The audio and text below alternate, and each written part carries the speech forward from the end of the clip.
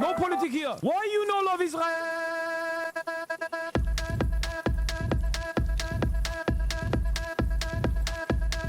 Oh, you hate it?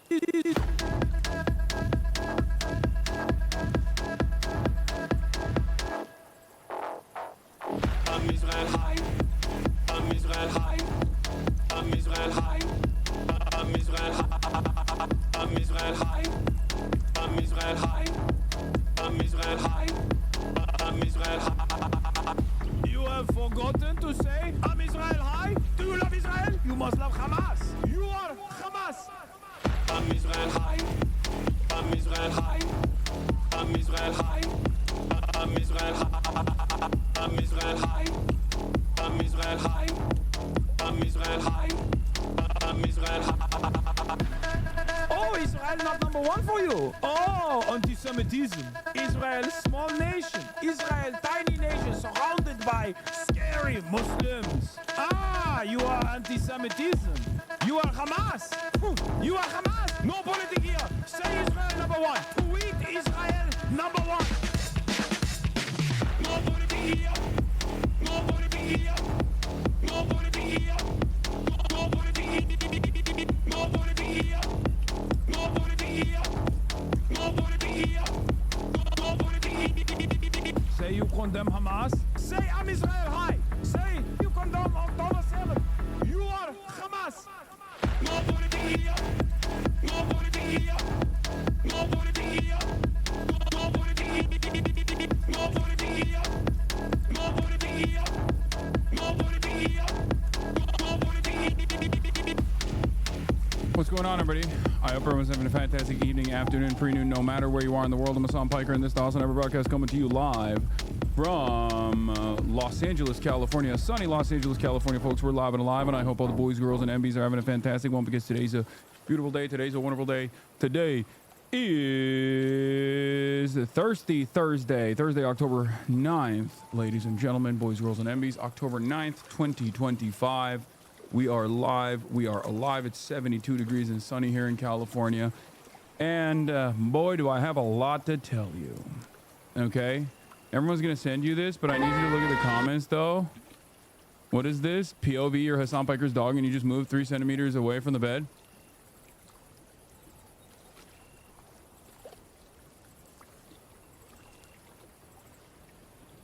Oh, no.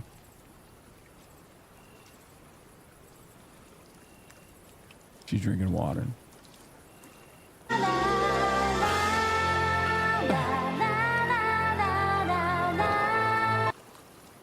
I think it's really funny that, like, the memes are actually pretty hilarious. The memes are actually unironically funny. It just sucks that, like, there are people who are sincerely under the assumption that I'm, like, constantly zapping this dog. You know what I mean? And it's like, I guess half of the people don't have fucking... Did you hear about Cogate and Moist Critics' horrible take? No, I didn't. But I actually don't really care. Bro, since yesterday, the hate rage continues so crazy now, too. It's okay. It's going to inevitably dissipate, and it's going to turn into yet another fucking stupid thing. Hassan Dro's trying not to defend Hassan challenge level impossible. Reading his chat while he was explaining the caller was kind of terrifying. Whether he's telling the truth or not, his fan base is literally a cult on their knees for him. And it's like... I don't think a lot of people understand that they have basically been either duped or they are in a cult. They're in like a fucking hater cult.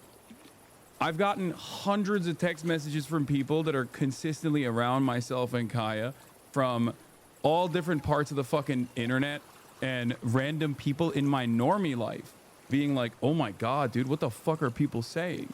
Like, they can't believe it.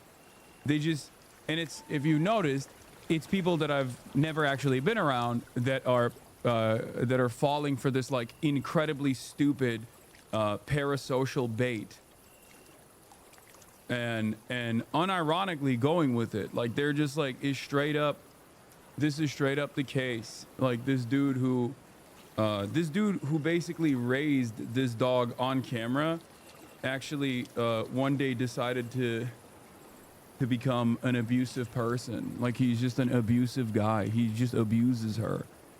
No signs of abuse whatsoever from any number of different people that have been around this dog, and it's mostly people that just don't have dogs. And did you see Charlie's video on you? Seemed kind of bad faith. I don't care. I have not. Charlie, Moist Critical is afraid of getting on a fucking plane. Okay? Once again, the only person that has like taken this up has never been around me and Kaya, ever. Just been around me when I went down to Florida. And as a fence sitter, he read it as, oh, this is a good opportunity for attack. You know what I mean? That's what I said. I say, who gives a fuck what he says? He's scared of getting on an airplane? Yeah. Come on, bro. You can't say it doesn't look like it, though. Why are you trying to discredit Charlie? Wait, what? I'm not. I said it looks fucking horrible. I said it yesterday. I think it's really fucking annoying that I have to constantly readdress all the shit. If you think I abuse my dog, if you think that this pampered dog, literally the most pampered dog that I care about more than I care about fucking human beings for the most part, is in any way, shape, or form like experiencing signs of abuse or exhibiting signs of abuse, or I've abused this dog or I've zapped this dog, you're fucking delusional. Okay? And if you think over the 20,000 fucking hours of footage of Kaya being on camera that you actually fucking figured out like this secret out of, and the 10-second clip that you saw is actually infinitely more indicative of like how I behave and how she's getting fucking blasted or whatever on a regular basis by some neo-Nazis who are speculating on the internet. What the fuck do you want me to say? What do you mean discredit Charlie? What do you mean? Discredit Charlie. I'm sorry. You're right. You're right. You know what? You guys are right. I'm abusive, dude. I'm abusive to my dog that I love more than human beings. Why? Because a fucking random dipshit on the internet decided that that was the case off of a 10-minute, or not even a 10-minute, a fucking 10-second clip. What do you want me to do? Do you want me to fucking lean into the fan fiction that people are fucking making? That's so psychotic. Don't straw man, please. Well, there's just no straw man. It's not a straw man at all. It's just like people don't want to fucking let it go. They're just like, they're gonna come up with different things to continue the conversation. This is how it always goes. The entire premise is based on people going, show the collar. Like, I already have. It's just so, what do you want me to do? Just every day when I wake up, every day in the morning, I just go, hey guys, you know, time to do my daily due diligence. Time to show you my collars, all the different collars I have. I didn't shock Kaya, but it doesn't matter. And explain to you that, wait, what am I doing? I should be fucking already telling you about my personal news of the day. Yeah, I have to be held accountable to the fucking delusions of some of the most rabid, psychopathic people on the internet. In any case, where was I? Oh, yeah. Personal news-wise, what did I do? I ended the broadcast last night. I didn't really do much.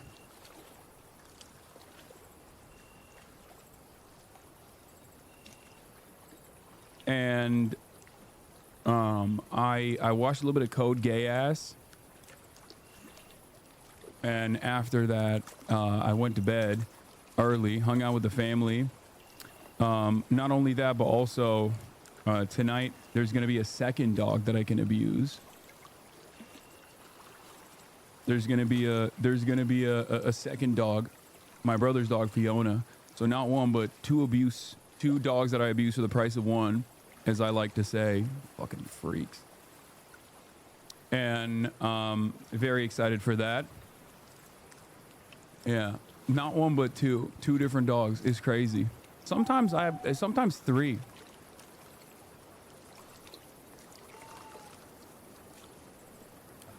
Having said that,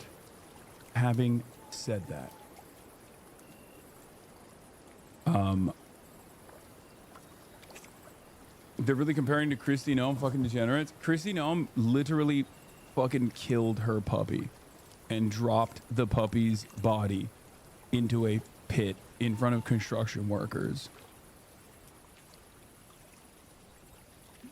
The love of my life, Kaya Piker, gets 2 hours of outdoors socialization and fun time every morning at the dog park. Then she sleeps for most of the day, as big dogs do. And then, when she wants to walk around, she gets to roam once again for another hour. She gets more outside time than virtually every single dog and every single person that is shitting on me. Okay?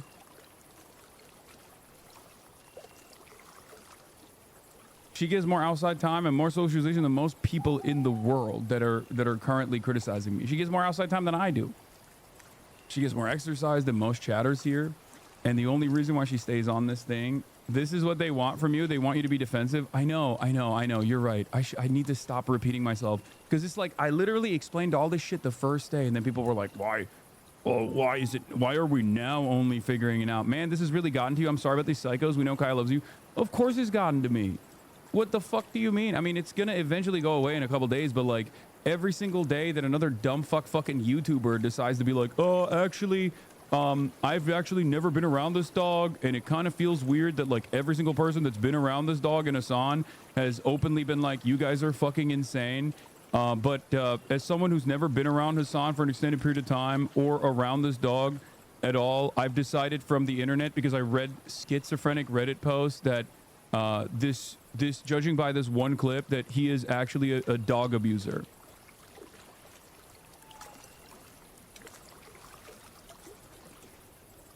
Yeah. This is also after I've openly explained everything on numerous occasions. This reminds me of the time when like all the socialism but rich memes that we used to do internally in this community basically fucking went outside of this community, and it became like a main point of contention, because like the Kaya Place thing was unironically a meme in the community, because spot training is a good thing in general. Every dog trainer will tell you that. And not only is it like spot training, but like people say, oh, it's because she needs to be, she's a prop on camera. Like she's literally not even on camera the entire day. You know what I mean? But people used to be like free Kaya as a joke in the chat, and now people unironically say it, making it seem like, you know, there's like some significant abuse happening. But I think it's partially because like a lot of Redditors in general, when they see, understandably, when they think anything looks like animal abuse or anything looks fucked up, they don't even like think, they just immediately react. And that's it.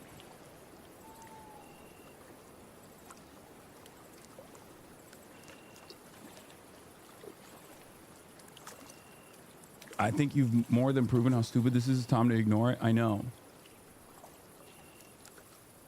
King, I feel like this shit is racialized. They just assume you did that shit because you're brown. In my opinion, white people's racist perception of brown people towards their dogs. I think, I mean, there is definitely a Islamophobic tint that I've noticed where people are like, of course he does that. He's Muslim. Muslims don't care about their dogs. And it's like, listen, Becky, I fucking care about my dog a lot better than you do, dumb fuck. You let your little cockatoo fucking shit and piss everywhere and also jump on people and bite them. And then the ASPCA actually does have to kick in and take your little cockatoo away from you. Okay? Or whatever Maltese, poodle, whatever kind of fucking bird-like dog you have that you didn't even fucking train. And you're over here talking shit. Jesus Christ, dude. People that don't train their dogs, people that don't even have fucking dogs, that don't understand how any of this stuff works, literally making up their own minds and being like, oh, this is, I would do it differently. Okay, well, I'm doing it in the best possible way that anyone could do it. And not only that, but you're also fucking inventing an alternative reality where I'm like fucking electrocuting my dog or some shit. Psychos. This is quite personal. It's like telling a parent is abusive towards the kids. No wonder you'd be pissed. I know.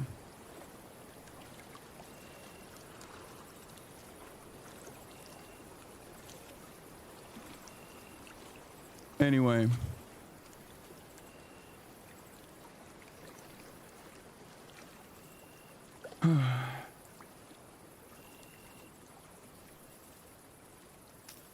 Yeah.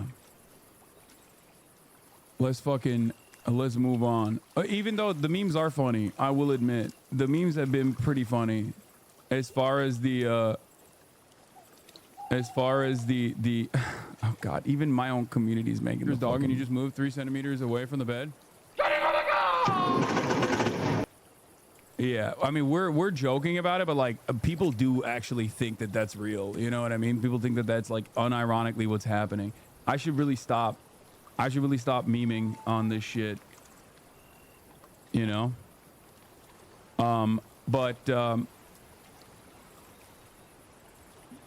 In any case, where was I? What was I gonna say? Oh, personal news wise, I played ball this morning. Even though I did, I squatted the day prior and my legs are fucking going crazy. I balled and I just published an official statement from your dog. Problem solved. I agree. That's what I need to do. Too many people view pets as children. In some ways they are similar. I view my pet as a child. What are you talking about? The reason why this fucking annoys me the most is because I'm also the annoying doting dog dad. Okay? I'm more annoyed that people think I'm like abusive to Kaya, but also half of the conversations, you didn't train your dog? Yes, I did. Not only did I train my dog, but also I went and got professional training on top of that, and you still have to reinforce that professional training beyond that. I did train my dog. There are videos of Kaya as a little puppy. I trained my dog on camera. Not only did I train my dog on camera, but I also got onboarding training as well on top of that. You don't know anything. This is worse. This is low-key worse than being called a terrorist all the fucking time. I'm used to being called a terrorist, but like this shit really pisses me off because of my own Caucasian genes. Like my own caucasity frustrates me to the fucking ends of the world when people say, it frustrates me on the one end that people are making these like ridiculous fucking statements that couldn't be further from the truth. It's insane, but also annoying because amidst the criticisms, there are people who are dumb fuck. Okay, they do not know how to fucking train dogs at all. That's even more frustrating because I don't want to fucking hear. I don't want to. No matter what I say, they're gonna clip it out of context anyway. Because like people were being like, "Oh well, now he's saying he like vibrated her and that's why she yelled." I didn't say that. Okay, I never said that. That's not, you made that up. She has multiple collars. I'm fine being called a terrorist, but I draw the line at being called a bad dog dad. Exactly. No, for sure.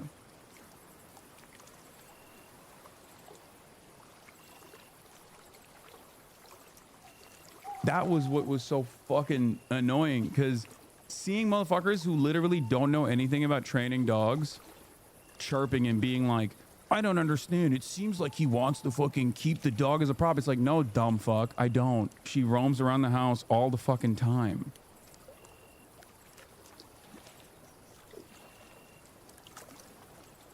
Yeah. Spot training your dog is cruel. White people who let their doodles jump on you in public. Oh, 100%. Halt, citizen. You have not pledged fealty to Israel today. Please insert 500 Thiel bucks to continue posting. Regardless of any criticisms, I think you'd have to have brain damage if you think Hasan is genuinely electrocuting his dog on stream. They do. People do have that. It's genuinely scary how little critical thinking people have out there. It's not just that. It's like people... This is the one thing that unites everybody, understandably. It unites me as well. Okay? Like, this is the type of shit that I get mad about too. Anyway. Yeah, there was people doing time lapses of the stream because they were claiming that like Kaya is never allowed to leave or whatever during the entire stream, and it's like that's not even fucking true. There are plenty of there's like she's gone, you know what I mean? But again, you can straight up create a narrative like she's constantly back there and I'm like forcing her to sit on this fucking cot. Forcing her to sit on this fucking cot the entire goddamn day. Doors open.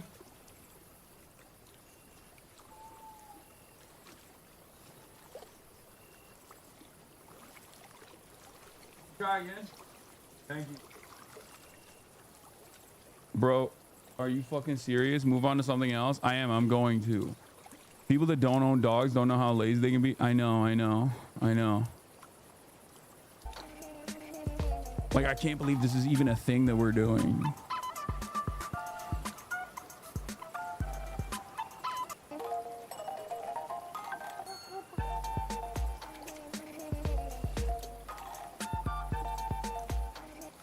You literally force her to watch Fox News? It's true. I do that. Thank you. Can I get a straw too? It's in the bag. They know they've gotten you with how much you defended this. Fuck them, bro. It's partially because like this is like the video that went viral initially does look fucking horrible. Like I feel terrible that I didn't like immediately run over to her. Fucking, you know, it does look bad. I was like pissed off about the internet, but once again, I went over after the clip ended. But it doesn't matter. People don't see that shit. And there are legitimately people in here that not every single person that's yelling at me over this, not every single person that's yelling at me over this is like a fucking rabid neo-Nazi or a fucking pro-Israel person, okay? You need to understand that. That's not the case. There are hella people in here that are legitimately confused or concerned or didn't know anything about me, and this is the first thing that they saw. This is the first thing that they saw, which is why I'm trying to address it to the best of my ability. But obviously we're gonna move on. I'm not gonna fucking make my entire stream responding to people.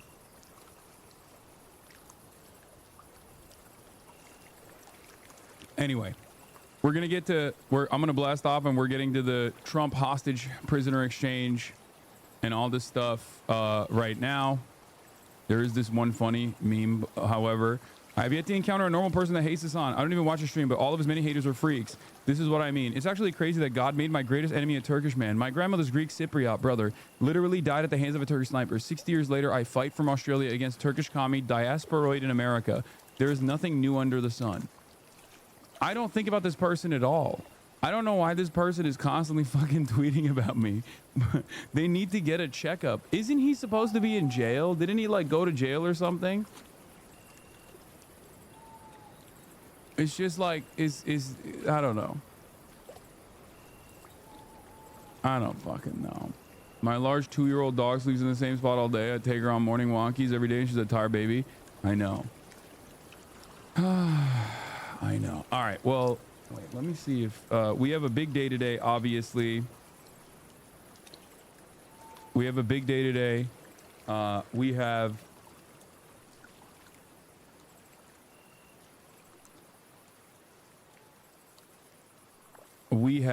a lot of news to cover. We're going to talk about the Gaza ceasefire, whether it's actually happening or not, and also beyond that. Is the dog allowed to move? Yes, dumb fuck. Yes, of course. Oh, God. I'm going to have to fucking... Yeah. It's mad fucking annoying how Hasan gets smeared as anti-Semitic when the median person with that opinion is some douchebag like this. All the best things in life start with a G. Goyim. You ever notice how there's something wrong with Hasan's eyes? It's a performative kind of stare, vacant. I've watched hundreds of videos of Chinese torturing cats and dogs. I'm sorry, what? I've watched hundreds of videos of Chinese torturing cats and dogs?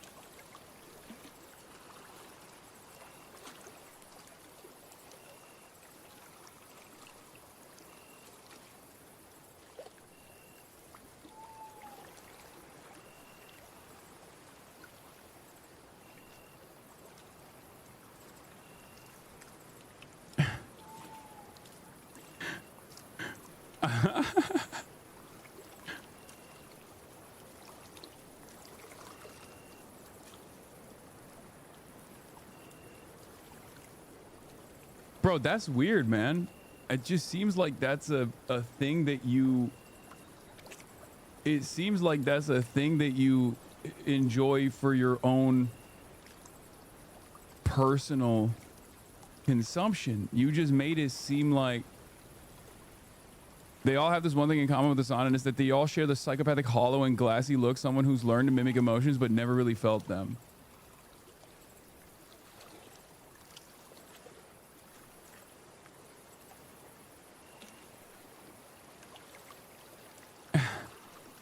Yeah, this brings me back to the previous tweet. I've never met a person that just like viciously hates Hasan that's a normal person. It rings true always and forever. Like, there are people who hear about me in these sorts of like manufactured controversies, okay, and then they probably have like a level of distaste, and it makes sense, right? Because they just hear the most insane, negatively framed thing of all time, okay, and that's just what sticks in their minds.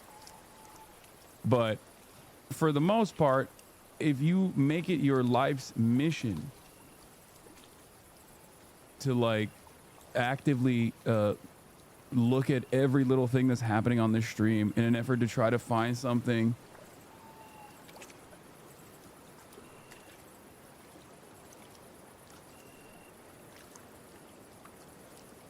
I don't know. Your eyes do look different without your glasses, but I think it's probably because you can't fucking see. Yeah, am I too emotional like a woman, or am I not emotional at all? Like, I don't show any emotions like a psychopath. It's gotta be, it can't be both, right? If you read the rest of the post, it's because he works with animal rights groups. Yeah, I don't think that guy works with animal rights groups, I'm gonna be honest. Did you watch a critical video? No, and I will never fucking watch it, and I don't give a shit. And I'm sorry, I have to move on from this. They want to fucking keep this going for like 8 more days if they possibly can.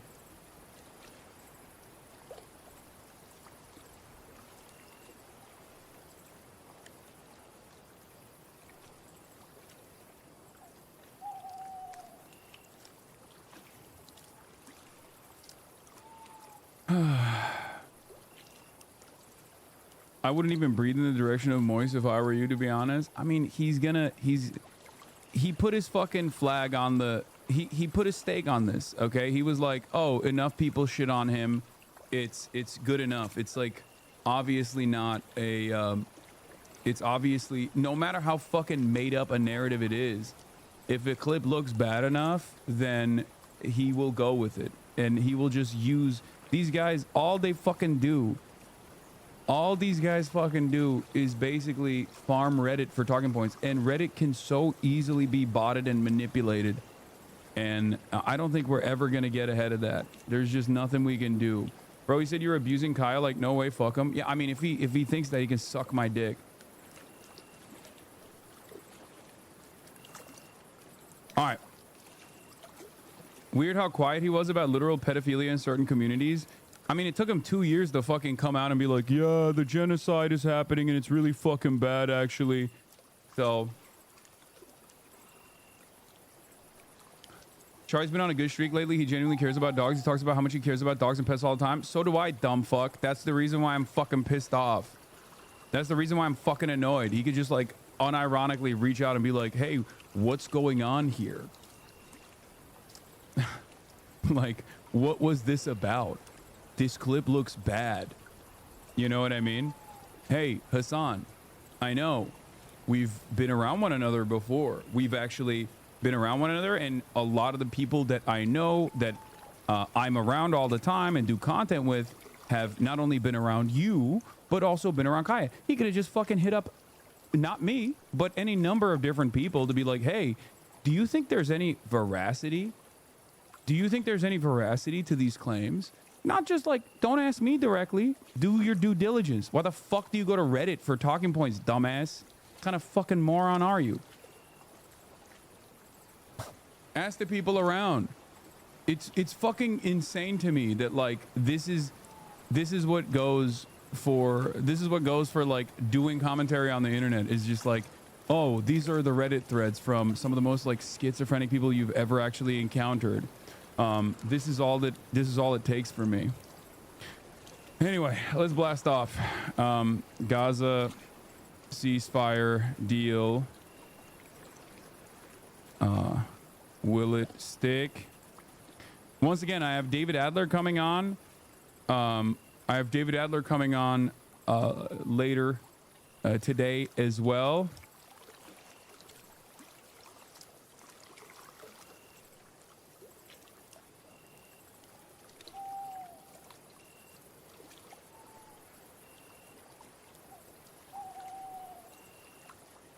And we are going to we're going to be talking about his apprehension and his kidnapping by the Israeli occupational forces.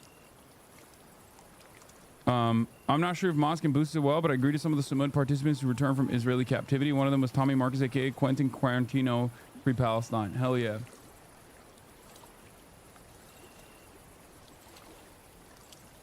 He said you hide the bad stuff from your friends? He said I hide.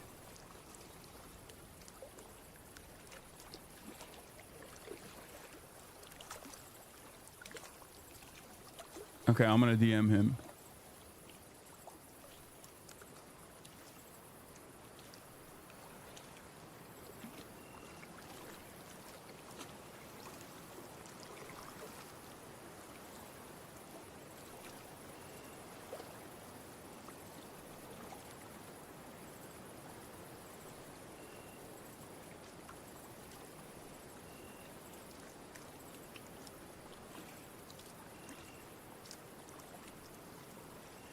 That is psychotic.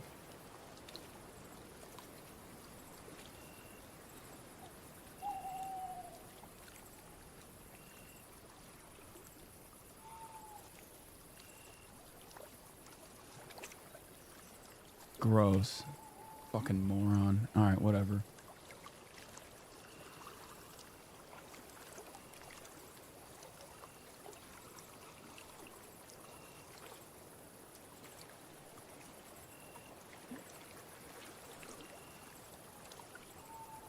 All right, Gaza ceasefire deal. Will it stick?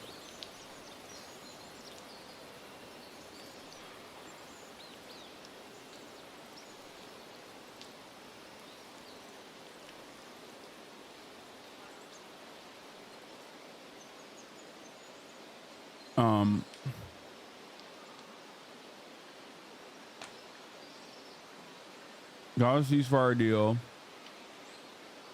Will it stick? We got the government shutdown is continuing. Government shutdown continues.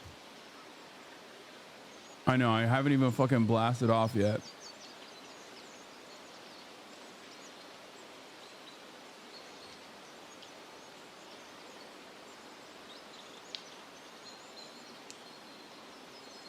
Yeah, I guess he didn't appreciate being called the normie meter.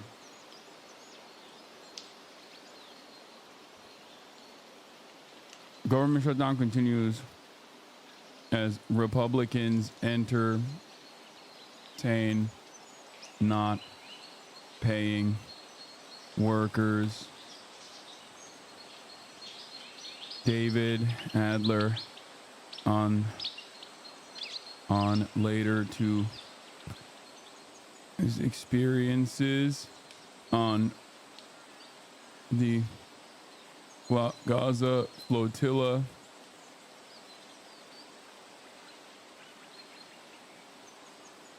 as well as the Gaza flotilla, and also being kidnapped by Israel.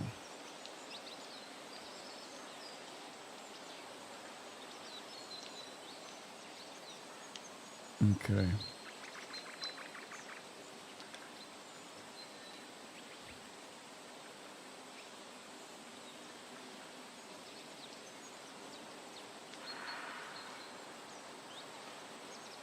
Can you do me a favor and replace all the foam on your Shure mics? No.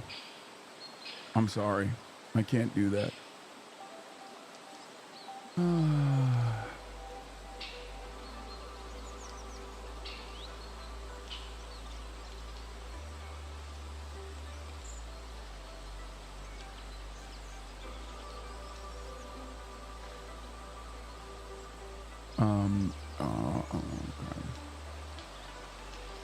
Get in now. 9/11 got replaced by Kirk. October 7 got replaced by Kaya. Yeah, it is pretty crazy that like most people on the internet, instead of talking about October 7 or instead of talking about Israel Palestine, they chose to spend October 7 as Dogtober 7, and that's the new meta for a lot of these like fucking disingenuous smear outrage farmers and slop tubers. It's Dogtober 7, baby. That's what it is.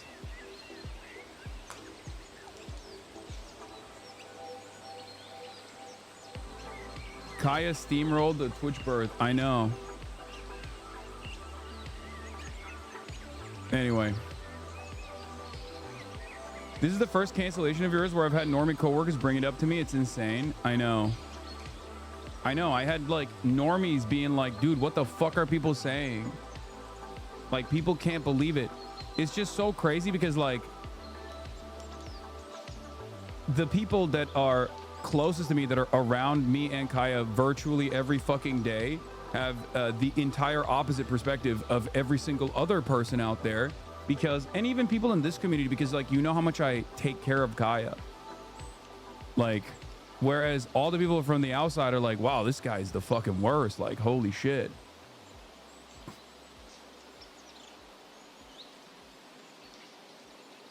Anyway.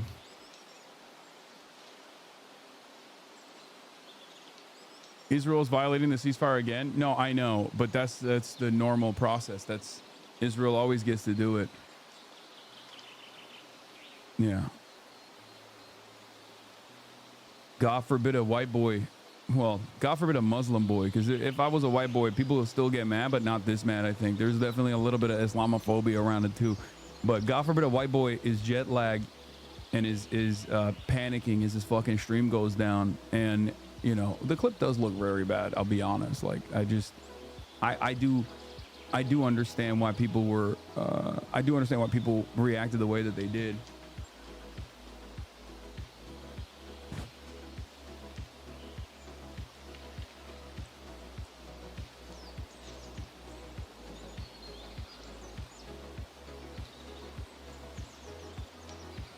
God forbid a diva is a little overstimulated. Yeah. Anyway, I don't know why the fuck I'm still consistently circling back to this. I already fucking covered it extensively. Jesus Christ. People are going to be demanding every single day that I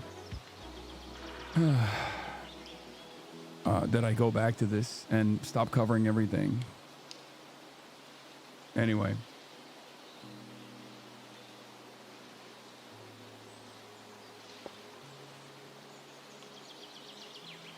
Yeah, it is kind of wild that, like, Destiny in a court of law in official court documents was outed as procuring CSAM, child sexual abuse material, and it didn't even get a fucking fraction of the interest of people claiming falsely that I'm like fucking abusing my dog. I don't know why. I just have the tendency to basically bring out Pizzagate style conspiracies, even amongst normies in general.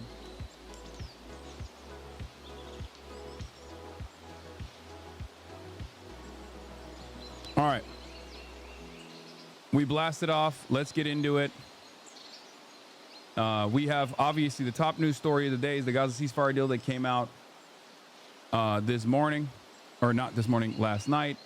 They tried to turn around and make this into like a George W. Bush thing, a GWB thing where, you know, Marco Rubio came up to Donald Trump when he was doing his like Antifa press conference, and, you know, he whispered into his ear. But one of the things that was interesting about the whisper into ear was it wasn't actually about the Gaza ceasefire necessarily, but it turns out the whisper in the ear was actually for Donald Trump to be able to release a Truth Social statement, to okay a Truth Social post so he can be first to market.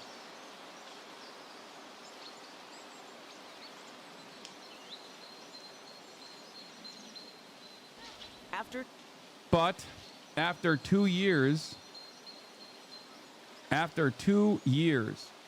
of unlimited death and destruction, unlimited genocide with American weapons, with American political cover, it seems like this ceasefire deal is a little bit different than the previous ceasefire deals, in the sense that both Hamas has agreed to it, and also the Palestinians seemingly believe that the ceasefire is permanent.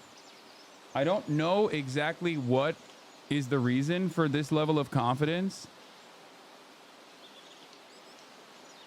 but I am actually excited at the prospect of this deal happening. I'm excited. I'm excited that people are. I'm excited that people believe it. I mean, this is more celebration, I think, than the previous iteration of the ceasefire. Breaking news from Drop Site. The chief negotiator for the Palestinian resistance, Hamas's Dr. Khalil al-Hayya, says the resistance have received guarantees from U.S. and mediators that the war has ended permanently. But then again, I keep repeating myself over and over again. I hope Israelis nuke your house. I feel like if Israel nuked my house, that would be really bad for a lot of people. Like, that would be, I live in West Hollywood. Like, you're demanding that the entire city of West Hollywood and most of Los Angeles get fucking wiped out so that Israel can kill me. That's strange. Like, that's a very, I'm sad two of my favorite creators are at odds. Yeah, whatever, dude.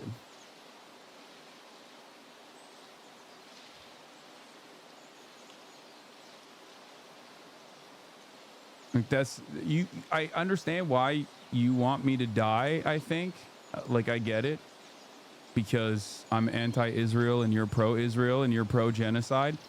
But it is very strange how much you want me to die, that you are perfectly fine with like killing 1 million people as collateral damage.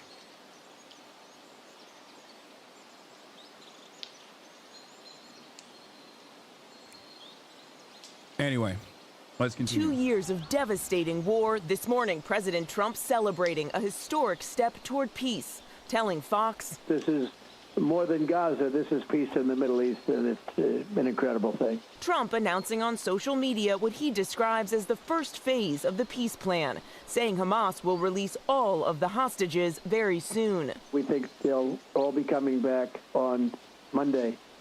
So it looks like that's the thing, and that'll include the bodies of the dead. In return, Israel will withdraw its troops to an agreed-upon line.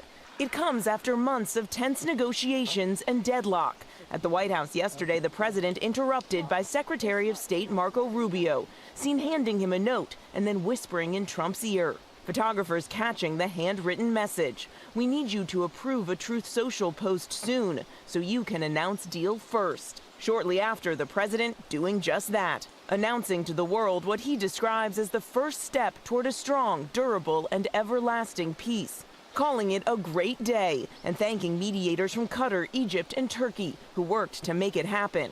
The deal also negotiated by Trump's envoy Steve Witkoff and his son-in-law Jared Kushner. The families of the hostages welcoming the news. The White House sharing this video overnight of some of them speaking with the president and Commerce Secretary. What do you guys have? Bro, it's crazy that the Israeli hostage families wanted Donald Trump to address the nation when he visits the region, if he does end up visiting the region. The amount of play that Donald Trump is getting off of this, in spite of the fact that he literally did everything but pull the trigger on tens of thousands of Palestinians. Like, he did everything. He basically also pulled the trigger. You know what I mean? It's like, it's American bombs, it's American money, it's American political cover. And in many instances, it was straight up the Americans giving fake assurances to Hamas so that Israel could try and kill them.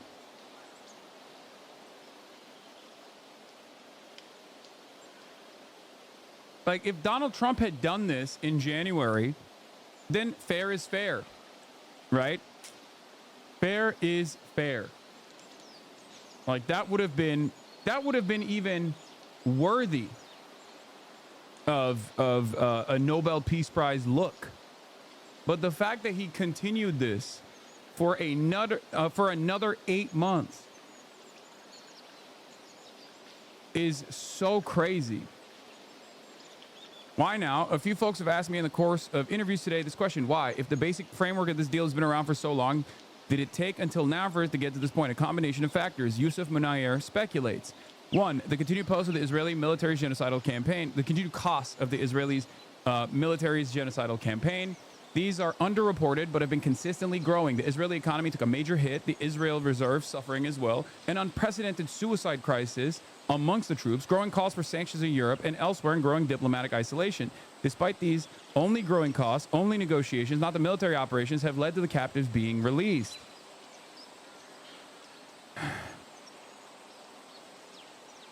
The costs were adding up significantly, including in U.S. public opinion. The Israeli strike in Doha and Gaza military operation, these sent a clear message to all involved that the Israeli government is willing to throw away the lives of Israeli captives, meaning that the value of the captives in negotiations could quickly wane. The Trump card, for a variety of reasons, including engaging with global leaders, wanting to save Israel from itself and the captives from their own irrational extremist government, and wanting global recognition for peacemaking, Trump decided this was the best moment to lean in. Lastly, and importantly, just because this confluence of factors came together to produce this moment does not mean they will remain in place and continue to create incentives to make the deal sustain, especially past the initial exchange. I don't think that the genocide becoming far too costly for Israeli society at this stage was a significant enough factor for Israel to stop doing the genocide. I do think that fascism is a suicidal ideology, as we have talked about quite a bit. It is exterminationist and it is suicidal, and I think Israel would literally, I could totally see if left to its own devices, the Israeli government would burn through everything to continue its ethnic cleansing campaign, to continue its belligerent occupation, to continue its ridiculous incursions into all of the other regional actors, ally and foe alike. And I do think that it's more so a recognition that enough is enough coming from the American side. I think this is more so an American-led push to be like, it's done. I don't think Israel would stop. I don't even think Israel wants to stop. If this was left up to Israel, they would do the same thing that they did with Iran, or tried to do with Iran. That to me shows that these guys are not all there, okay? That to me shows that these guys are fucking a little insane. How are you not banned, lol? I don't know. Why would I be banned?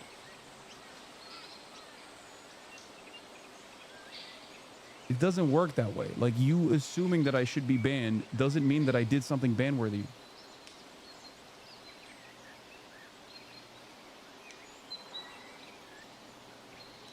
Probably a lib take, but I'm believing that this timing is now more than Nobel Peace Prize than it ever deserves.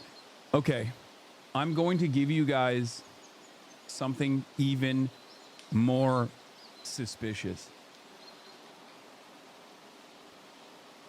The Nobel Peace Prize Committee actually picked its nominees, not last week, obviously, but in January.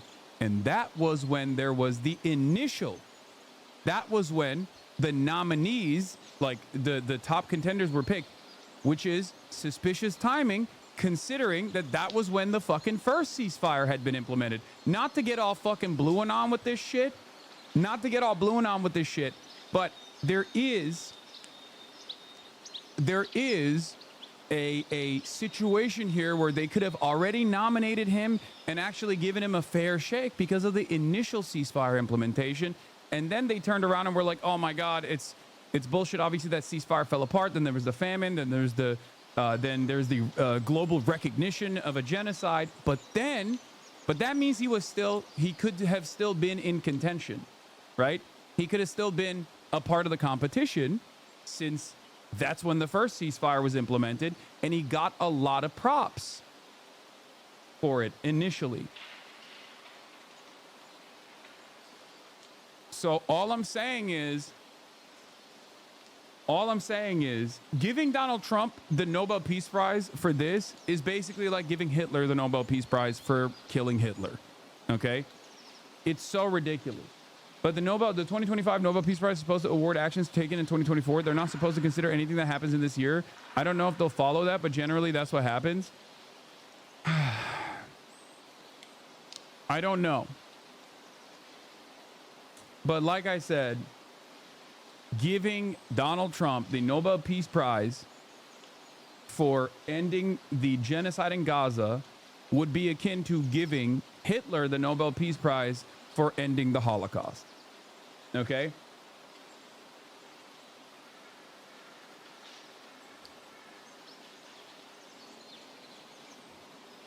Another clip up close, the Rafah border. Oh, this is disqualifying?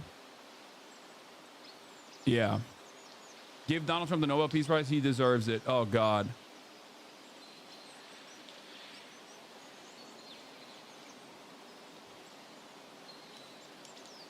So, yes. If we are libbing it up a little bit to assume that the timing of this is like dedicated to the Nobel Peace Prize, I can see that. I can entertain that.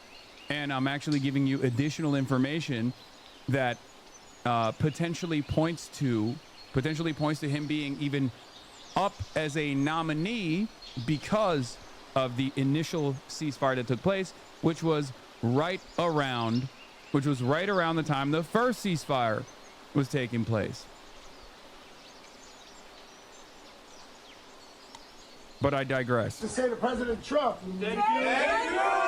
They're all coming back on Monday. In Israel, a similar scene of joy. The sister of one hostage popping champagne to celebrate her upcoming release. There are 48 remaining hostages, 28 of whom are confirmed dead. It was 2 years ago this week that Hamas attacked Israel, killing 1,200 people, taking 250 hostage. Since then, Israel's response, killing more than 67,000 Palestinians, including 20,000 children, according to the Hamas-run Gaza Health Ministry. Gaza decimated. These satellite images showing the stark difference from before the war to now. Nearly the entire population of Palestinians displaced and in desperate need of aid. But the war has raged on, efforts to solve the crisis going nowhere. Previous ceasefires failing after... I mean, I do think that all of the people that are still running with the 67,000 number are going to look incredibly silly. I mean, it's a horrifying number in and of itself, but it is a dramatic undercount due to a multitude of factors that I've described over and over again.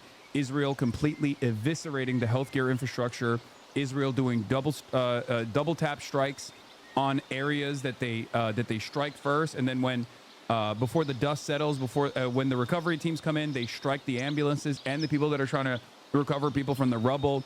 This has made it so that it is virtually impossible to actually figure out how many people are dying directly to rocket strikes, directly to Israeli strikes, Israeli munitions. Because remember, the 67,000 number is the number of Palestinians that are either directly shot or directly bombed, and then they're recovered and they go to the hospital, and those death tolls are calculated in the hospital, right?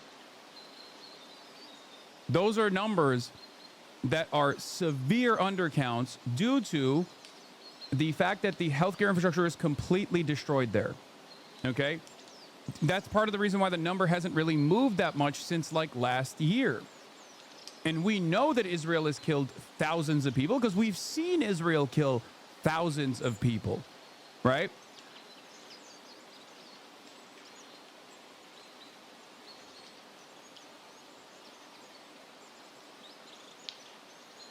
So that is a significant undercount.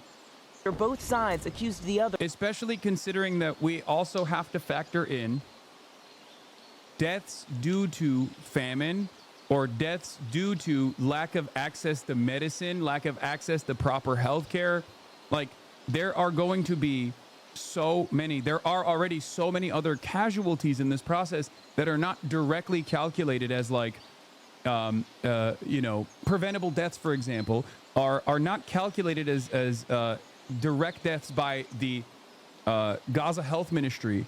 The Gaza Health Ministry's undercount, and this is like something that they openly admit, is specifically if someone is shot or bombed by Israel and they make it to the hospital and they log the person at the hospital as a body count from Israel. So if there are no hospitals to actually log people, then there is no way to know what the true number is. And on top of that, it doesn't actually factor in the externalities, the external deaths. Okay? There's also a fuck ton of people who are still lying under the rubble. There are people who are lying in mass graves, for example. They recovered a bunch of mass graves in the aftermath of like taking over the hospitals again, after Israel will like release the hospital after sieging it. And they'll find like mass graves and shit, and then they'll add that to the death count. So most estimates are far higher than the number that Israel's suggesting. The Lancet study suspects that it's, I think it was like a couple months ago, that the estimate right now is over 680,000. And this actually corresponds to Israel's own numbers as well. Israel's own numbers have dictated that the number of, if you look at the number of Palestinians that were in the Gaza Strip prior to October 7 versus what Israel thinks is the number of Palestinians in the Gaza Strip right now, there's like around 700,000 people that are no longer being counted as being in the Gaza Strip. Now, of course, there's probably a couple 100,000 that have been able to escape the siege and have been able to have gotten like medevaced or went to like secondary refugee camps in like the UAE and places like that. But even then, there's still a severe undercount in comparison to the 67,000 number that everyone is still floating around. Of violations. 10 days ago, the president, standing side by side with Israeli Prime Minister Benjamin Netanyahu, unveiling their 20-point peace plan to end the war. The president then warning Hamas to agree to the deal, or else saying all hell would break out. And while the president and the world this morning are celebrating this first phase and the upcoming release of the hostages, big questions remain about what comes next and whether it will lead to lasting peace. Now, President Trump says he will likely go to Israel in the coming days, where Prime Minister Netanyahu has invited him to address the Israeli government, and Trump even suggesting he could visit Gaza, too. Martha, tell us about the role President Trump played in bringing all of this about. Well, Robin, there's no question that if this goes as planned, if we see those remaining hostages freed and Israel begin its withdrawal, it is a remarkable achievement, and President Trump most certainly deserves credit for his role. He has done this through diplomacy, pressure, and the sheer force of his personality and persistence. He dispatched diplomats again and again, made threats just in the last few days to Hamas, saying again if they did not sign the deal, all hell would break loose. And they had the bombing of Iran as an example of that. But perhaps most importantly, he pushed Benjamin Netanyahu in ways his predecessor and others have not. Robin. And what finally got the two sides to this point? And will it be able to get phase 2 off the ground? Well, you know, Robin, throughout this process, President Trump never wavered in his support for Israel. But when Netanyahu ignored much of what Trump was trying to accomplish by continuing to bomb over the last few months, Trump laid down the hammer with Netanyahu, essentially saying enough is enough. Trump had also told Netanyahu that he was opening indirect negotiations with the Iranians, which put even more pressure on the Israeli prime minister. Obviously, the coming days will prove whether the rest of the plan comes to fruition. But if those hostages are freed, which would leave Hamas without their major bargaining tool, this is a huge moment for Donald Trump. It certainly is. All right, Martha, thanks to you. So I want to thank everybody for being here. As you know, last night we reached a momentous breakthrough in the Middle East, something that people said was never. Yeah. Are you strangling Kaya? Yes. I'm strangling her. She's being strangled as we speak.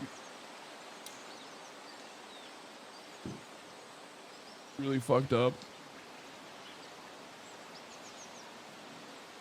Oh my god, Kai left the bed. It's on quick shocker again on purpose in front of 30,000 viewers, as I'm known to do.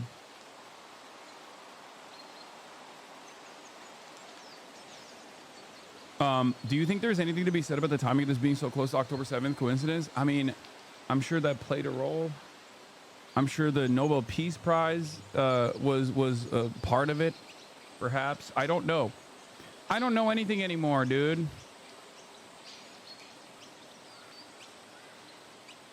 I don't know anything anymore. I just like it's fucking crazy. It's a because the major thing here that is different than the previous iterations. The major thing here that's different than the previous like fake ceasefires and whatnot that Israel violated almost instantly after they got like a batch of hostages was that there is more confidence from the Hamas side. There's more confidence from the Palestinian side. There's more confidence from the resistance side that this deal will actually stick. And I don't know. I don't know if this will actually stick or not, especially considering that Israel is still fucking bombing the Strip. You know what I mean? It's just, I'm trying to make sense of this. But the only thing that gives me confidence about this, is not the motivations of the Trump side at all, but instead the confidence that I've seen from the leaders of the resistance and also the Palestinian people. Interrupt you. We have Hamas's chief negotiator Khalil al-Hayya speaking. This is one of the first times that a Hamas official has been commenting on this trucial ceasefire. Here he is. Dear our Palestinian people, our Arab nation, our Muslim nations, our people of Gaza, Gaza of heroism and dignity and martyrdom, dear free people of the world. The whole world was impressed when they saw all the sacrifices that you've been showing and given and all the steadfastness. You engaged in a war that the world has never seen before, and also you were able to face and stood in the face of the violence and aggression and barbarism of the Israeli occupation of the enemy, and you stood there and your will has never been broken. You were able to continue to fight, and you were able to resist famine and the loss of your beloved ones and the losses of your homes and money. You've lived in tents, and also you've lived during under the stones of destroyed houses, and you stayed there. You were not disappointed. We are here living the second anniversary of October 7 fight and revolution, and we are here standing before all those who started this resistance, including the martyrdom al-Sinwar, Muhammad Haniya, and also Yahya al-Sinwar, and also the martyr Yahya al-Dif, and all his companions of the resistance, those who were chosen by God and they kept their promises to God. We are here in the face of all those who were fighting from point zero, and they stood there and they were able to face all the tanks of the army, and they were able to break and make all the plans of the enemy fail, including the famine and the anarchy that they started to provoke. You were aware and you were able to break all their and make all their objectives fail. Your brothers were sitting in the negotiations tables and keeping your priorities and your independence in their minds and hearts since day one of this war. The occupation and the enemy continued to commit genocides and try to abort all the initiatives and attempts of the mediators. And when we started a ceasefire on January 17, they quickly revoked and did not keep their promise, and they were faithful to their reputation of always creating lies. And despite all this, we continued the negotiations, the indirect negotiations that took a long time because of all the manipulation as they were trying to make all the negotiations fail. However, we've never spared any efforts in order to put an end to this aggression and genocidal war. We have behaved in a very responsible way towards the Trump plan. Bro, this is the reason why I don't feel confident. I don't know where Hamas is getting this confidence that America will abide by the security guarantees. But Trump has asked what guarantees he can give that Israel won't resume bombardment once it gets his prisoners and captives back. And Trump says, we'll see. This doesn't inspire a lot of confidence in me. If the U.S. is trying to speed run through the 2% global credibility it retains after the genocide, publicly agreeing to a ceasefire with extreme fanfare and then breaking it immediately would be the best way to do it, I just don't think that America cares. Like, we're on our villain arc. Israel has been on its villain arc. And I think it's very dangerous when you have the hegemonic superpower under the guidance of Donald Trump openly lean into being the villain. Okay? Because when America recognizes, like, America's always been a villain if you're in the global south, but America has never recognized this villain status. Okay? Recognition of your villain status when you have unlimited power of global domination is very different than the way you behave if you are trying to present yourself as a force of good around the world. Okay? Make no mistake. When you say, oh no, I'm the bad guy, that's when you start bombing ships on the coastline of Venezuela, for example, and you say, what are you gonna fucking do about it? America already has this unlimited power, and America has already used this unlimited power. Having said that, America has tried to at least abide by some kind of like international standard that they change around depending on what their goals are, right? Like they try to make it seem as though they're the world police and not entertain the notion that they're doing this because they're evil and there's not really anything you can do about it. I think that's definitely a change of attitude. That's definitely a change of attitude. It's a change of pace. And I think it's a bit scary to see where America would take it if they were to just be like, yeah, we're villains. Because America, like, when a country is unrestrained and doesn't care about being like a global pariah, they behave like Israel. Imagine America which has already done a lot of Israel-style things around the world, openly doing it in the same way that Israel is doing, where it's like, what are you going to fucking do about it? Yes, we're evil. What the fuck can you say about it? We're the United States of America. I feel as though that's a new level of villainy.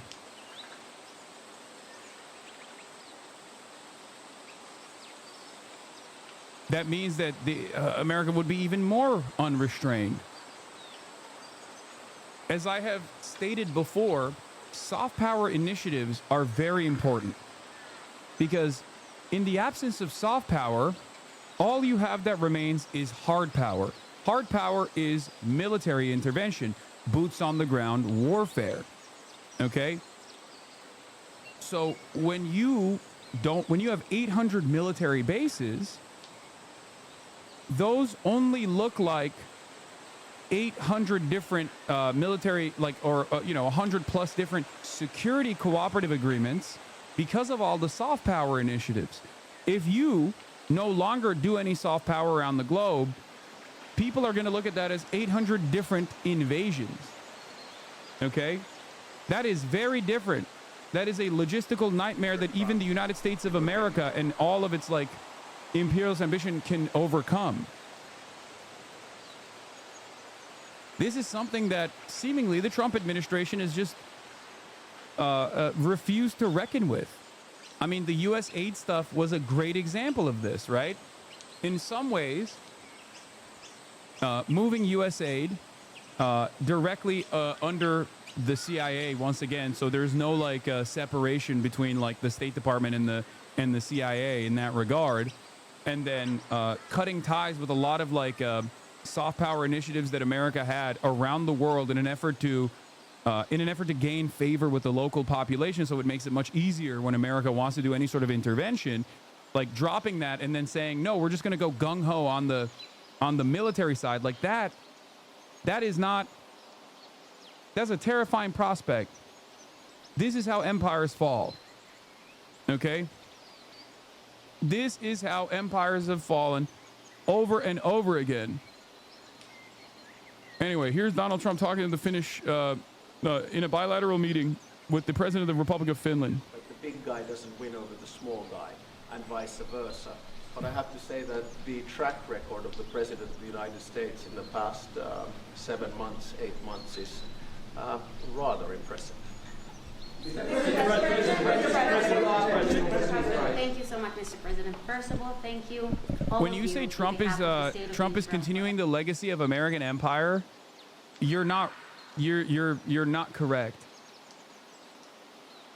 And I say this as someone who has been unimaginably critical of the legacy of American imperialism. Okay, the way that America has always conducted itself up until this very moment, up until the Trump administration, was often hiding or never saying the quiet part out loud.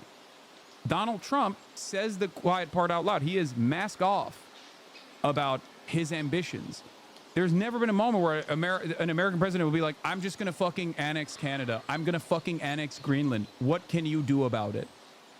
You know? Was Kissinger or Reagan not inherently evil? They're just as bad as Trump? No, they are. They are. Bro, Trump is merely continuing the legacy of American empire. Kissinger, Reagan, and Nixon killed millions of people and brutalized countless others and said, deal with it. They are. But they always tried to masquerade it within the confine of international legal standards. It was bullshit, and I say it's bullshit. Okay? I say it's bullshit too. But there was a difference between doing that while simultaneously continuing to abide by certain international standards and doing soft power initiatives in general. Okay? Now we're just dropping that and we're saying we are the villains, we are the bad guys, and we're not even going to try to masquerade as the good guys while doing the bad guys. In the past, we were the villain, we were the bad guys, but at least we tried to keep the public both here at the domestic front and also around the globe, specifically in the periphery of Western Empire, sedated and comfortable with American autonomy, comfortable with American domination and American control, by engaging in these like soft power initiatives and like leaning into the optics of the whole endeavor, right? Even when the Iraq war is openly recognized as a complete massacre for no reason other than control of the natural resources, taking out a dangerous foreign adversary, dangerous to Israel in the region. Like, all of those things are real, and it was fucking bullshit. Even then, they at least tried to entertain. Even then, they at least try to entertain some kind of like reason, right? They lied about it, but now, if we were to invade Iraq right now under the Trump administration, they would have just said, we're invading Iraq. What the fuck are you going to do about it? That's the difference. There's no like WMD. There's no fake WMD. There's no like lies. They just say, we're invading Iraq, and there's nothing you can say or do about it because we're the United States of America. And some people like that. Okay? Some people like that. But I think there is a little bit of a difference because you are even less restrained now. There is no cooler heads prevailing that could be managing this.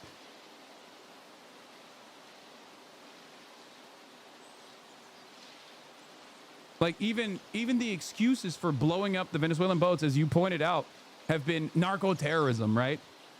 But even then, there is not really a lot of like. There's no real interest in creating a pretense here at all. They're just saying like, they're fucking. I mean, Trump is literally saying, if I was a Venezuelan fisherman, I wouldn't go out to sea right now.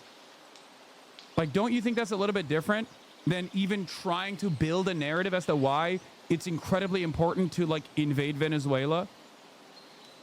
He's just straight up saying, if you're a fisherman, we'll kill you. That's fucking insane. That's an insane thing to say. There is no more need to manufacture consent, both at the domestic front and also on the international agenda as well. Remember, NATO, I would, they're great people, but I don't think that's going to happen. I don't think he's going to do that. I think the chances of that are very, very small. But it's very interesting because you have a very big military relative to your size. You have a very powerful military, one of the best. And but certainly we will be there to help. Okay? Thank you. Okay, please. Mr. President, thank you. We have a big order, as our president said. How would you exactly defend Finland? And yeah, thank you. Say what? How would you defend Finland? Vigorously. Can I just add on that? We're very pleased with the fact that we have so much training going on with American soldiers right now. So they're getting experience from Arctic conditions, and we're integrating our militaries together, working not only through the DCA agreement, but other ways as well. We see that day to day in the work that we do, and it's working well. Okay. Yeah. Please. Yeah, thank you. Where are you from? I'm from Finland too. Only Finns here. You have a lot of Finns. It's very impressive. So, I like them better than our reporters. They are allowed to travel. That's not that unique. How do you see the situation? They are very impressive. Listen, the Finnish have been notorious. Well, we will. The Finnish have been notorious for their allegiance to, let's just say, not the best historical figures, okay? So, no disrespect to Finland. I do think what Finland has done at the domestic front has been quite ambitious as opposed to like the rest of, as opposed to like the United States of America, obviously. Even though Finnish material conditions are also deteriorating at an alarming pace, as is the case with all social democracies around the globe, and specifically in Western liberal capitalist countries. Having said that, if you look at Finnish history, it's not the first time that they have aligned with, let's say, unsavory fellows because they were terrified of Russian invasion. Staying. You have to call them and find why are they a laggard, and they're doing well too. You know, I think because of a lot of the things we've done, they're doing fine. They have no excuse not to do this, but that's all right. Maybe you should throw them out of NATO, frankly. Please, go ahead. What are you planning to do with Tall that? gentleman, nice tall gentleman, go ahead with a yellow shirt. Thank you, Mr. President. I wanted to change gears just really quickly and ask you, you're going to Walter Reed tomorrow? What are you having done? How are you feeling? I'm meeting with the troops, and I'm also going to do a sort of semi-annual physical, which I do. And I think I'm in great shape, but I'll let you know. But no, I have no difficulty thus far. Is there wood around here? I'm not. No difficulty. Physically, I feel very good. Mentally, I feel very good. You know, I did about 6-7 months ago. I do physicals. I like to, when I'm around, I like to check always early. Always be early. It's a lesson for a lot of people. Yeah, you can't have that, by the way. You can't have a GP because it's unimaginably expensive, but he can because he's the fucking president. Duh. You know. I like to get tested. I like to get tested often. I want to make sure that I'm healthy. It's a very difficult job. You can't do it though. No preventative care for you because you're poor. And you're poor because you're immoral. You probably deserve your social and financial predicament because you are a bad guy. To be rich is glorious. Right. No, Biden didn't do it. Biden should have done it.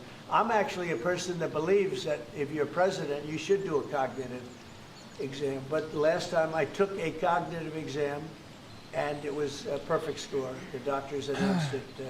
Also, like I said, way, at 1 p.m. I'm going to have easiest David test. Adler on. The first few questions are pretty easy. Once you get into the middle, it gets a little trickier. And there aren't a lot of people in this room that would get every single question right, I can guarantee you. You're putting me in a difficult spot. Next question. To talk about being detained by Israel. Peace Prize for way less than you did, and President Obama got the Nobel Peace Prize for way less. For doing nothing. Exactly. Obama got a prize. He didn't even know what he got. He got elected, and they gave it to Obama for doing absolutely nothing but destroying our country. No, he was not a good president. The worst president was Sleepy Joe Biden, but Obama was not a good president. Are you going to do something with the They gave him a prize. How many months after he won the election, then they gave him the Peace Prize, right? It was right afterwards. My election was a much more important election. Now that you're fixing the situation between Hamas and Israel, are you going to be taking care of the Hezbollah or the Lebanese armed forces to take care of the Hezbollah? Yeah, we'll be able to do that. That will be, it's a smaller part of the puzzle, but very important part. They have a great new ambassador that I appointed, Michelle. Great new ambassador. So yeah, please. Mr. President, saying that the hostages will be released on Monday or Tuesday. What's your strict deadline? When do they have to get released? Well, and how do you make sure each party abides by it? It's going to be around that time. Yeah, they're working on it very hard. They're in very diverse parts of the earth. Okay, they're very, very diverse. Actually, it's I think they're going to come through. I'd be surprised if they didn't. I think it'll happen. Mr. President. Thank you, sir. The 19th point of the 20-point plan said that in the future there could be conditions in which the Palestinians might eventually get a state. Under what conditions do you think the Palestinians Well, would we'll look at it at the time. We're going to see how it all goes. And, you know, there's a point at which we may do something that would be a little bit different and may be very positive for everybody. But we'll be looking at that at the time. Mr. President. And I think we'll get to that. I think we'll get to that period, too. Yeah, please. Mr. President. Yeah, please, Blancy. Thank you. Mr. President, the United States has previously said that that Europe would have to take more responsibility for its own security. Are you or the U.S. planning to withdraw some of the U.S. forces from the European soil? No, but we may move some around a little bit. I'd ask you that question, Pete. Go ahead. I think that's right, Mr. President. We're very much heartened by your leadership to get NATO to rise up to 5%, which means they can take primary responsibility for defense of the continent. But that doesn't mean America is abandoning NATO in Europe.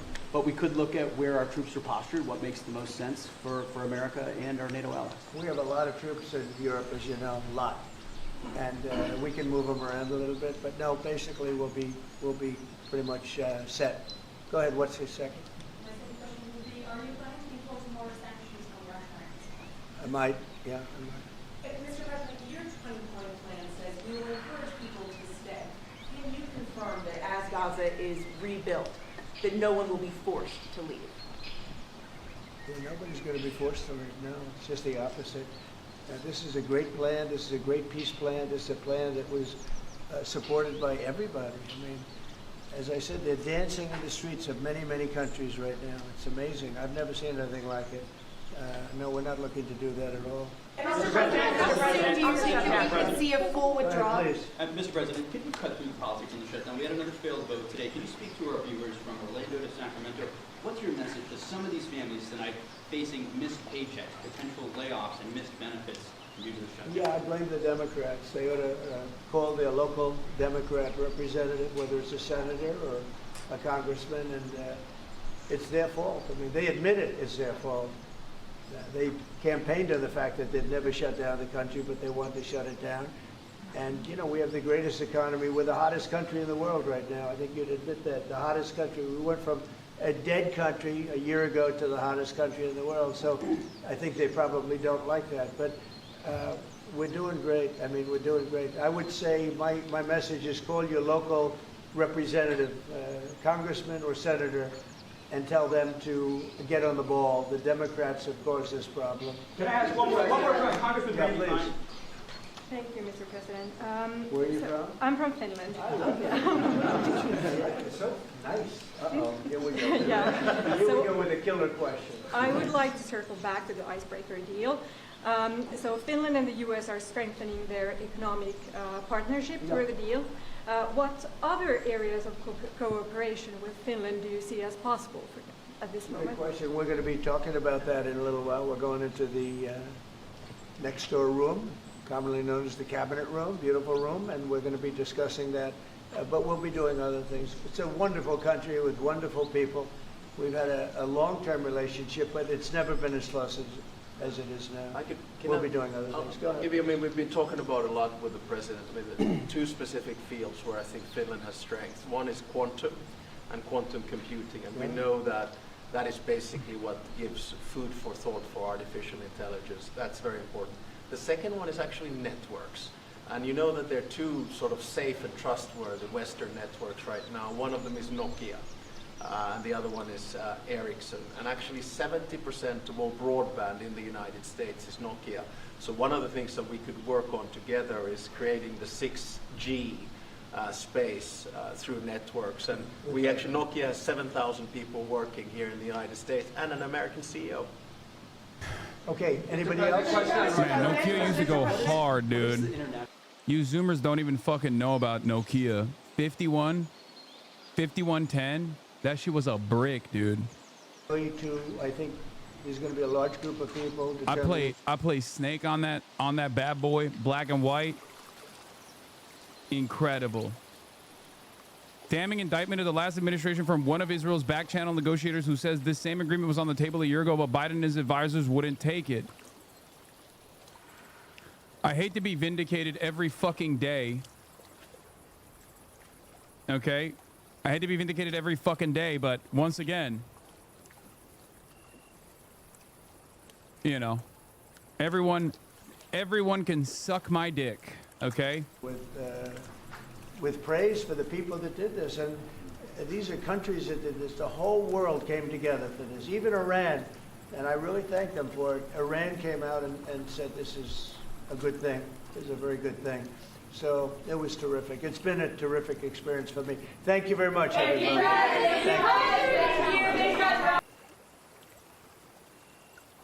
Yeah. Damning indictment of the last administration from one of Israel's back channel negotiators who says the same agreement was on the table a year ago, but Biden and his advisors wouldn't take it. This is from Times of Israel, okay? Reported from Branko Marcetic, writer for Jacobin. But this is reporting coming from Times of Israel. What we should also know is that this deal could have been done a long time ago, as I've said over and over again, by the way. Hamas agreed to all the same terms in September 2024, as outlined in the 3 weeks deal that I had received in both written and voice messages in Arabic and English. But at that point, the Israeli negotiators responded that the prime minister did not agree to end the war, even though the 3-week deal proposal landed on the desk of President Biden. His person in charge, Brett McGurk, refused to stray from the bad deal that he was negotiating. Work in the back channel. I met with members of the American negotiating team in October 2024, and they were as frustrated as I was with their inability to convince Biden and Biden's people to look seriously at the deal on the table. The Qataris invited me to Doha in October 2024, and I presented to them the deal that Hamas agreed to, which they were fully aware of, but they said that without the American adoption of the plan, nothing could be done because the obstacle was Israel, not Hamas. That is the same message I received from the Egyptian intelligence. Hamas was ready for a deal to release all the hostages, not to govern Gaza any longer, and an end to the war, but Israel was not prepared to go ahead. Trump doesn't get off easy either. As Baskin says, he could have forced Netanyahu to take a deal at any point in the last 9 months. Once again, double vindication. As I told you, this would have been very different. My outlook on Donald Trump would have been very different. This is what I was talking to with Bradley Martin. This is what I was talking to Bradley Martin about, where it was like Trump is not actually interested. Wait, are we trusting Times of Israel now? Wait, what are you talking about? You have to look at what their biases are.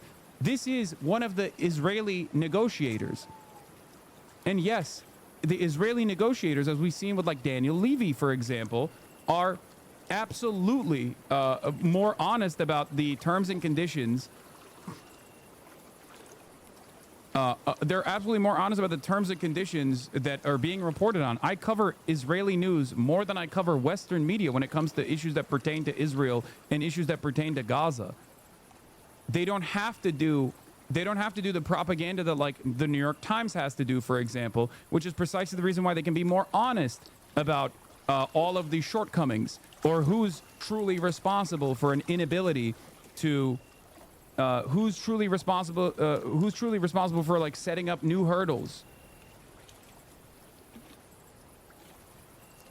On September 19th in the late evening, Witkoff called me and said, we have a plan. We had a long conversation. I supported what the Americans were planning, and I made few suggestions on how to get Hamas on board. I was asked to convince the Hamas leadership that Trump was serious and wanted the war to end. Throughout the last months, I have been in contact with 8 members of the Hamas leadership outside of Gaza. 3 of them engaged with me in discussions. I did not make suggestions regarding the Israeli side because for over a year, I believe that if President Trump decides the war has to end, Trump will force Netanyahu into the agreement. That is exactly what happened. Remember, it was always one fucking phone call.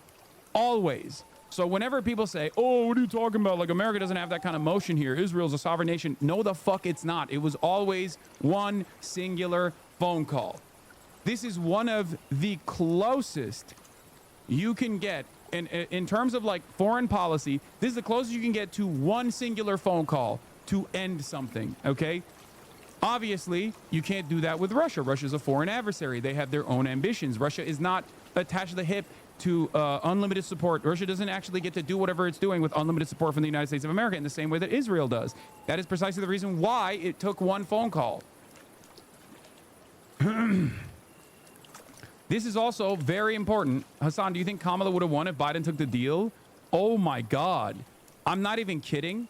If Joe Biden did not spend every fucking waking moment dreaming about murdering more children in Gaza and didn't like let his ultra-Zionist advisors basically run the fucking show at the behest of Israel, and they did stop Israel at any point, they would have won unimaginable amounts of favor.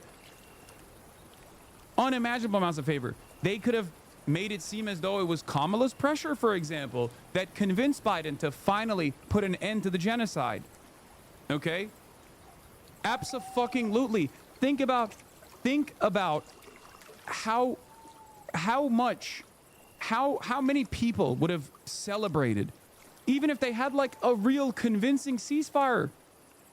Even if they had an extended ceasefire, the one that Donald Trump, when he came into office, pushed Israel to engage with. Even if the Democrats did something of that sort, at least leading up to the election, they probably would have eaten good off of that. Okay? Any sort of gesture in the affirmative, any sort of gesture in a positive direction against what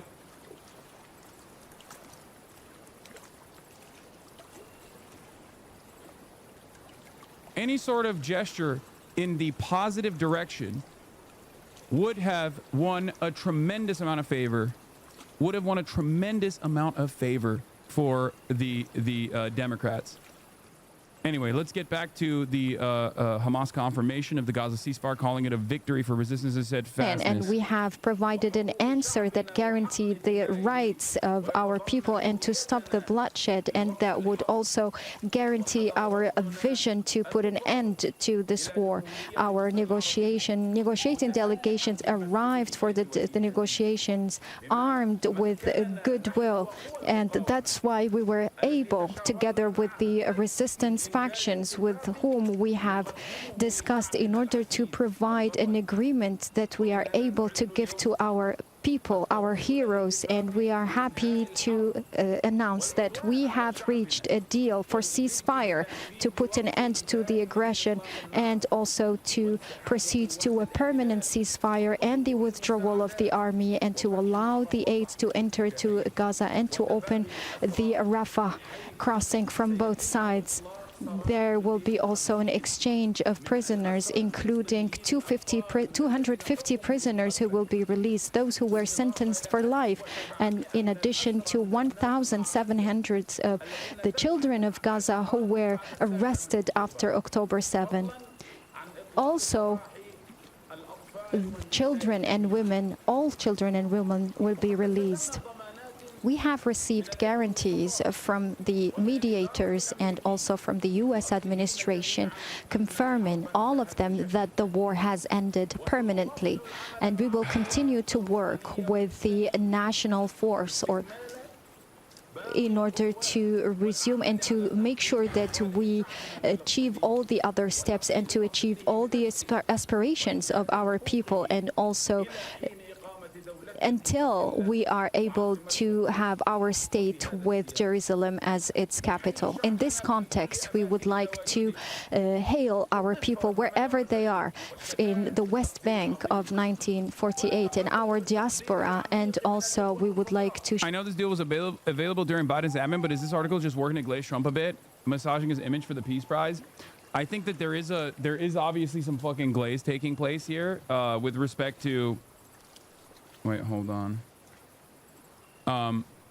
There is obviously some glaze taking place here with respect to like Donald Trump actually pushing, but I suspect that there is a reason for it, and that is because Donald Trump is actually pushing, it seems, so far. But once again, I don't know. I don't know if this is a real... I don't know if there's real assurances here. I don't know. Control of NSO is leaving Israeli hands and is expected to pass the Hollywood producer and financier Robert Simmons. The massive deal that would turn over the world's most prolific zero-click spyware to American ownership still has to be approved by the Israeli Defense Ministry. This is very grim when you consider the previous scandals regarding NSO, including the fact that Pegasus ostensibly cannot operate on American phone numbers, which is why the FBI experimented with their own version. This would presumably change that paradigm. NSO is the world's most successful cyber company, for those of you who don't know, responsible for the proliferation of their sophisticated spyware throughout the globe. They work on behalf of Israel to coerce third world governments into guaranteeing their votes at the United Nations in exchange for their tech. It's an incredibly, it is perhaps the most prolific spyware that exists out there. Pegasus allegedly was utilized by allegedly, Mohammed bin Salman against Jeff Bezos. If you recall, there's a reason why Jeff Bezos no longer is married to his wife, because there were some leaks off of his phone. There were some leaks that came from his phone at the time that showed that he was actually rizzing up ladies, and then that led to you know, their relationship falling apart. And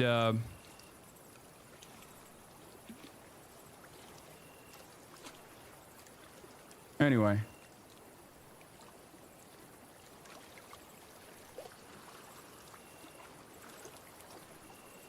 this is used by the Indian government to spy and arrest every anti-government journalist. Yeah. Jeff Bezos basically had to hire the most comprehensive private security apparatus that existed on the planet at the time to force every journalist to stop them from covering the story about the the MBS leaks. That's how they pack that shit up. And because he's a fucking billionaire, he gets to do that. You're kind of selling it by saying it catches cheaters. I mean, it was Mohammed bin Salman using it against Jeff Bezos after there was after their relationship soured because of Jamal Khashoggi being chopped up and assassinated and had a bone saw used on him in the Istanbul consulate. Why are you using the word Riz? You are 62, sir. Listen, even us old guys should be able to use the word Riz sometimes, okay? Let an old man have a little bit of fun. But in any case, these are, even with all of the endless tools, understand, even with all of the capabilities that Israel has and Israel advocacy groups have on U.S. soil in all around the Western world, they still were incapable of overcoming the sea of negative coverage due to their grand ambition being so violent. Okay? Their ambition here was genocide. And it turns out, even with the limited amount of information that you could get from social media from Palestinians directly, that was enough for people to go, this is horrifying. I don't fuck with this at all. I don't like this at all. We need to put a stop to this. That paired up with the incredible audacity, the arrogance, the sheer entitlement that you heard, that you saw with your own two fucking eyes, with your own two ears, from every Israeli envoy, made this unavoidable, made this reality unavoidable. And here we are, holy Toledo. For the first time in American history, voters sympathize more with Palestinians than they do with Israelis, which is crazy. It kind of shows how fucking insanely twisted the American public is in general. This is a story that is both good and bad. It's good because in spite of the unlimited media propaganda apparatus that consistently contextualized every single thing that fucking Israel was doing as something that they had to do, you know, every dead child was contextualized in real time by an Israeli occupational force rear admiral or whatever, right? In spite of that, in spite of the faucet of misinformation, the faucet of propaganda, Americans still recognize the truth. Americans still, slowly but surely, saw the truth. So that's one thing. That's the good part about this. But the bad part about this, of course, is that it's still a +1 sympathy. It's still a +1 sympathy for Palestinians after 2 years of Palestinians experiencing genocide. That means there's still a long way to fucking go. Americans are some of the most propagandized people on the planet, straight up. Yeah, this war caused a historic shift in public opinion on how Americans view the Middle East conflict. What are we talking about here? Who voters sympathize more with, the Israelis or the Palestinians? Back in October of 2023, it was the Israelis by 48 points. Look at this shift. Now we're talking about the Palestinians by a point. I look back at every single poll that I could possibly find since this question was first asked in the 1980s. This is the first time ever in which the Palestinians had any sort of lead on this particular question. It is very clear that this war caused a historic shift away from the Israeli position in the middle. Like even now, when Mr. Holy Toledo himself says this war, that's propaganda. He might not even be aware that he's engaging in propaganda, but it is propaganda. The United Nations has openly declared this to be a genocide. Okay? That means that this liberal news outlet is actually outflanking the United Nations in terms of doing pro-Israel propaganda, calling this after the United Nations fucking called it a genocide, still calling it a war is propaganda. Now, sometimes Palestinians call it a war. Sometimes I even call it a war, right? But if you're not actually, if you at any point, if you have never at any point called this a genocide and you just have only called it a war, then it's propaganda. It's that simple. Okay? And also, here are the results for that. I am going to give you a media confidence metric. This is directly what I talked about on that panel that I participated in the other day. In 2 years, since October 7, agenda-setting Sunday shows, CNN's State of the Union, NBC's Meet the Press, and ABC's This Week have not featured a single Palestinian guest. I wrote about how the U.S. media shuts out Palestinians while musing about the particulars of the genocide. And the only time they ever had someone who's ostensibly Palestinian was Jake Tapper having Ahmed Fouad al-Khatib on. And he works for the Atlantic Council. He works for the Atlantic Council, and he works literally as a part of the think tank apparatus of one of the two belligerents. America is a belligerent in this. Okay, America is a participant in this genocide. It is ridiculous. Does anyone have that media confidence report that I saw the other day? Like people's confidence diminishing in media since like nosediving since like the war in Iraq, the war on terror. Because I saw like trust in media is at an all-time low at 28% in the United States of America. Republicans' confidence in mass media report to news fully, accurately, and fairly now at 8%. Okay? And I want to show you this. Americans' trust in mass media from 1972 to 2025. Okay? There are a lot of complex reasons for this. Okay? There are some justifiable reasons for diminishing confidence in mainstream news. Okay? But there are also absolutely ridiculous reasons for why Americans have diminished confidence in mainstream news, like during COVID, for example. COVID was a major blow to media, and you can see it. You can see it happening in real time here. When you see a huge dip from 2019 all the way down to 2024. Part of that is the explosion of social media news. Okay? The explosion of social media news. But overall, a big part of the reason why people that say a great deal, a fair amount, okay, the reason why that has dipped to 28% is, if you noticed, post 2001, there are some significant dips here, okay? I've said this before, but I think the Iraq War and the illegal nature of the Iraq War and the justifications for the Iraq War from mainstream outlets shred their credibility in the eyes of a lot of Americans.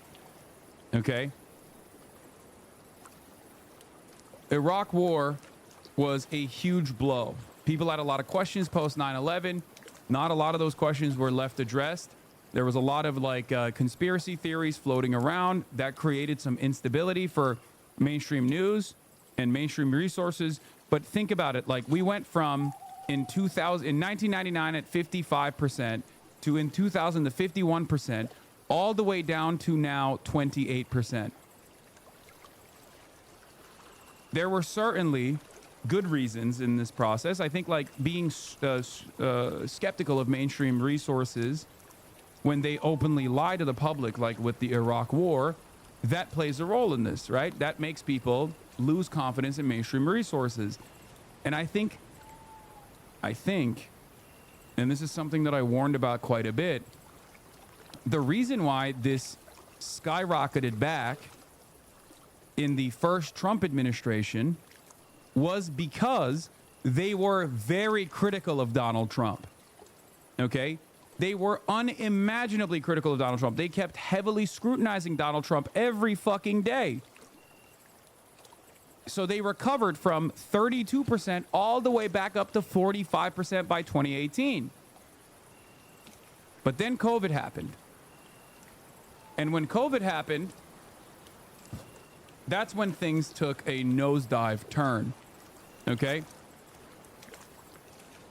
Obviously, a big part of the story is access to the internet, and the internet access becoming way broader. Access to the internet becoming a more significant aspect of news consumption. Because, like, I would say that even in this era, from 2000 all the way to like 2013, 2014, you didn't actually have, you had the blogosphere, you had Air America, you had like some critical voices.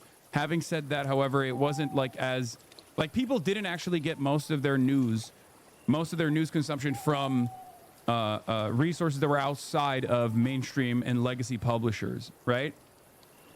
I don't buy the Iraq angle on media distrust. Media in America knows Bush admin lied about Iraq, but they're not really aware of the media's role in selling it. I think that played a big role. I think that it's conspiracy theories and the Iraq war in general, like people's questions about 9/11 being left unaddressed, and also the media's advocacy, consistent advocacy for the Iraq war certainly played a role. I think that people, when they say we've been lied to, the Iraq war was a lie, we've been lied to about the war on terror, they also are talking about fucking mainstream resources, mainstream news.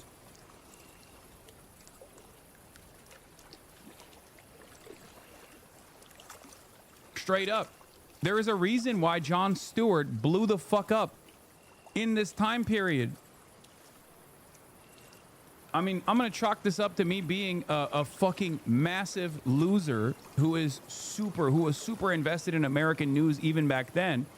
But I still recall Jon Stewart being one of the only fucking voices that was critical of both the Democrats and the Republicans, and also openly critical of the Iraq war and the war on terror. That was the peak of the Daily Show. So if a lot of people were tuning into Comedy Central and there were articles being written about, like, why is a comedian the voice of change in news? Like, why is it up to a comedian to actually be the only trusted resource in mainstream news? Like, when all those articles were written, that means that people were not trusting mainstream media. But I think ultimately, a big part of the diminished confidence comes from COVID. During COVID, independent media exploded in popularity, and there were a lot of grifters who basically took advantage of the information vacuum that existed in this novel virus that was ripping people apart, just murdering people, that ended up killing more than 1 million Americans, right? And all the lockdowns and all the restrictions that frustrated a lot of Americans as well. Like, independent resources, independent media basically blew the fuck up in that time frame, partially because we were locked in to our phones and to our computers. That's when, in 2020, people like myself also blew up and became voices comparable to mainstream resources. But basically, I think it's a combination of people refusing to listen to mainstream resources when they were trying to actively abide by and actively push for whatever the epidemiologists were saying. Whatever the epidemiologists were saying at the time.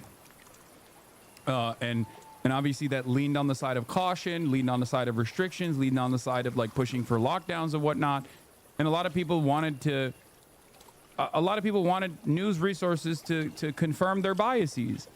So they sought out alternatives. And a lot of those alternatives were really fucking bad. So this is the part of the media confidence that I talk about when I say, like, the media was doing the appropriate thing this is supposed to do. Mainstream media, mainstream resources were doing the appropriate thing and pushing for the best possible measures, no matter how no matter how fucking restrictive those measures were, right, in an effort to save people's lives. And that frustrated a lot of people, and that confidence took a nosedive again. And then I think the final blow came from the coverage of Gaza.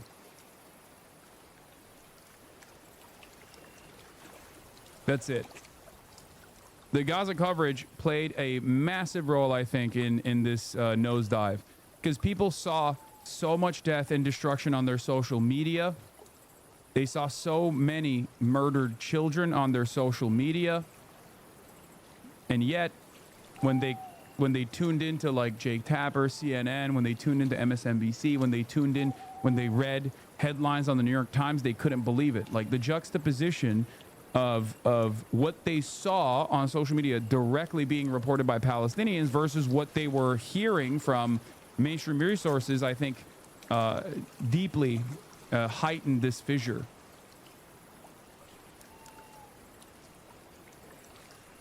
And for people saying like Yasha Levine was talking about saying it would be interesting if MAGA abandons Israel before liberals do law, but this is wrong. Liberals have already abandoned support for Israel.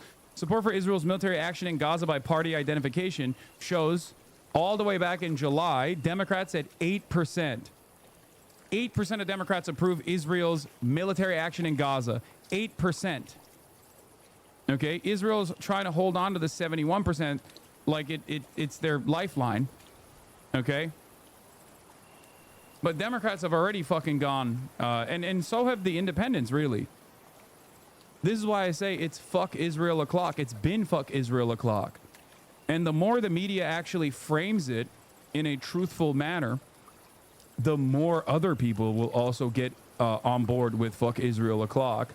And that will still continue to heighten the contradictions.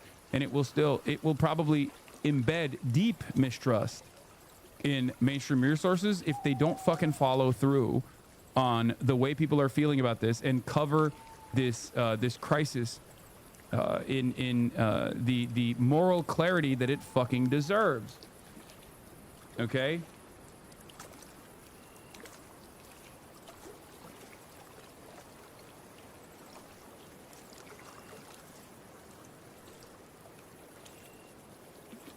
Middle East conflict and towards the Palestinians when it comes to who Americans and voters sympathize with. This, of course, was led by Democrats, because what are we talking about? We went from Democrats favoring the Israelis by 26 points to the Palestinians by 46 points. That is a shift, John, quick math in my head, of over 70 percentage points. But overall, the first time ever in which more Americans sympathize with the Palestinians over the Israelis. Truly a historic shift. It's a big shift overall, a big shift within the Democratic Party.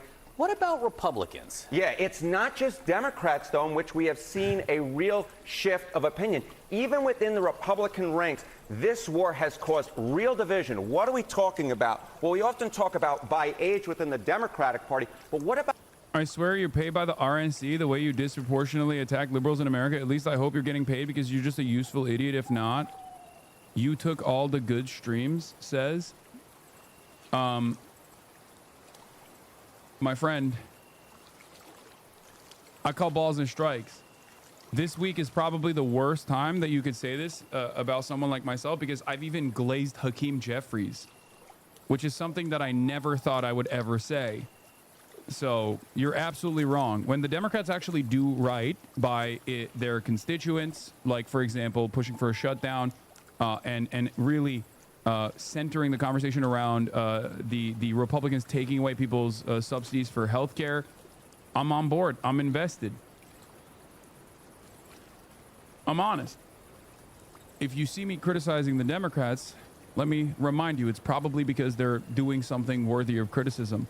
Anyway, on that note, we have David Adler, who's coming on right now. David, can you see me? I can see you perfectly. I can hear you perfectly. All right, and I can hear you perfectly, and I can see you perfectly as well. Let's pop this out real quick. Let me hide my show non-video participants. Let's black that. Okay. David Adler is in the building, ladies and gentlemen. David, how would you introduce yourself to my audience? We've been in contact over other issues in the past, but I'm very excited to have you here, and I'm glad that you are safe David was a participant in the Gaza Sumud flotilla, and he was kidnapped and detained, apprehended, and tortured by the Israeli occupational forces. But now David is a free man once again. Yes, thank you so much for having me, Hasan. It's been a harrowing few days, and I'm happy to walk through the whole tale of what happened after the cameras stopped rolling and after the flotilla were intercepted at sea 1 week ago, and we were disappeared into the middle of the Negev desert. So pleasure to be with you, and apologies for looking haggard from No, you this. don't look haggard at all. You look handsome as hell. So David, before we get into all that stuff, one of the questions that I have for you is, because I was doing some coverage on the American perspectives on sympathizing with Palestinians or Israelis more. It seems as though there is a notable market tide shift here, and Americans are now sympathizing with Palestinians more than Israelis for the first time in U.S. history, it seems. Do you have any statements or any opinion on that? Yeah, I think it's part of a global shift. I mean, I think it's important to situate the genocide in Gaza and the global response as being not just a humanitarian crisis and not just a crisis of conscience, but also a democratic crisis. I mean, it's not just happening in the U.S. You have the peoples of the world who are revolting in the name of the most fundamental principles of humanity and decency in international law. Then you have these complicit governments all across the world, you know, everyone from the Emiratis to the French to the Canadians in the United States, who continue to act in ways that are entirely beholden to, of course, Zionist lobbies, but, you know, Israeli security interests and, you know, holding the line on a genocide. And the flotilla in that way is an act of, you know, beautiful act of humanitarian direct action, but an act of frustration as well, to just be like, if the governments of the world won't act, well, then the peoples will, to try to rescue humanity before it's too late. And of course, you know, the narrow goal is to provide humanitarian aid to the starving people of Gaza suffering from what the UN has declared to be a famine, which will continue on even through this so-called ceasefire agreement, you know, as Israel, not exactly a trusted ally, not exactly a trusted guarantor, as my tale will reveal, of, you know, any standard of international law, but also in trying to mobilize the, you know, the 45 countries that were represented on that flotilla to say, we're going to activate these communities to say, you know, like, if this can happen to us in broad daylight, and if we as the citizens of these countries can be treated in this way, just imagine what's happening in the darkness of the torture and detention camps, where so many thousands of Palestinians are systematically and routinely rounded up and tortured, raped, and sexually and otherwise physically assaulted, without any cameras or journalists or anyone to even report on their names and their conditions and their prospects.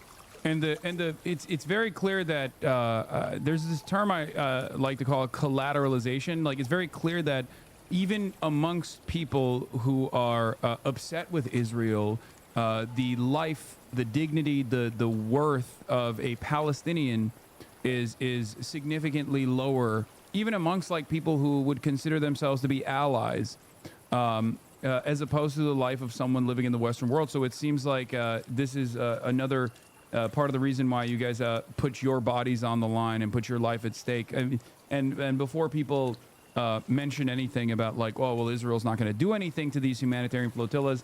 I'm Turkish. I saw this firsthand. I watched it unfold in 2010, I believe, when Mavi Marmara tried to break through the illegal Israeli blockade in an effort to bring in by sea humanitarian aid, and Israel dropshipped commandos into that humanitarian aid ship and massacred the humanitarian aid workers, and used some of the exact same lies that they have actually not really updated since then, you know, claiming that these guys were actually being anti-Semitic on the ship, or claiming that they were actually Hamas, or claiming that they had some serious weapons on the ship. So Israel has killed and has attacked even these humanitarian aid flotillas as well, like off the coastline of Tunisia.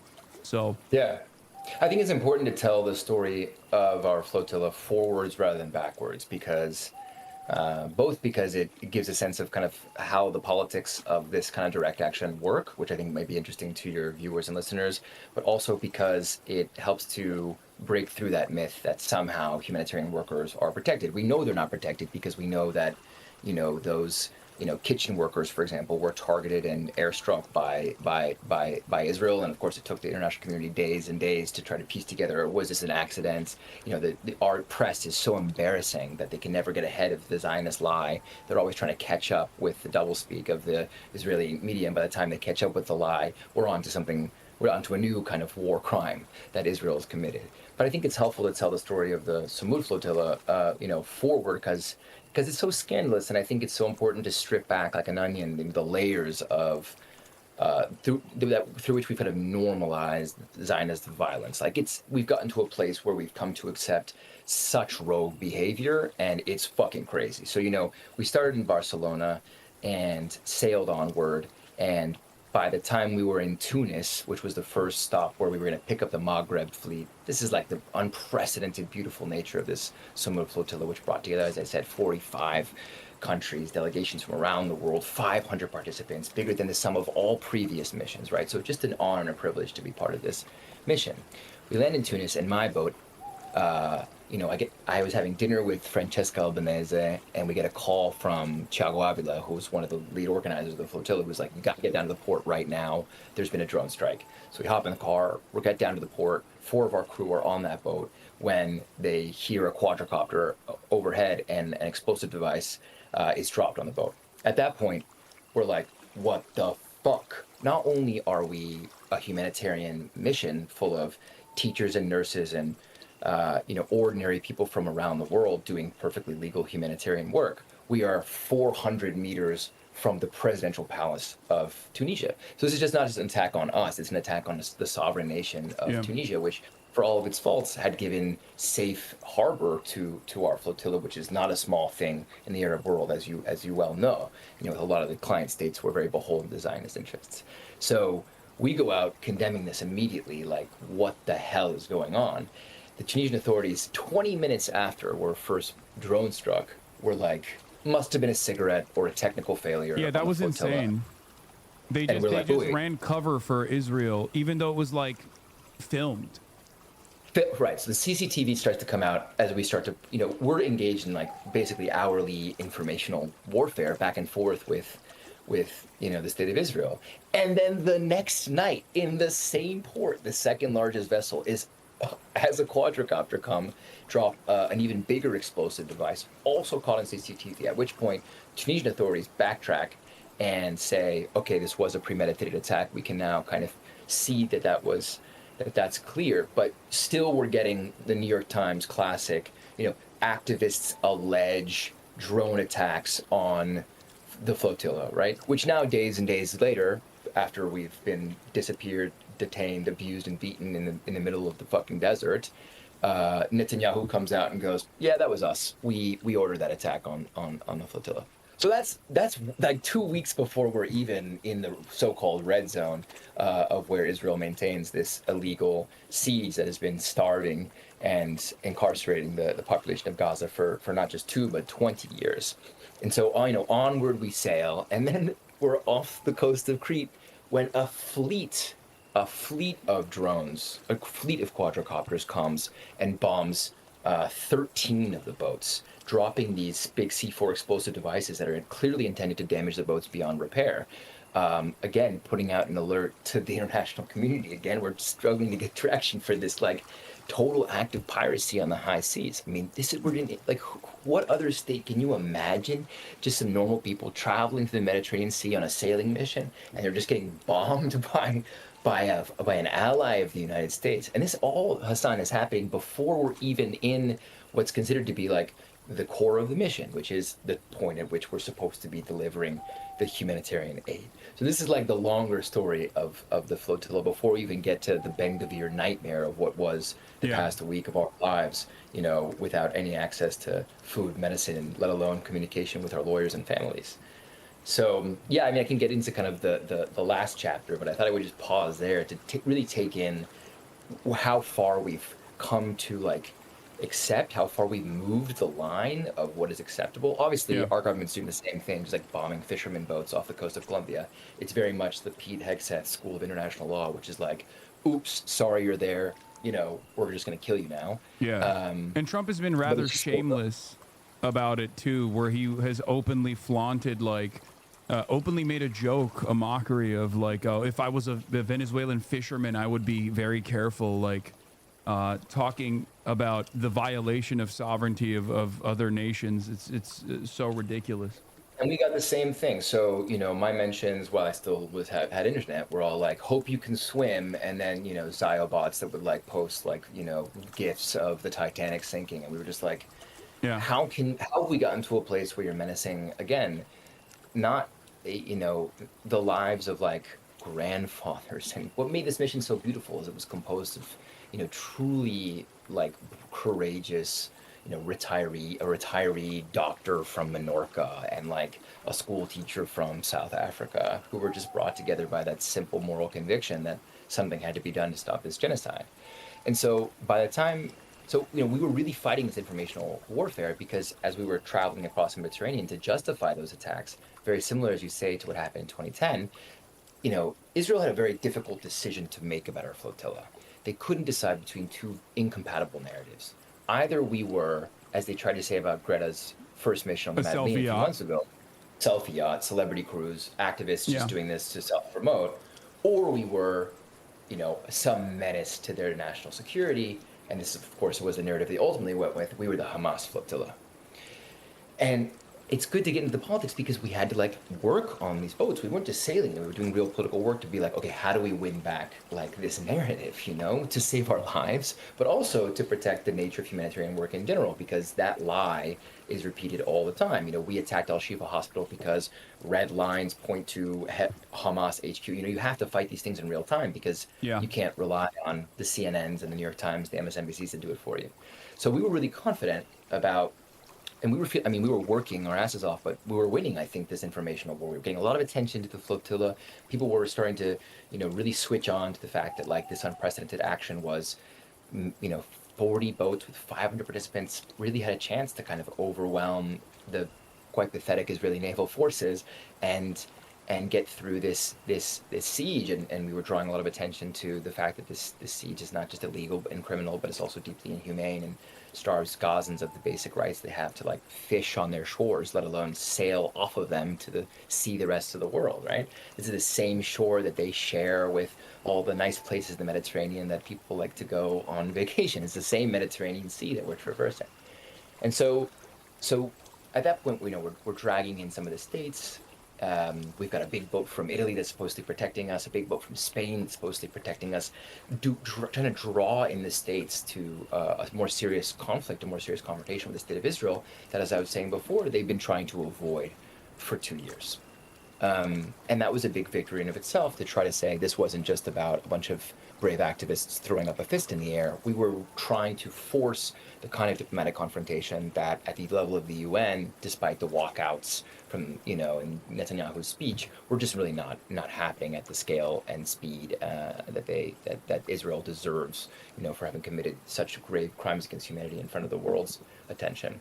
So that brings us to, you know, the red zone, the night of interception, which is, you know, when everyone is really kind of switching on to our CCTVs. And that night was obviously like a night to be remembered because we were like, you maybe saw this CCTV footage, but like, you know, they came out and immediately at 9 p.m. just boarded with S-13, their special commandos, like the first 3 big boats that we had, the largest boats that had between 30 and 40 people on them. But then there were 38 boats left that were still sailing. We all had a pact that we were not going to turn our engines off, even though the Israeli Navy was coming to us and saying, you know, turn off your engines. This is the Israeli Navy. Turn off your engines. We just kept sailing and sailing and sailing and sailing. In the case of the Awila, the boat that I was on, with a bunch of decorated U.S. veterans, you know, who themselves put their lives on the line, not just for Gaza, but also in a previous life for the United States of America. You know, we're just sailing on, smoking cigarettes, trying to deliver this humanitarian aid. So, you know, it wasn't until the early hours in the morning that we started to see, you know, some naval ships approaching us and the sniper lasers on our chests, like, okay, you know, this is over. And at that point, Hasan, you know, I had been made aware because I was doing a lot of the diplomatic coordination for the flotilla. And my job is as general coordinator of the Progressive International, which is this global coalition of parties and unions and movements. So that's a big global network of kind of political actors where we were trying to coordinate and manage and a lot of these actions. At that point, I had been made aware of an agreement, like a secret agreement between, I think, the Italians, really principally, and the state of Israel, which is that they weren't going to kill us. This was the kind of gift that we were given. They weren't going to kill us that night. Wonderful. And that was hard because we were being chased by a giant naval barge that was trying to like crush our ship and kill us at sea. But we felt some degree of protection because of the work that we put in to try to fight this informational warfare, to humanize ourselves, to talk about how we were humanitarian workers and the like. But unfortunately, that was really just like the end of chapter 1 in a longer saga of what became the nightmare of our disappearance and detention in Ketziot, because what came after that, after the cameras stopped rolling, after the CCTVs were crushed and smashed by the IOF, was so much worse than we could have ever expected. And the behavior of the U.S. government was so much more revealingly awful than I think even the veterans could have anticipated. So this is where I want to ask you a question. For those of you who don't know, David, you're a Jewish American citizen. You now, I believe, live in Europe, right? But you're originally from where I'm from, or where I live now, Los Angeles. And obviously that is supposed to have some kind of weight in the calculation here, both your Jewish background, but also certainly the fact that you're an American citizen. And did you feel as though there was any of that in the calculation at all, in the way that like Israel treated you and everyone else that they had apprehended and kidnapped and detained? Yeah, I think, you know, growing up in LA in a Jewish community, we were taught that, you know, Israel, the state of Israel, the project of Zionism was sort of contiguous with the United States in terms of our identity, that we had one homeland that was the United States, and it was Dodger Dogs, and it was the Pledge of Allegiance and whatever, but we also had this second homeland that was ours. That was our birthright, you know, as the famous program that used to bring young Jewish Americans over to the state of Israel. And over the course of the recent years, of course, that relationship has frayed, that as more U.S. Jewish Americans of our generation have spoken out against the crimes that have been committed, you know, with our symbols and within our name and singing the songs that we used to sing in synagogues, that as that rupture has begun, so there's been a kind of fraying of that, you know, contiguity, you know, that there's the good Jews and the bad Jews. There's the loyal Jews and the disloyal ones. There's the kapos, as they call me, the self-haters, and then there's the Zionists on the other side. Yeah. And that's, of course, why I felt it was so important to go on the flotilla as both a U.S. American whose tax dollars are funding this genocide, but also as a Jewish person whose heritage has been robbed from me in the service of that genocide. So it was both shocking and not surprising that when we got there to the port of Ashdod, where we were stripped of our belongings and our boats were stolen, that, you know, they picked up my passport and read my name, which is David Rashi Kremen Adler, and were like, "You Jewish?" And I was like, "Yeah, I'm Jewish." And then like ripped me and the other Jewish American by the ear and like sat us, you know, terror style, like this, you know, on our knees and heads down in front of the flag of the state of Israel for a fancy photo op with Ben-Gvir, who of course was very thrilled to bring his goons down to Ashdod port to like taunt us and call us terrorists and yell at us to our faces.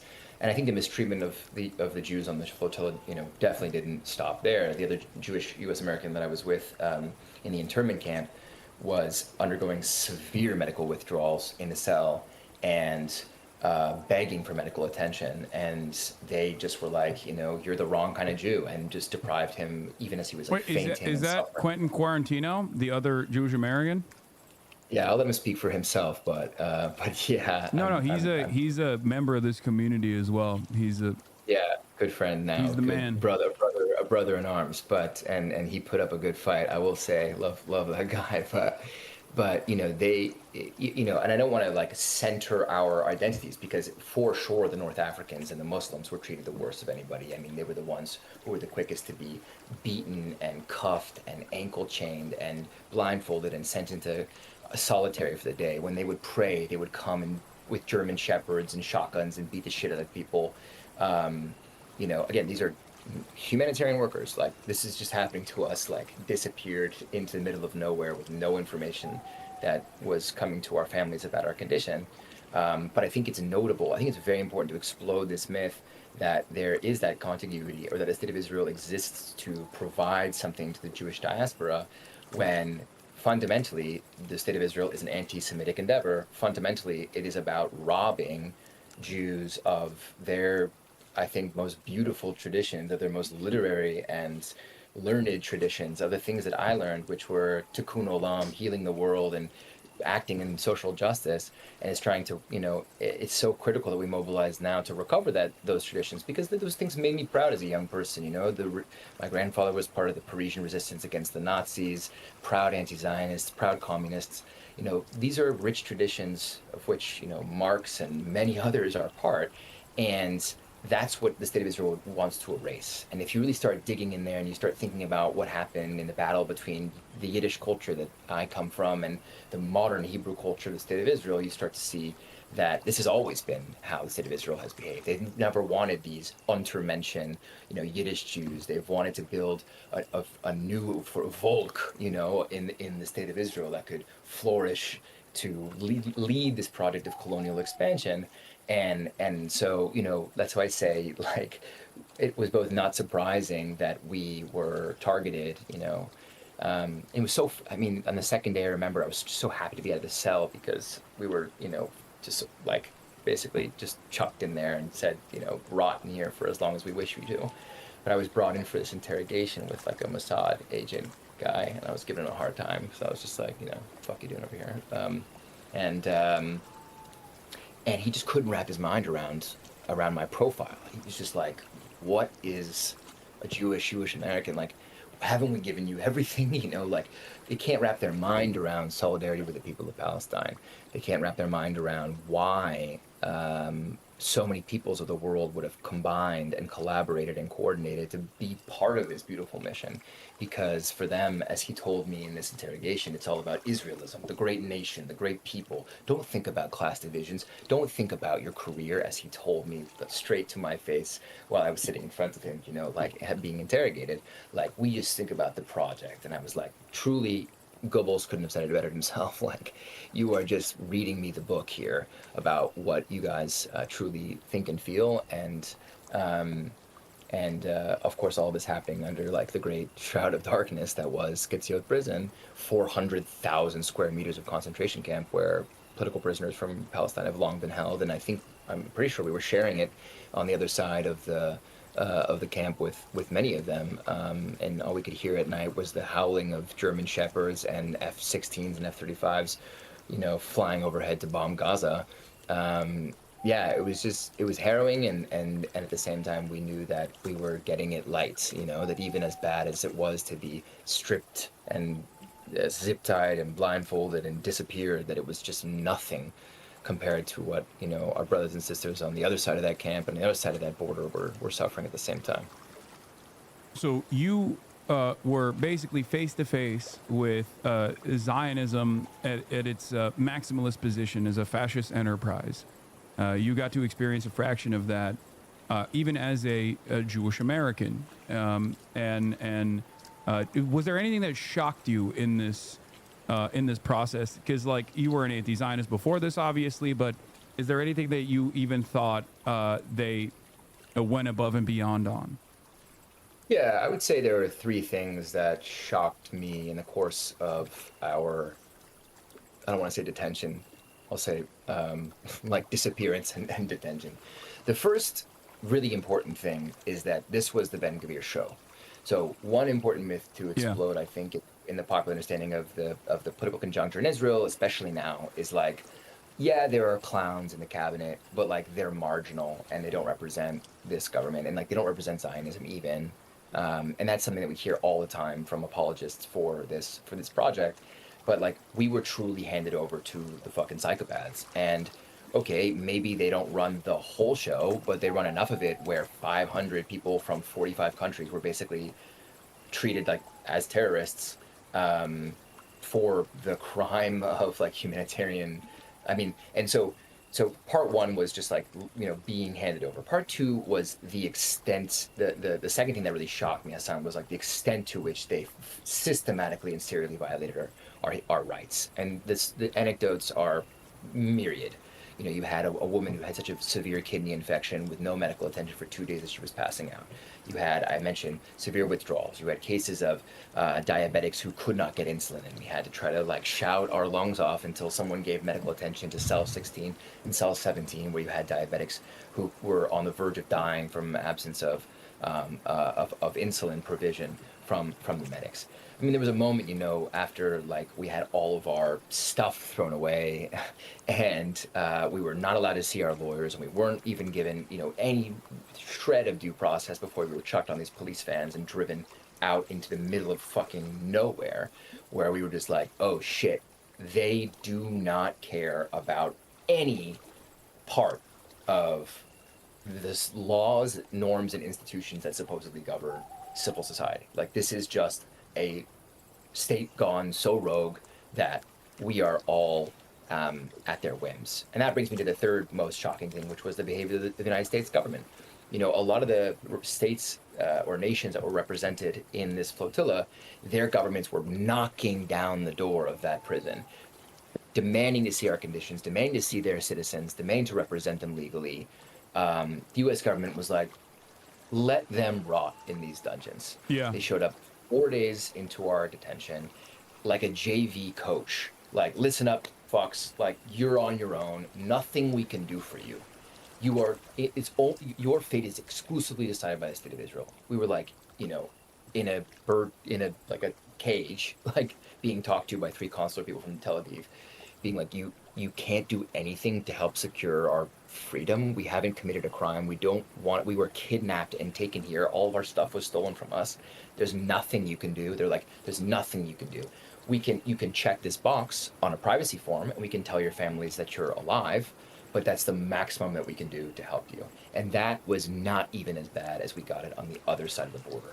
So for very conjunctural reasons, and for this, like, God bless Trump's vainglorious pursuit of the Nobel Peace Prize, we were liberated in the last group of 130 abductees who were taken to Jordan. Yeah.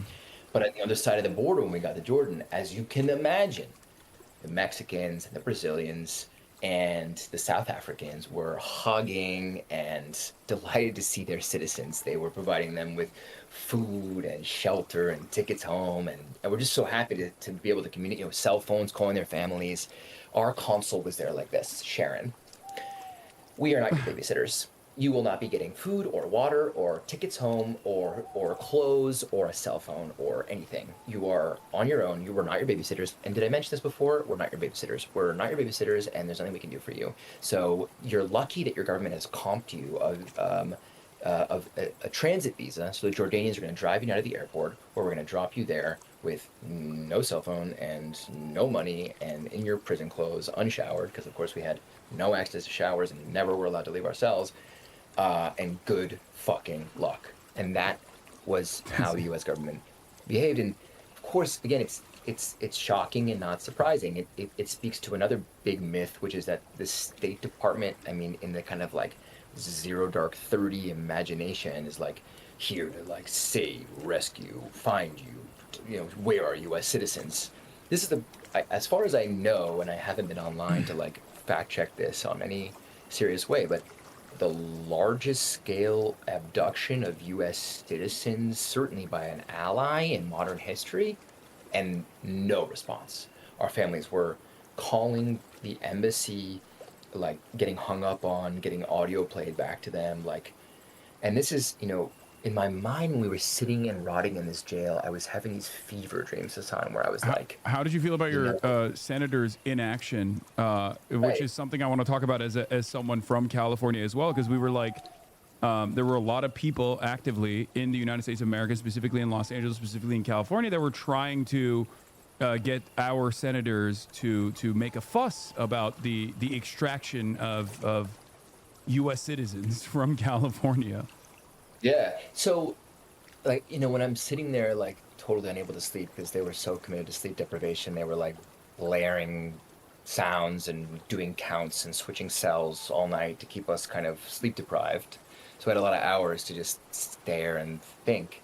And in my mind, so foolish and so naive, and it's so embarrassing to admit because I am a you know, clear-eyed political thinker. I like to think my day when I'm less sleep deprived. In my mind, I'm thinking some senator from the Democratic Party is picking up the ball that we dropped and is on a plane to Tel Aviv and is on his way here now and is bringing his comms guy, and they're going to go, we want to see our citizens like they did in El Salvador, and we put a ball on a tee for them. We understand it's hard to criticize the state of Israel and the United States. We understand that AIPAC has exercised structural leverage. That's why little Jewish boy David from the San Fernando Valley got on a fucking boat and went to Gaza and did this whole thing because we were prepared to endure some degree of suffering or some smaller or greater degree of suffering. Obviously nothing in comparison to what Palestinians, like for us it was an experience, for them it's fucking reality. But Yeah. we were like not happy, but we were prepared and clear-eyed about what was likely to be coming our way without trying to apologize or normalize the illegality of our abduction, so that these Democrats could pick up the ball, so that they could score the easiest points against the state of Israel. You know, like, we just handed you a political grenade with, and forget me, like, U.S. veterans, people who, like, you know, were prepared to give their lives in service of the country. You know, I left the country after university because I have lots of qualms with the cruelty and inequalities of our society. And my political energies have been inverted mostly in places like Latin America and in Europe. But still, like, I was having these dreams like, oh well, we're gonna set off some reaction that will be salubrious for the solidarity movement for Palestine. And I got out and I did, like, in the first hours, like unshowered and unkempt, got a phone and just Googled like flotilla NYT and was just like, oh shit, nothing has happened. Well, except for Mike Huckabee calling me a Hamas lover, like, to my, you know, quote tweeting me and calling me a Hamas, tool. And I think that's the thing that I'm still not over, is just the ways in which, like, we did our best to set up, and in many ways, the flotilla was a success on its own terms. You know, we were seeing these videos of Gazan fishermen being able to fish for the first time in months and months because we had successfully distracted these naval forces, and that's all that we need to feel good about the success of the mission, that some Gazans could literally survive and have food for a few days while we were in detention, of course. But in terms of, going back to your first question about evolving public opinion, like, we also wanted to activate these communities. And it was, you know, I came back and it's so beautiful to see so many Angelinos and Californians, and, you know, big up to Rokana for, like, leading on this process and talking to my family. I just can't believe it fell to the families themselves to do this kind of advocacy work, because this was not a hard case to make, that this was criminal, illegal, cruel, and inhumane. And I just, I'm still grappling with that failure and what it means. And I'm trying to update my priors on what it tells us about U.S. American politics today. But but that's from the outside looking in, it felt like the American government wanted to punish you, like, and they were not shy about letting Israel do that. Like, they saw, and I think you guys as, like, spoilers. And I think we would still be there if it weren't for this Peace Prize little campaign that he's on, you know? Like, I think it was clear, and this is such an important point for your audience, like, there is a conception of the U.S. passport that it is a golden one, that we have this passport privilege because we have certain protections. And that covenant, like, is broken. And I think it's not a coincidence that we were treated by our own governments worse than basically any other delegation on this flotilla when we were in this prison. at the same time as the Trump administration is deploying the army to Portland and Chicago. It's about this fundamental division that the Trump administration is installing in very like textbook fascist ways between what they consider to be good, righteous, and protected U.S. citizens and bad, perverted, Antifa, whatever you want to call them, the citizens that basically deserve to be legally stripped of of passports and obviously stripped of the rights that are attendant to them, those passports.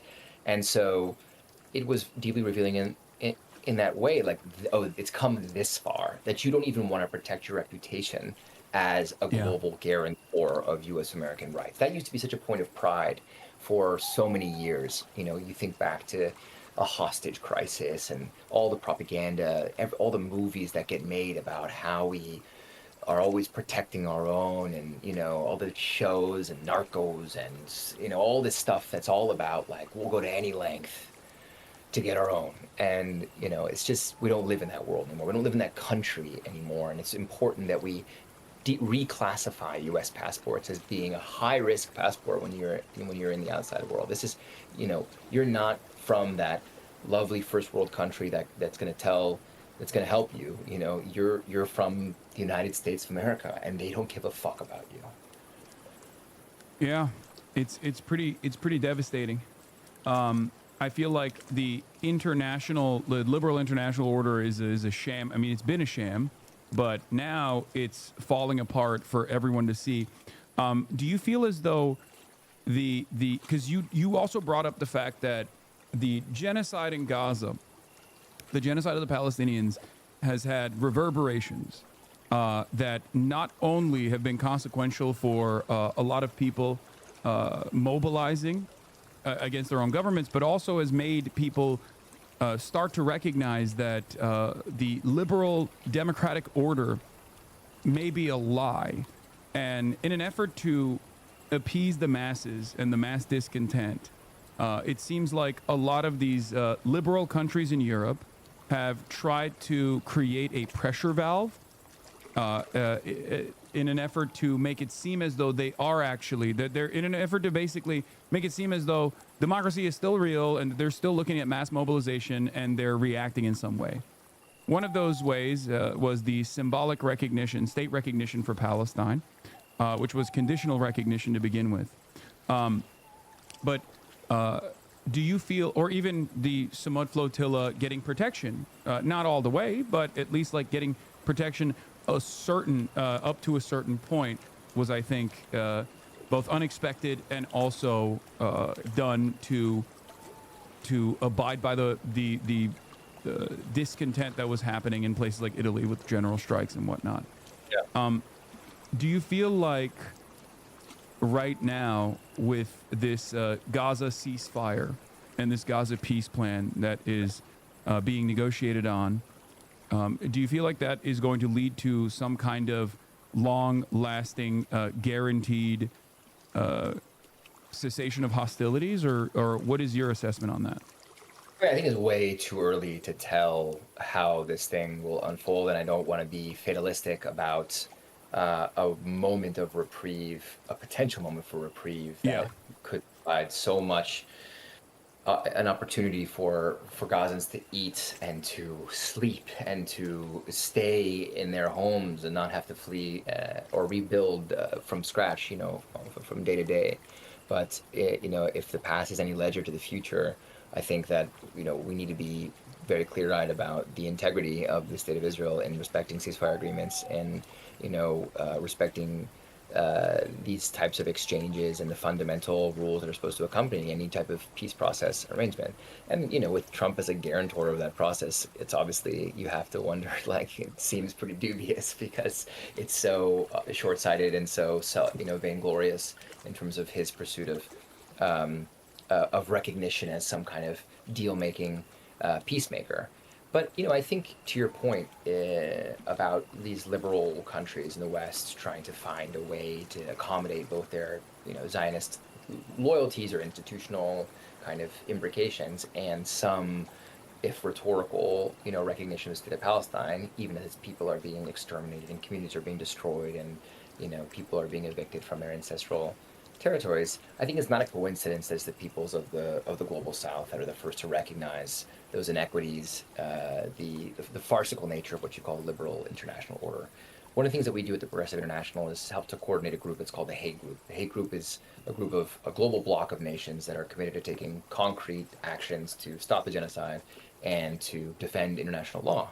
You know, it's countries like South Africa that have taken the state of Israel to the ICJ.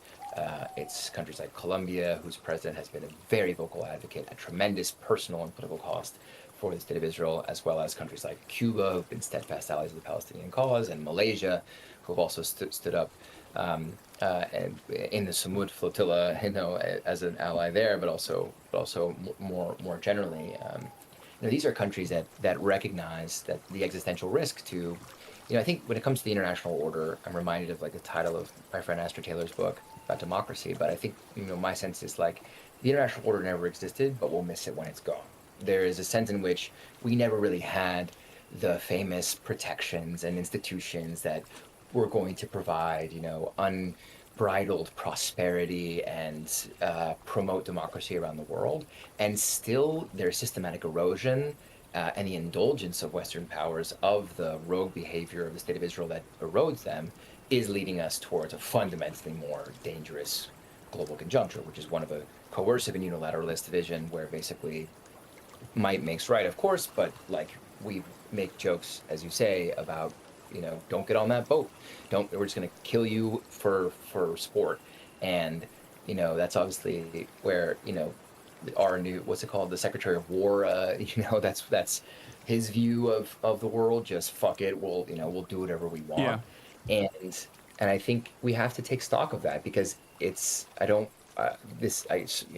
would never apologize for the crimes of George W. Bush, but they were, you know, all of that was framed, you know, the Iraq War and these horrible crimes that were committed when we were youngsters. Those were all framed in terms of that international law, international order, and that there was a permission structure that they tried to design and justify the unjust and illegal occupation of Iraq, even the lies, the you know, WMD's lie and whatnot, like that was carefully and meticulously crafted in an effort to at least like gain the support of the world, as opposed to what is happening now where they don't even try anymore. Trump just says, oh, these guys are actually narco-terrorists, and even if they're not, even if they're fishermen, they can die because we want to do regime change in Venezuela. Yeah, and we always granted ourselves the exception to whatever rules we were enshrining, but I think it's very difficult to foresee the truly apocalyptic consequences of this centrifugal force that Israel has unleashed in the world, which is just to basically erode any kind of international norms or institutions or international humanitarian law or any protections for citizens. It's giving cover for autocrats everywhere, aligned as they are in this kind of reactionary international, to move ahead with this common agenda that's basically just kill, destroy, maim, dispossess. And I think, you know, underlying all that, I would be remiss not to say this as a Marxist, like there is a political economic structure of, you know, how do we continue with the process of accumulation by dispossession? How do we continue to, you know, brutalize in order to enrich?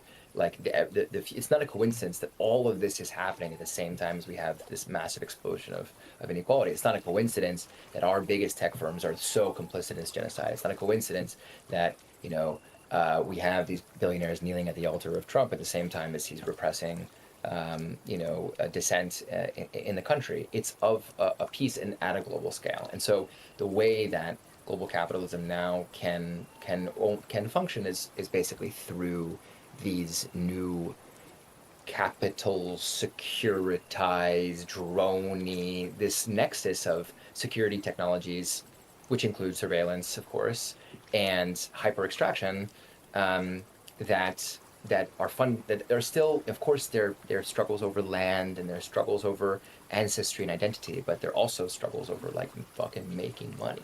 And lots of people are making a lot of money, and we just live in this mobster state, and that's the kind of thing that they want to export to the world. It's just, I wouldn't even say lots of people are making money. I feel like it's a handful of people making money, and that number of people making money is like getting smaller and smaller. if you look at the stock market gains or the gains of the GDP over this past year, the overwhelming majority came from you know, a hand of a select few AI companies as opposed to everything else. So it's just like being propped up by this false confidence in the stock market. And they're not productive companies. I mean, these companies aren't making anything. You know, it's this swarms of speculative capital, and so I just think that we have to, you know, we can't look at the security thing in isolation, just as we can't look at the economic thing in isolation.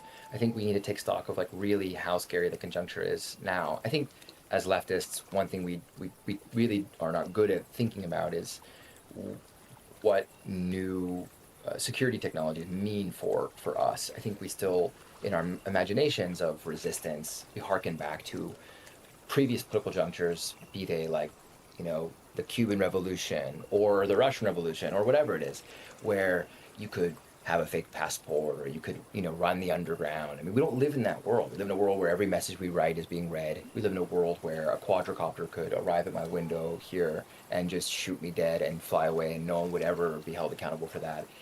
I worry that we're behind the conjuncture, and part of the flotilla and part of the Hague Group and part of these vanguard initiatives is like, how do we catch up with the bad guys who are leading the conjuncture, who are recognizing this opportunity, both inside the Trump camp, but also opportunists far outside of it, who are like, something is really changing, and you know, we have to get ours right now. And I think that we're slow to organize, I think, around. I'm not saying this just for the U.S. left, but I think globally, and this is obviously a challenge to myself and my colleagues at the Progressive International, who task ourselves with trying to coordinate the international left, is like, how do we catch up with where, you know, the Ukraine war has led us, which, whatever the merits or demerits of that conflict, has been a laboratory for drone technologies that are not just going to boomerang back to the United States, but will be sold to every dictator around the world. I mean, you know, tomorrow, Daniel Noboa, who basically, you know, stole an election in Ecuador and became a U.S. client overnight and made his country into the most like murderous capital in Latin America, will be importing drones that he will use domestically to like kill his opponent. I mean, I don't mean to sound apocalyptic in this way, but we have to start analyzing this conjuncture and trying to predict these scenarios and how we're going to organize to prevent some of the more apocalyptic scenarios that are staring us in the face now, because I'm just incredibly worried. And there's a reason why I didn't come back straight to the United States. I know obviously it was like as I came out of prison, was made aware that I had been one of the more kind of visible detainees as part of this flotilla. And I was given no guarantee in my conversation with the consul that, you know, we were going to be not detained again in the United States. And I wanted some time to get my head straight and come to a country, France, where I'm also a citizen, where I could get my head straight and think about like how, you know, what's going to happen when I come home and or back to Los Angeles or wherever, you know, like I just think we need to do some thinking. I mean, obviously my head's not screwed on totally straight after this experience, but I just need to think a little bit more about, together with you and friends and comrades and whatever, about like, how do we grapple with the hypertrophy of this swelling apparatus that is pitted against us, and amid myriad problems of disorganization, fragmentation, and, you know, like, you know, struggles to get organized as leftists. Like, how do we think about survival and response to that apparatus as it continues to grow in scale, scope, and strength against us? Yeah, and I do feel like mass mobilization is necessary at this moment, and yet Americans, by and large, even when it comes to domestic endeavors, like the creeping, I wouldn't even say the fascist creep that is imminent. I would say that we are already in the treacherous waters of fascism, for sure, with like military deployments of the domestic front, and obviously like a swelling ICE budget that is even less accountable than local police in this regard. Basically Trump having his own Gestapo force, and in the absence of any sort of like countermeasure or any sort of like labor militancy, any sort of organizing, it feels like a lot of Americans are completely oblivious to everything that's going on. And when you talk to like normies, they'll just like laugh about Trump saying Hakeem Jeffries is Mexican in an AI video, and they think that's funny. And even if their pockets are hurting, I think that they're not steered in the appropriate direction to understand exactly how that's happening, exactly how much this is a byproduct of the system that was designed to be this way, and it does terrify me for sure. To leave it on a positive note, what gives you hope in this entire endeavor? Yeah, I think, part of my job as co-general coordinator of the Progressive International is to be in conversation with and in coordination with unions and parties and movements all around the world. And what gives me hope is seeing the creative, determined, committed responses by a lot of those left forces around the world in places where the left is organized and is in power to try to devise ways to kind of US-proof the world. And that can start small and go large. So it starts small with revising trade agreements that would allow corporations to sue states for billions of dollars for the simple crime of like raising wages or protecting the environment. It can go all the way to building continental blocks with their own security arrangements to try to like excise Israeli technology and US American technological influence to reduce dependencies that they have on the United States so they can make sovereign decisions about their future, as we're seeing in other parts of the global south. So I think looking south for me has been a way to transcend that well of desolation, desperation, or depression, and try to find sorts. I'm sorry, David. We got someone who wants to say hello to you. It seems. I think. Yeah, your dog was feeling deeply inspired as well by the global southern insurgency. Yeah. Oh God. And so she's trying to get on top of me. I can imagine. Sorry. Go ahead. All right. No. I'm trying to find the words to sort of leave on that positive note. I just think we have to keep, from the U.S., we have to keep looking for sources of inspiration, past, present, and building to the future that come from other country cases. We have to be more curious about the rest of the world. We have to be more engaged and collaborative and seeking ways to basically understand how, in the process of this sort of decline of our empire, violent, centrifugal forces that are building the United States, we can be allies of that process of U.S. proofing the world. We can be allies of a process that many countries are taking really seriously about how to, build out an agenda of sovereignty, economic, social, and political, as you say, the international order kind of crumbles underneath our feet. Yeah. I know. It's my inspirational rhetoric. That's sorry. Okay. No. Okay. No. You can't get on my lap. Okay. I apologize. That's all right. David, thank you so much for the inspirational words. That was, there are a lot of people who ask this question, and that's why I wanted to ask you this question in particular, because you've put a lot of time and effort into this with Progressive International, and also obviously you have put your, in some ways you put your security on the line, your body, your life on the line with the participation in the Samud flotilla. So thank you so much for continuing to be an inspiring figure in a time where we desperately need more of those. People are asking, how can we get involved in Progressive International? Before I let you go, can you give an answer to that? Yeah, sure. So we are an organization. We are an international that sort of is designed for the 21st century. So we want to work with all types of political organizations. So it's not with individuals. Unfortunately, we don't have like individual membership. But the basic idea is, we believe that it's going to take a village to defeat that great reactionary international that's built into the name that Noam Chomsky gave us at our founding 5 years ago. This great contrast between a galloping reactionary international and a slightly slower, but we're growing progressive international that's now reaching its 5-year mark. So we want to work with everyone from centers of research who have been like, for example, the foundry for our investigations on the arms trade and the weapons shipments to Israel that's led to, new arms embargoes in Spain, for example. We want to work with publications to try to disseminate critical perspectives from grassroots and frontline struggles. We want to work with, of course, political parties and trade unions that are trying to do their part. I think the point to your audience is a very simple one, that like it's going to take all of us. If you're good at being in formal politics, go into formal politics. If you're good at organizing your workplace, organize your workplace. If you're good at writing, then write. And like it's going to take all of these political resources to try to mount a response at the scale that the present conjuncture requires.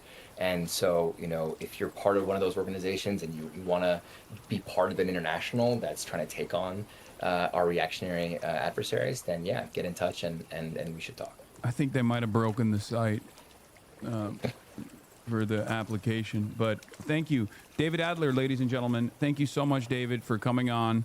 Hopefully we'll get to have you, if you come back to Los Angeles at any point, we'll have you on the stream physically as well. Thanks, all right, brother. It's a pleasure. Yeah. All right, bye. All right. That was David Adler, a participant in we DDoS them accidentally. Yeah. Someone who participated in the Samud Flotilla, an inspirational figure, and you know, someone who I have the honor of calling a comrade. Abusing Kaya by not letting her sit on your lap and lick your face. I know. Classic. In any case, we are going to we're going to move on, or not move on necessarily, but we're going to move back to the issue at hand. We were talking about the American perspectives shifting on Israel. Out by age within the Republican ranks, who Republicans sympathize more with. You see a massive, huge age divide. Those 50 and over, what we see amongst Republicans is they sympathize more with the Israelis by 66 points. But look at the voters under the age of 50. They do sympathize with the Israelis, but just by 25 points. We're talking about a 40-point difference, with the youngest Republicans being far more sympathetic to the Palestinian position than older Republicans are. That's a huge gap right there. Let's just say that. That is a huge gap, and I think it's going to be very interesting to see how the Republican Party adjusts going forward. All right, the news of the ceasefire deal, the possible return of all Israeli hostages. What's likely to be the reaction to that? Yeah, I think Americans are really going to like it. And why do I say that? Because just look at the polling. A permanent Israeli-Hamas ceasefire, that is negotiating one. Highly important. That is extremely or very important, 51% of Americans. And then you see somewhat important, 31%. Over 80. The new Hosborough talking point is that the pro-Palestinian movement delayed the ceasefire for a year. Oh, cool. Yeah. Yeah, it was all of the... it was all the sympathetic voices that were actually getting more Americans on board with Israel's cruelty that made Israel, that forced Israel's hand to being even more cruel to the Palestinians. Classic. A new Isaac Chodener has hit the timeline. Why Hamas agreed to release the hostages, and why it might not matter much for Gaza's future or for Palestinian statehood. Who is this interview with? An interview by Isaac Chodener for who?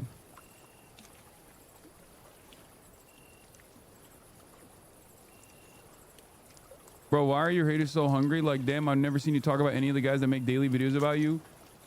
There is a concerted effort in trying to undermine what I do and what I seek to do, and they will stop at nothing. And it's also beneficial. People make money off of it. It is what it is. You just gotta keep pushing. You just have to keep putting your head down and doing what you've been doing. There's not really much else you can do.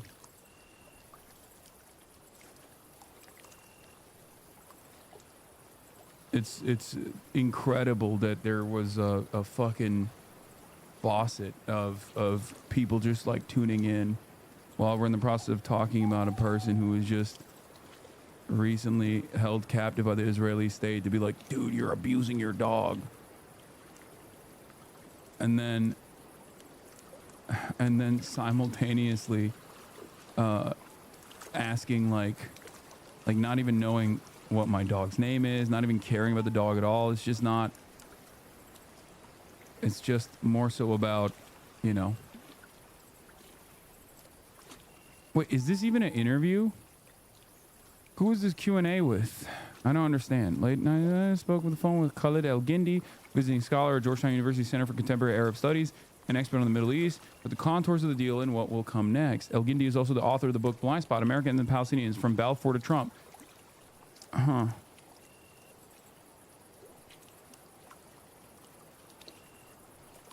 Yeah, the new Hasbara talking point was the silence from the ceasefire now crowd is deafening.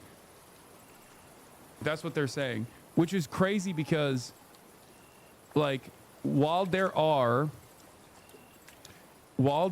people who have, like, I've seen some people talk about how, like, oh, this is the end of the resistance, like, how dare they, or some shit. I'm not one of those people, and many people are not those people at all. Like, many in the pro-Palestinian crowd have been, obviously been excited, elated at the prospect. Like, how can you not feel a sense of joy when you see Palestinians out in the streets celebrating what they perceive to be a permanent end to this genocide, right? I'm obviously still skeptical about whether or not this ceasefire will hold. Having said that, however, of course I'm going to celebrate the ceasefire. I don't understand why these guys are trying to push this notion that, like, people who have been demanding a ceasefire are actually now saying, oh no, we wanted this to continue. We wanted the genocide to continue. It's fucking ridiculous. And I think it just, like, showcases how cynical they are.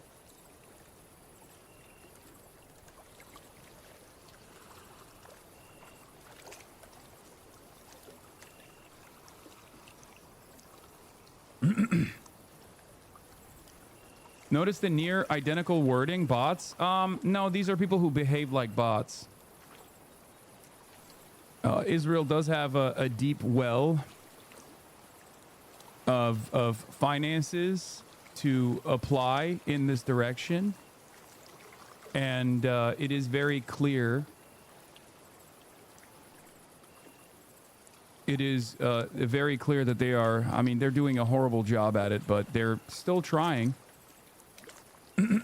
Some telling Israeli analysis that makes it clear that they don't see this as much of a ceasefire, but rather a tactical pause through which to secure the release of hostages before retaining control of most of Gaza and implementing the Lebanon model of continued bombings. This is from Amit Segal saying, my initial thoughts on the deal, there's no phase 2. That's clear to everyone, right? Phase 2 might happen someday, but it's unrelated to what has just been signed.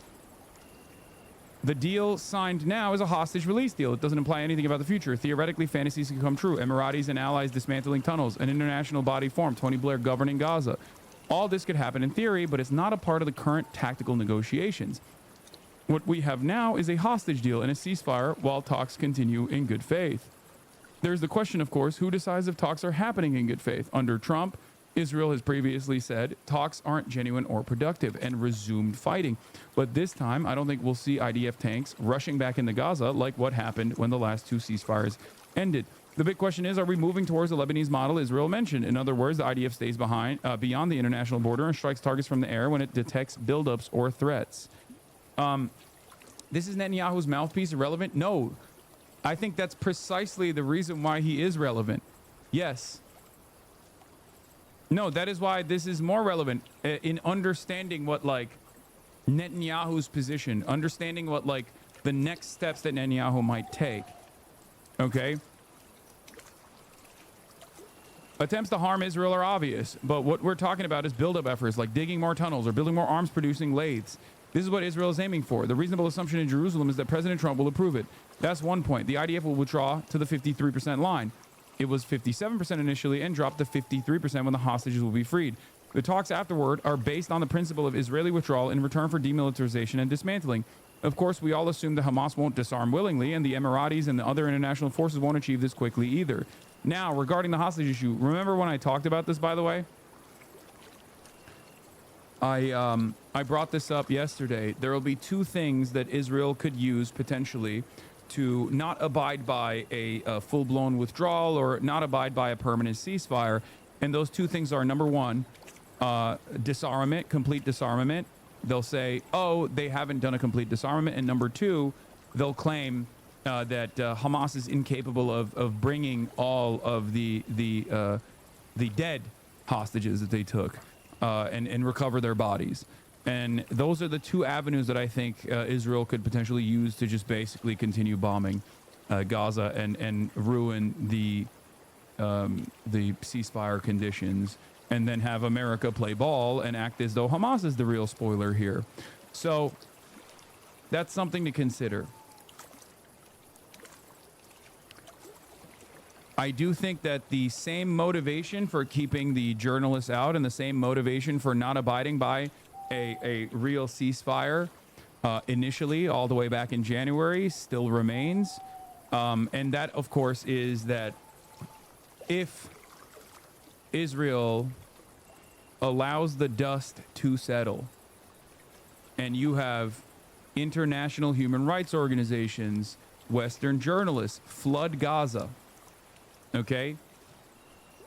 If that were to happen, then Israel's true cruelty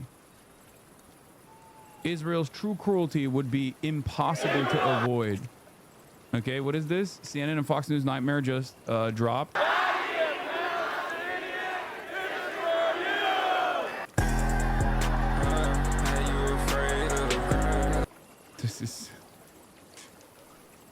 This guy really wants me to condemn Pakistan, and I don't know why. Condemn Pakistan, sir. Condemn Pakistan, sir. Please condemn Pakistan, sir, is what they keep saying in the chat. Oh, by the way, while I was conducting my interview with David Adler, Trump's handpicked U.S. Attorney Lindsey Halligan indicted another one of Trump's political enemies, this time Letitia James. This guy says, don't abuse your dog, please, or I'ma fucking kill you. First of all, thank you for being kind and saying please. Secondly, I guess there is no reason for you to kill me because I don't abuse my dog. So I'm sure this was I'm sure if you were allowed to speak right now, you would say, oh, my mistake. Sorry about that. Also, speaking of the Pam Bondi conversation, the Wall Street Journal did actually report, that Trump was trying to message Pam Bondi privately. That weird fucking Truth Social message that Trump sent out that looked like a DM, that looked like a fucking DM. Yeah, and everybody was yelling at me when I said this looks like a DM. People were like, the trumpets in the chat, the maggots were like, you're so stupid, dude. Obviously, Trump would not DM someone like that. It turns out, sevgili Hasan, köpeğini şoklayan bir orospu çocuğu olmak nasıl bir köpeğini şoklayan orospu çocuğu. Türkler, oğlum bu kadar salak olamazsınız değil mi? Gerçi şaşırmıyorum. Gerçekten bu kadar salaksanız inanamıyorum yani. Hani İngilizce konuşmayı pek anlamıyorsunuz belki ama ben gösterdim yani bunun doğru olmadığını. İnanılmaz.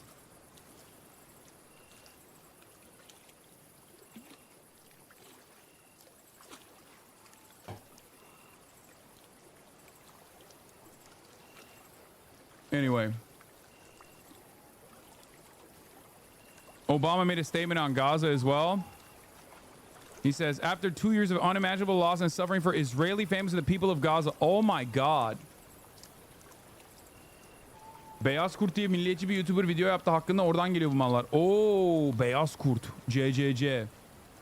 It turns out there's a nationalist, ultra-nationalist Turkish YouTuber who made a video as well. I like that the International Fascist Consortium is up my asshole at any given moment, which is not limited to Americans. It turns out there's like Turkish ultra-nationalists and fascists as well that are running amok, you know?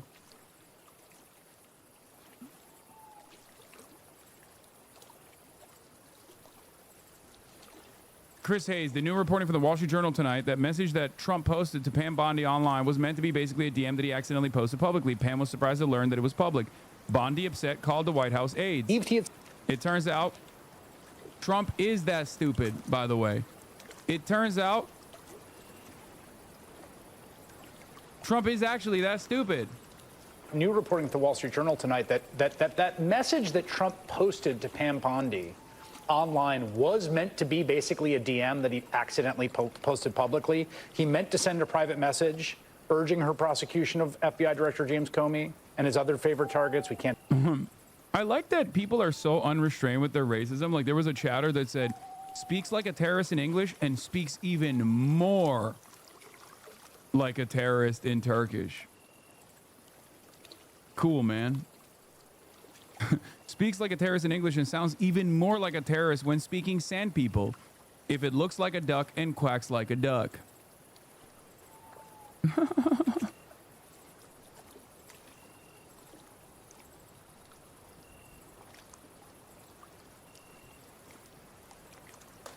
Sand people is insane, brother. It's not. It's not. Very, very, very common thing that I have been hearing a lot more, as a matter of fact, since October 7. They brought back the OG. They're trying to farm a Hasan crashes out at his chat clip. Don't fall for it. No, I'm not falling for it. I haven't been, at least. But I know. Yeah, sand people is better than the other option, which is, yeah, the N-word. Sand N-word is what I hear as well.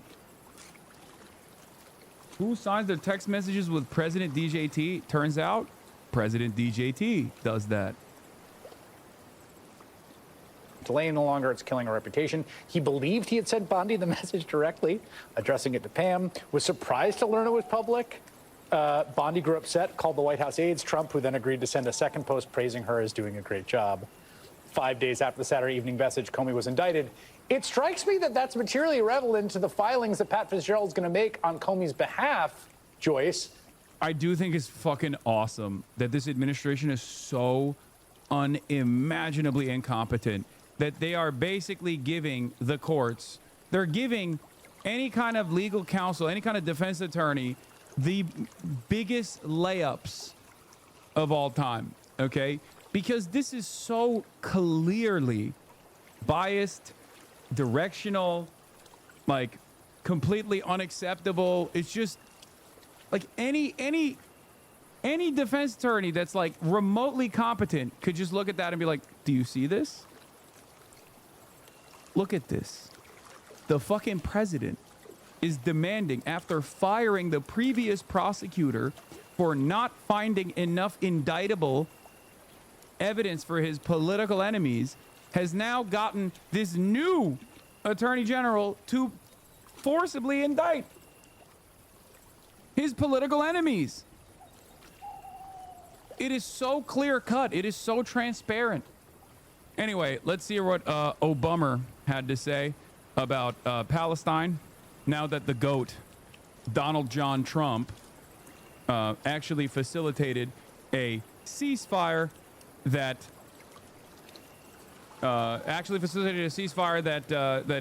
the Biden administration never could.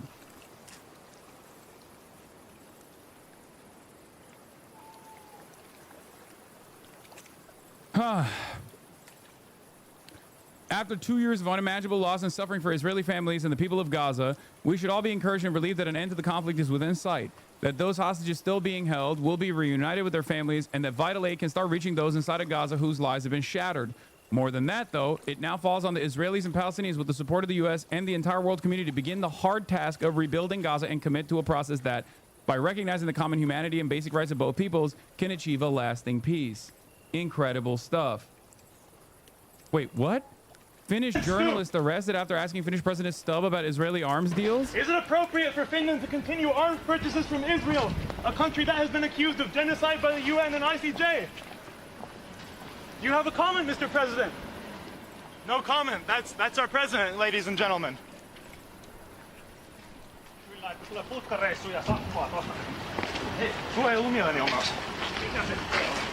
I wasn't protesting. Police said I couldn't do that. What was it then? What the fuck? Hey, yo. What the fuck is going on in Finland, bro?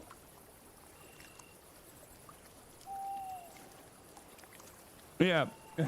Where is Ursula von der Leyen to be like, in Russia, you would get arrested for that while he's in the process of being arrested.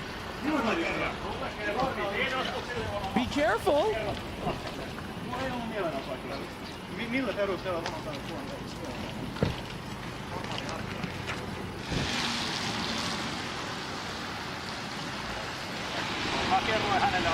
Why are you surprised this is happening everywhere? Honestly, the reason, I mean, I'm not that surprised. This is like an international issue, okay? Well, I wouldn't say it's an international issue, but it's certainly an issue in like Western liberal democracies, okay? For sure. For sure. It has gotten significantly worse. It has gotten significantly worse. And I think not only has it gotten significantly worse, but people seemingly do not see this as a major crisis. Like a lot of people are oblivious to it.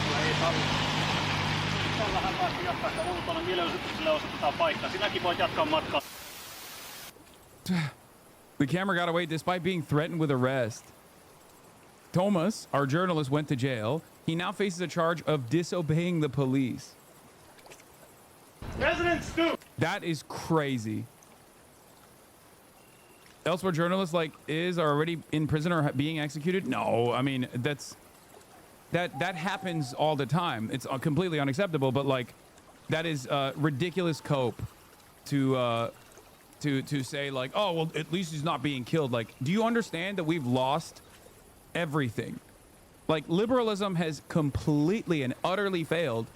If you are saying that in countries where this kind of backsliding is supposed to be met with tremendous force and tremendous resistance and tremendous discontent, are now basically saying, well, it is what it is. In other countries, people get shot and killed. That means it's over. Like, this is a real danger. And obviously, everyone here is very familiar with the protests that have taken place in Germany, where the German police are just like beating the fuck out of people. Like, I've never seen a more Americanized police force, dude. It's pretty crazy.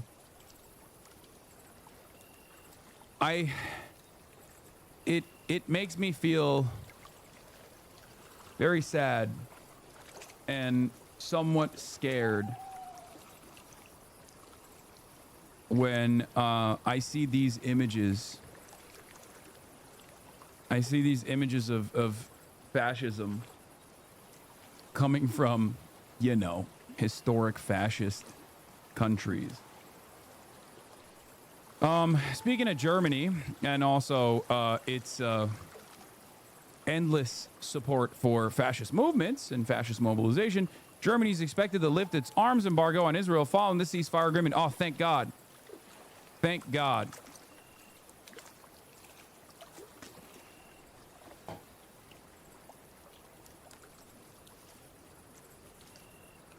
I hope that the mass mobilization of the police and mass state-mandated suppression and repression will wake people up, wake more and more people up to the realities that this is completely unacceptable, that our voices must be heard, because if we don't do it now, this is the most peaceful time and the most peaceful methods of change, okay?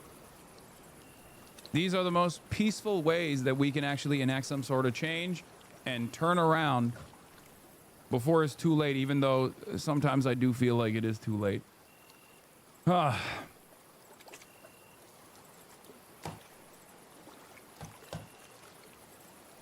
Hakeem Jeffries released a statement on Middle East peace agreement. The peace agreement that has been reached is extremely welcome development, freeing the remaining hostages and bringing an end to years of pain, suffering, and destruction. It is my hope that phase 1 will be fully implemented, the hostages reunited with loved ones, sustained humanitarian relief surge into Gaza, Hamas completely disarmed, and the path toward a just and lasting peace in the region firmly established. The world will be a better place with a safe and secure Israel living side by side in peace and prosperity with the Palestinian people and be able to achieve the dignity and self-determination they deserve. We must all recommit to achieve that outcome. I mean, this seems like a blanket bot-ass statement. Obviously, not even a fraction of the criticism for Israel for conducting a genocide over the past 2 years, but that is expected. He is an AIPAC stooge. But what's actually somewhat shocking is that, like, for all intents and purposes, when Obama did have power, even though he was obviously, as every president is expected to be, very pro-Israel, he did do a bunch of stuff that enforced American sovereignty or American decisions over what the Israelis wanted, right? That is true. Like, the JCPOA is a great example of this. Israel did not want that to happen. Obama still secured it, and Israel never let that go and punished him quite a bit. But what's fucking crazy is that now that Barack Obama is no longer the president, when he should be completely unrestrained in the way that he speaks about Israel, he's gotten seemingly worse. I know a lot of people talk about the $30 billion package that Obama gave on the way out to Israel, and that is, once again, expected. But it is fucking crazy how little this, talks about the humanity and dignity of Palestinians. Israelis have families, says Zachary Foster, but Palestinians apparently don't. Israelis are named Israelis, but Palestinians are just people. It's apparently a conflict, not an occupation, siege, or genocide. Israeli soldiers enforcing a murderous siege on Gaza are apparently hostages, not prisoners of war. Both sides being the perpetrators and victims of a genocide. You are toxic, Mr. Obama, one of the greatest disappointments of our generation. Like, this guy sat at a table with Edward Said and Rashid Khalidi, okay? That is fucking crazy to me. That is crazy. It's not as big of a complete 180 as, like, Maoist Van Jones talking about how 54 years of occupation, of course, is going to bear fruits of resistance, right? Because that's what he was doing 54 years into Israel's occupation. That's what Van Jones was saying, and now he's running around going to Zionist parties at the DNC. And one of the 16 members of the media and academics that are supposed to be training people to be more pro-Israel in the appropriate ways. But, these are the photos of Obama at a Palestinian community dinner in Chicago, seated at a table with Edward Said, Ali Abu Nima. I didn't know Ali was there, too. Electronic Intifada's very own Ali Abu Nima and Rashid Khalidi. The latter have both attested to his betrayal and how Obama used to always attend events in their community. In 1999, Abu Nima introduced him at a fundraiser for a community center in Dahaisha, refugee camp in the West Bank. Imagine that. He used to be that comfortable speaking up for and being associated with Palestinians. While teaching at the University of Chicago, Khalidi lived in Hyde Park close to the Obamas. They became close friends and would have dinner together. They even held a fundraiser for Obama.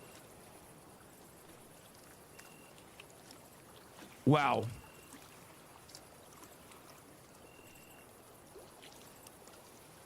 He is the great, he is the great disappointment. He really is. I mean, all of this was just aesthetics for him, which I'm not even so certain how you could get, I mean, this is seen as, if you have grander ambitions of, becoming the president, for example, that's actually putting your chances on the line pretty much. Right, you're actually putting yourself in harm's way to a certain degree, or your chances of winning the presidency when you associate that much and that openly with Palestinians. It's still very evil, but it is shocking. Very shocking. Israel's America's most crucial colonial outpost. I really don't understand how people can't seem to comprehend what the presidency means. It's like what Tariq Ali once said of Obama: when you don Caesar's robes, you have to behave like Caesar. You assume that role, and you assume the role of upholding the vast array of mechanized violence. You have a responsibility to consolidate that imperial apparatus. Kamala, Biden, or Trump, or even Bernie Sanders. If it's not the genocide and massacring of people in one place, it'll be the massacring of people elsewhere. The leak of the actual agreement, by the way. Oh, wow, they fucking leaked it. That's crazy. It's like the fact that now 6 consecutive American presidents have bombed Iraq as if that's their rite of passage. Or Yemen. Trump famously only got respect in liberal media when he initiated airstrikes in Syria. They lauded him for finally looking / being presidential. Yeah, I remember that. I remember that. I remember that moment when every single liberal media anchor was like, "Look at the glories of our weapons being put to good use." Bombing Syria. When Trump did that, they said this is the moment that he became president. Man. The beauties of our Hellfire missiles. Channel 12 publishes a picture of the document that was signed by all parties. Point 2 clarifies that the war will immediately end upon the approval of the Israeli government, which I presume would be after the conclusion of tonight's meetings. It raises a lot of questions, notably what happens after the 72-hour period. Yeah, I think we will see. In the end of the 72-hour period, when all of the hostages have, the prisoners of war have been released, we will see if Israel is going to continue its bombing campaign and fuck up the permanence of the ceasefire, or we will see if they abide by this, and we'll see if America is actually holding them to account.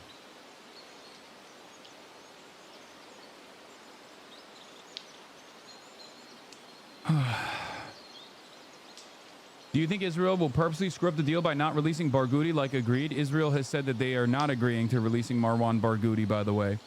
Which is interesting, because if you truly want to dismantle the influence of Hamas, you would be totally on board with releasing Marwan Barghouti, except because Marwan Barghouti is not Hamas.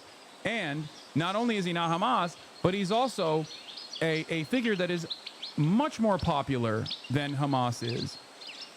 The problem here, of course, is that Israel does not want a uniting figure such as Marwan Barghouti to be released, because their goal here is very obvious. It's not the dismantling of Hamas or removing Hamas from power. It is specifically, and it's certainly not moving in the direction of two states either, by the way, because Marwan Barghouti is a two-stater.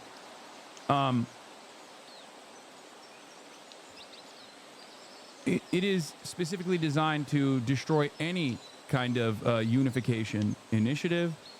It is specifically designed to put hurdles in the direction of statehood and sovereignty for the Palestinians. Yeah, Barghouti is a two-stater and moderate compared to the alternatives like Ahmed Sadat, who's a communist and doesn't believe in the two-state solution.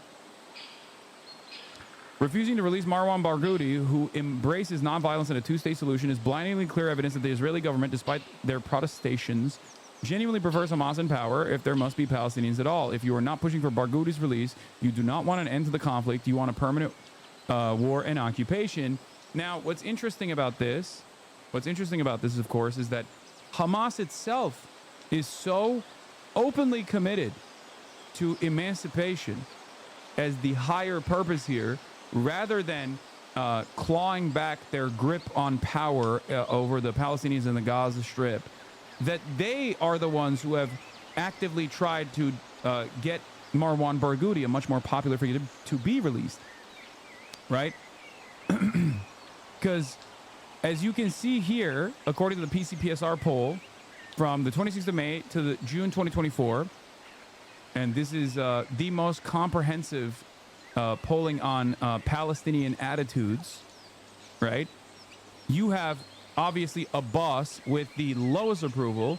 Mahmoud Abbas is basically seen as like the second least popular figure in the region in the eyes of the Palestinians, closely after Israel, obviously.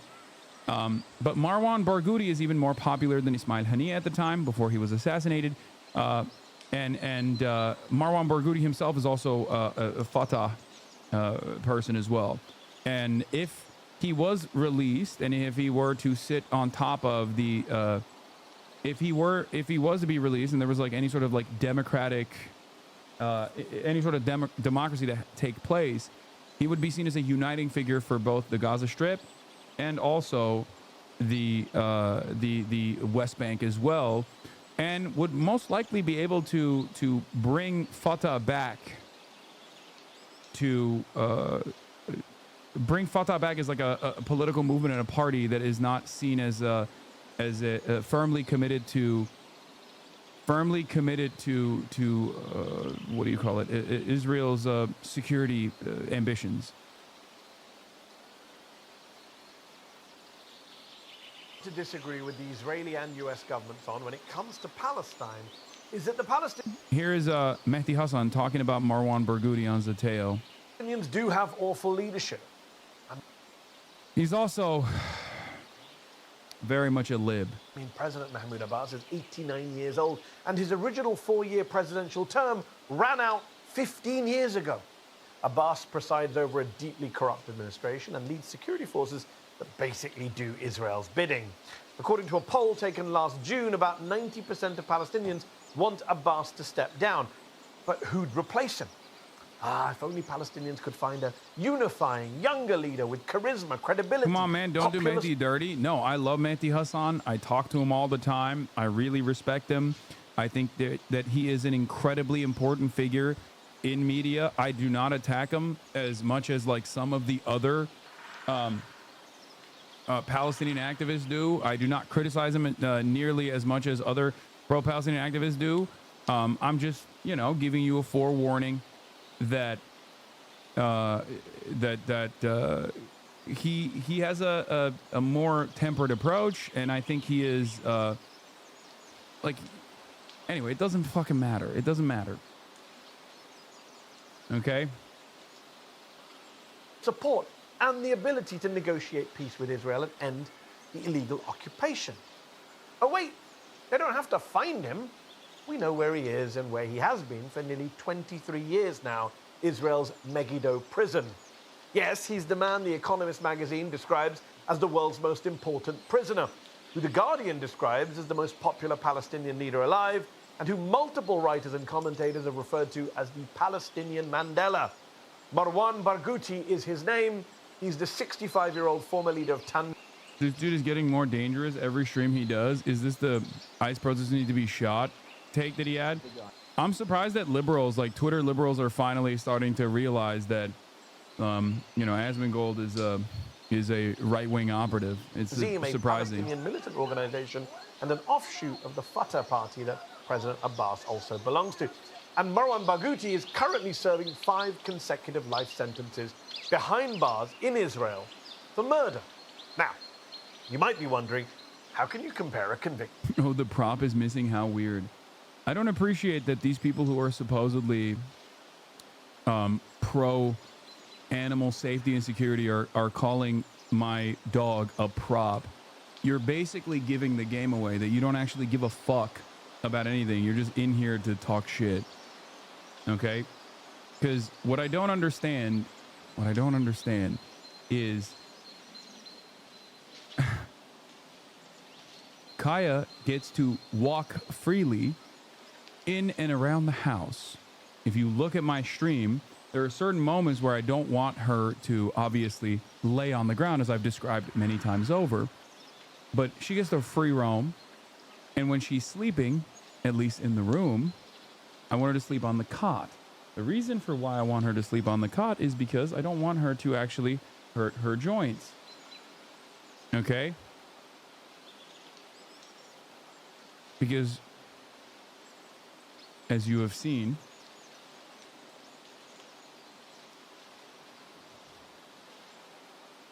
don't acknowledge these freaks.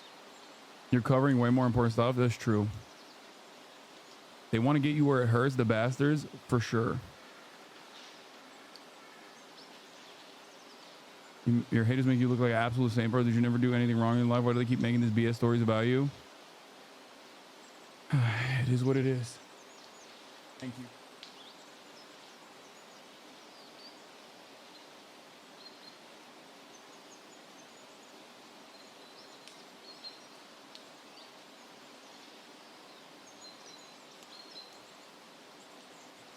How did you perfectly have her come back to the frame while talking? Yeah, I did move my arm as well. Did you guys notice? I moved my arm and then she moved over there. I must have shocked her, electrocuted her again.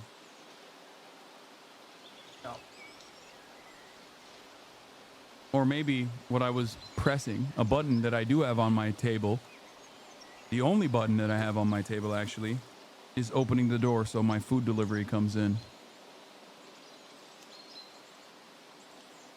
But notice how you can actually make insane theories off of that with the unfortunate timing.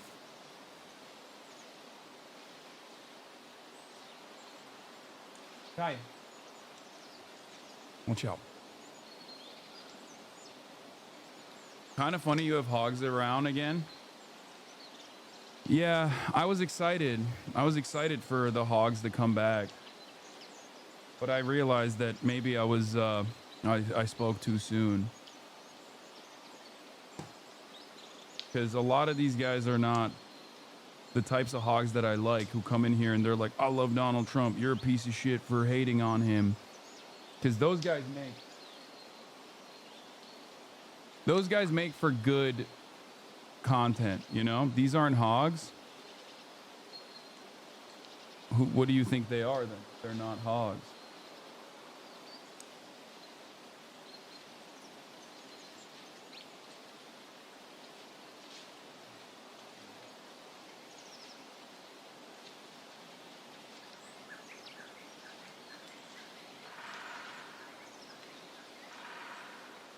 Totally joking, but what if she accidentally nicked her claw again, getting up just then? Totally happenstance, but you would be Jover.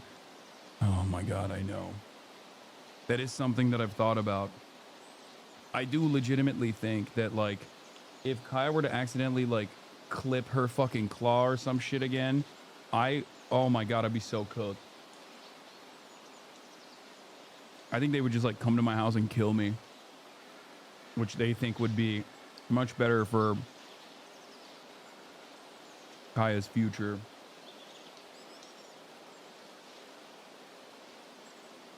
Killing her dad.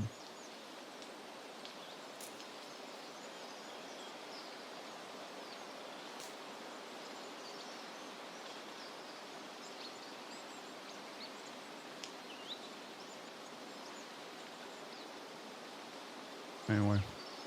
Murderer to Nelson Mandela. How can he be the leader? And I'll come to those murder convictions in a moment. But let's just start with this. In that poll I mentioned from last summer, in which 90% of Palestinians said they wanted to see the back of President Abbas, a majority also said they wanted the imprisoned Barghouti as their elected leader. Being popular and being in prison, by the way, isn't the only thing Barghouti has in common with the late Nelson Mandela. Like him, Barghouti has spent decades working towards uniting his people under one banner, even agreeing to a two-state solution in order to end the occupation and the conflict with Israel. As an analysis by Al Jazeera last year noted, it may well be Barghouti's commitment to a two-state solution that presents the most significant threat to an Israeli government seemingly determined to backtrack upon the agreements it undertook in Oslo in the 1990s. That commitment comes despite Barghouti being subjected to Israeli violence and terror for most of his life. And yet, in 1996, that same Barghouti was leading a pro-peace march alongside Israeli peace activists and denouncing a string of suicide bombings inside of Israel by Hamas. To be clear, Barghouti isn't a pacifist and has never claimed to be one. In the Second Intifada, he did lead a militant group in the fight against Israel, Tanzim. As he wrote in the Washington Post in 2002, during that Second Intifada, while I and the Fatah movement to which I belong strongly oppose attacks and the targeting of civilians inside Israel, our future neighbor, I reserve the right to protect myself, to resist the Israeli occupation of my country, and to fight for my freedom. While Barghouti is seen as a hero by many Palestinians, he's seen as a terrorist by most Israelis, and was convicted of multiple murders in an Israeli court. But the murder convictions, on the face of it, are bad. On the face of it, that is. Because there are so many things wrong with the conviction and with the imprisonment of Marwan Barghouti. So many red flags that suggest his imprisonment by Israel may very well have been about taking him out of the political arena and eliminating the chance of having that elusive partner for peace. In August of 2001, for example, he narrowly escaped an assassination attempt on the Fatah party headquarters that, according to Israel, he was not the target of, which I would say is red flag number one. They were already trying to kill him long before they'd convicted him of any crimes. Then, in April of 2002, he was captured by Israeli forces in Ramallah, where he was kept incommunicado for a month. Red flag number 2. During his interrogation, Barghouti has said several methods of torture were used against him, including sleep deprivation, hours spent sitting in painful positions on a chair with nails protruding from its back, and even false information leaks that claimed he confessed to the crimes he's accused of and that they implicate the former Palestinian president Yasser Arafat too. That's red flag number 3. After his arrest, Israel decided to hold Barghouti's trial in Tel Aviv. Red flag number 4, and here's why that's a huge red flag, because he was arrested in the occupied West Bank, but tried in Tel Aviv, inside occupier Israel. And yet, according to Article 49 of the 4th Geneva Convention, individual or mass forcible transfers, as well as deportations of protected persons from occupied territory to the territory of the occupying power or to that of any other country, occupied or not, are prohibited, regardless of their motive. But Mehdi, why didn't they use that argument for his defense? Oh, but they did. Barghouti presented 5 different arguments as to why he should not be tried in an Israeli court. Number 1, the unlawful abduction from his home in Ramallah. Number 2, his illegal transfer to Israel. Number 3, the ability for the Palestinian government to try its own citizens according to the Oslo Accords. Number 4, that he should enjoy prisoner of war status pursuant to the 3rd Geneva Convention. And finally, number 5, the violation of his parliamentary immunity deriving from his status as an elected member of the Palestinian Legislative Council. All 5 objections, surprise, were rejected by the Israeli judge. Red flags number 5, 6, 7, 8, and 9. Barghouti, by the way, was accused of being involved in 37 attacks or attempted attacks on Israel between December 2000 and April 2002, the period often referred to as the Second Intifada, which is Arabic for shaking off.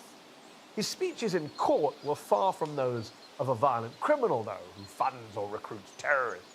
Nor were they Hamas-style calls for the end, for the destruction of Israel either. Here's one of those speeches from the courtroom. You know, everybody in this world knows that Marwan Barghouti is fighting for peace. I am a peace man. I was trying to do everything for the peace between the two peoples. I do believe that the best solution for the two peoples, 2 states, for the 2 peoples, there is no any solution except this solution. But it never mattered what Barghouti said in court, nor what defense he presented, because his verdict was decided before the trial even began. He knew it, which is why he was silent for the majority of the trial and refused to recognize the authority of Israel's courts. In his first appearance in court, for example, Barghouti described himself as a fighter for peace for both peoples, but was then interrupted by Judge Sarah Zarota, the presiding judge in his case, who said, quote, "One who fights for peace doesn't turn people into bombs and kill children." Red flag number 10, folks. Look, I'm no lawyer, but that sounds like a pretty outrageous thing to say to the man whose trial you're presiding over and who hasn't yet been convicted of any crimes. Super impartial judge there. Marwan Barghouti did not get a fair trial. Don't take my word for it. An observer sent to his 2004 trial in Israel by the Governing Council of the Interparliamentary Union said in his official report, quote, "The numerous breaches of international law recalled in this report make it impossible to conclude that Mr. Barghouti was given a fair trial." In fact, during the proceedings, around 100 witnesses were called to testify against Barghouti, but only 21 of them were actually in a position to testify directly regarding his role in the alleged attacks. That's red flag number 11. Of those 21 witnesses, and get ready for this, none of them actually accused him of being involved in the attacks. Another red flag. And 12 of them explicitly told the court he was not involved. Red flag number 13. Again, I'm no lawyer, but that sounds like he was innocent, not guilty. When the dust settled, Barghouti was acquitted of 21 counts of murder in 33 attacks by the court due to a lack of evidence. Red flag number 14. But nevertheless, they managed to convict him on 5 separate counts of murder, and he was handed 5 life sentences in Israeli prison. Will he ever get out? In the past, some Israeli peace advocates have suggested a pardon for Barghouti. But listen to this. In the wake of October the 7th, Hamas added Marwan Barghouti's release to its terms for a Gaza ceasefire deal with Israel. And yet, last May, Middle East Eye reported that senior officials in the Palestinian Authority, not just the Israeli government, the PA, insisted Barghouti not be released from Israeli prison, not be part of the ceasefire negotiations because they believe, wait for it, quote, Barghouti's release would threaten the leadership of PA President Mahmoud Abbas. PA apparently said to Israel, keep him, we don't want him back. Now, they've since denied those reports, but it is obvious that Barghouti threatens Abbas's decrepit, weak and corrupt leadership and also threatens Israel's far-right pro-occupation and anti-peace government. Since this is why I say, regardless of the tactics being used,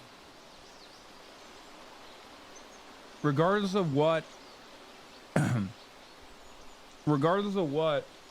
Hamas has done, regardless of their domestic affairs, they are, unlike the PA,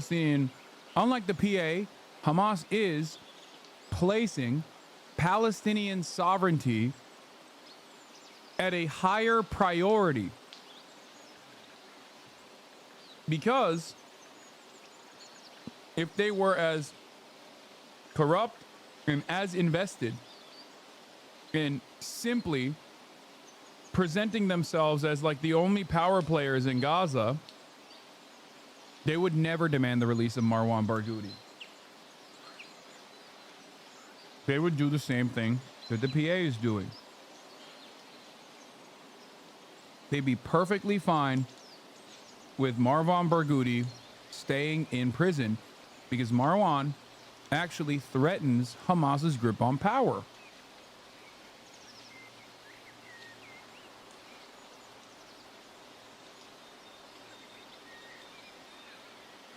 That's it. October the 7th, he's been held in solitary confinement in conditions that even one Israeli human rights group has described as torture. Barghouti's family and Palestinian human rights groups say he's been repeatedly assaulted by Israeli prison guards, which the Israeli authorities, of course, deny. And so, with each passing day, with each stretch in solitary confinement, and with each human rights infringement, the chances of Marwan Barghouti ever getting out of prison and leading his people in a peace process with Israel continue to decline.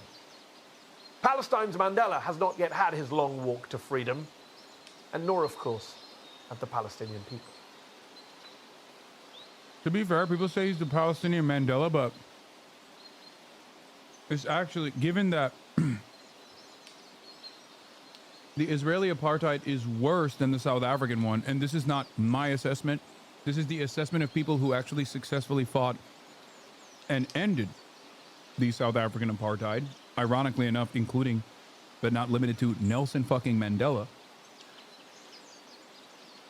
Because the circumstances are far worse, and the conflict and the apartheid regime has gone on for much longer than the South African one,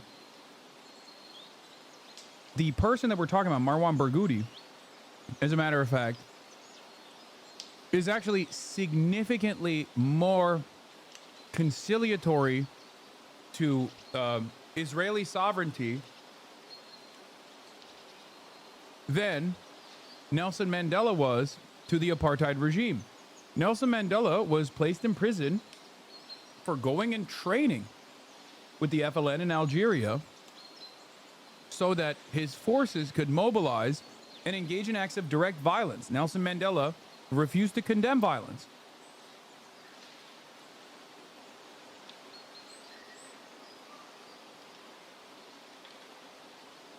And it's interesting because while Nelson Mandela refused to condemn violence when he was in prison, Marwan Barghouti always had a pro-peace, no fucking violent resistance against the Israeli apartheid position, and yet he has still been imprisoned with 5 consecutive life sentences. Because Israel does not want any Palestinian sovereignty or statehood whatsoever. It goes against their Eretz Israel project. Their Greater Israel project is the higher priority. So figures like Marwan Barghouti are seen as a hurdle against the implementation of a Greater Israel project.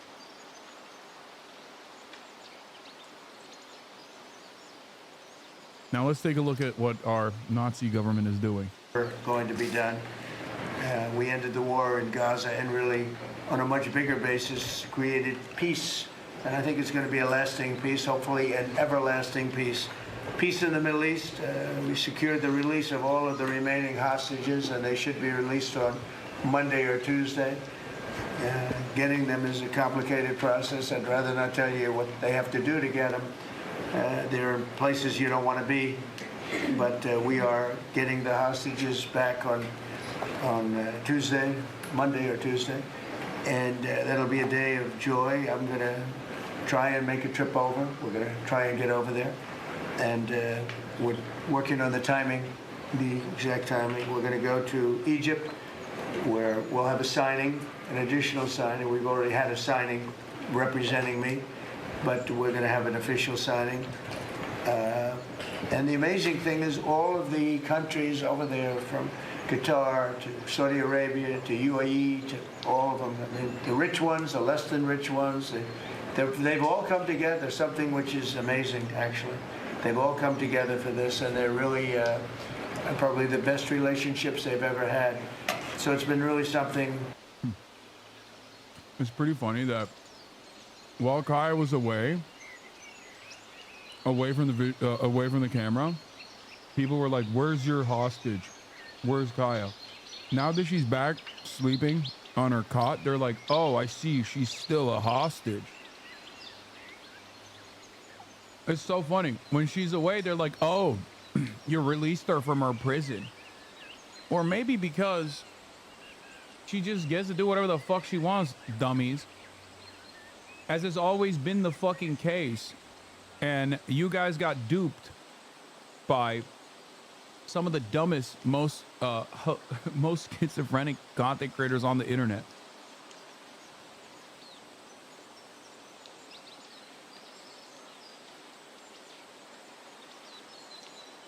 You should move her bed out of the frame. We've been bad. I know. She went to her bed on her own. Everyone saw it. So much for being uncomfortable there. No, you see, one, that will never get clipped, obviously. And two, no, I actually secretly zapped her with an electrocuted collar. I secretly zapped her to put her to sleep. I actually zapped her so hard that she literally fell asleep.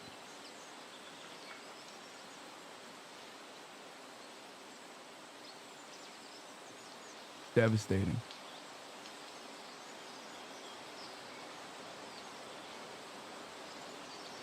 I'm trusting you in this circumstance, but the memes are fire at least. Yeah, the memes are pretty funny, but it doesn't matter.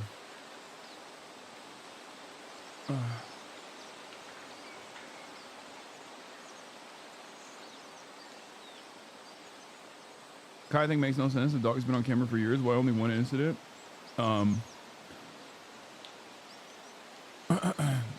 I think it's because the video itself, like the video of that incident, was heavily brigaded very quickly, and it does look very bad. So this was a great opportunity for the hate watchers to instantly fucking blow this shit up. It's also taking place at a time when, like, there's not a lot of other news going on.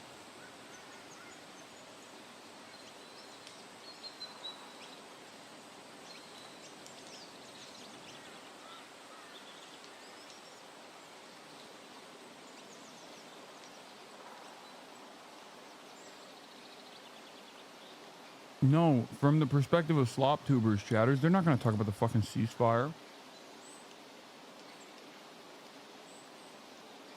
It's actually really interesting, though, because, like, Ostenox saw it.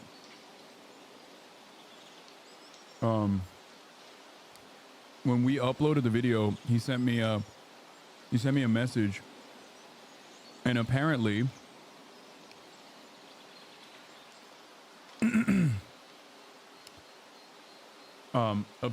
as soon as the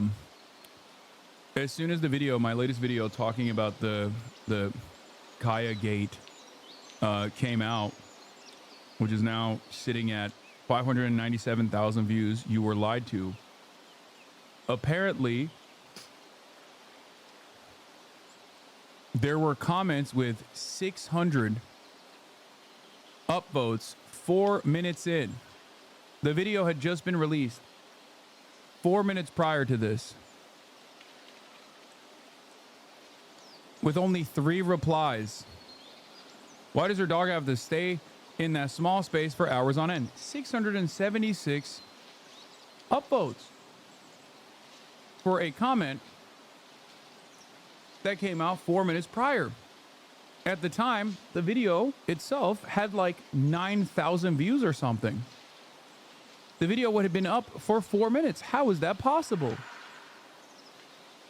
How is that possible, you might be asking yourself? Well, that's because they're fucking botting comments. Like, they're botting comments early on in order to drive discourse. And then they turn around, and then they will turn around and say, look, a lot of people are very mad. A lot of people are obviously very mad at him, even his own audience. Even other people were aware of this. Look at this. 4 minutes ago, Dub City. For those of you who want the short answer, yes, he did it. 678 upvotes. Has this guy never owned a dog? They sleep a lot. I think a lot of people have actually unironically never owned a dog. Yeah, that is a real issue that I've noticed as well.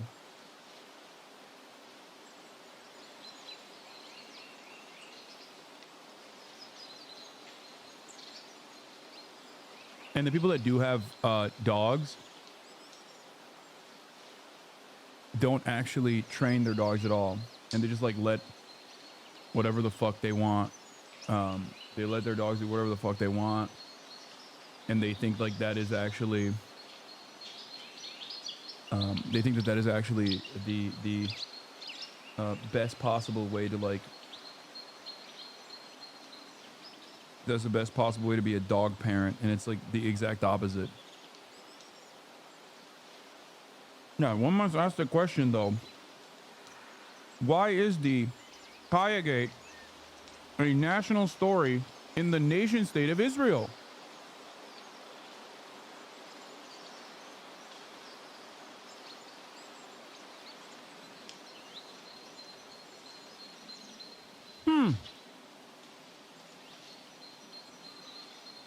So strange.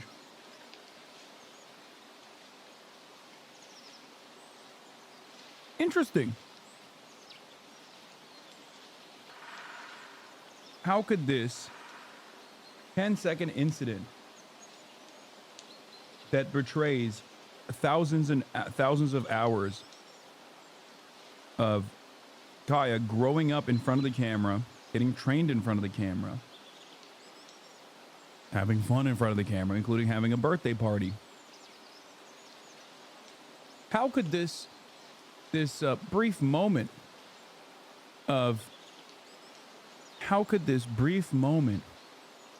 that people heavily brigaded turn into such a giant issue? How could that have happened? So much so that they were covering it in Israel.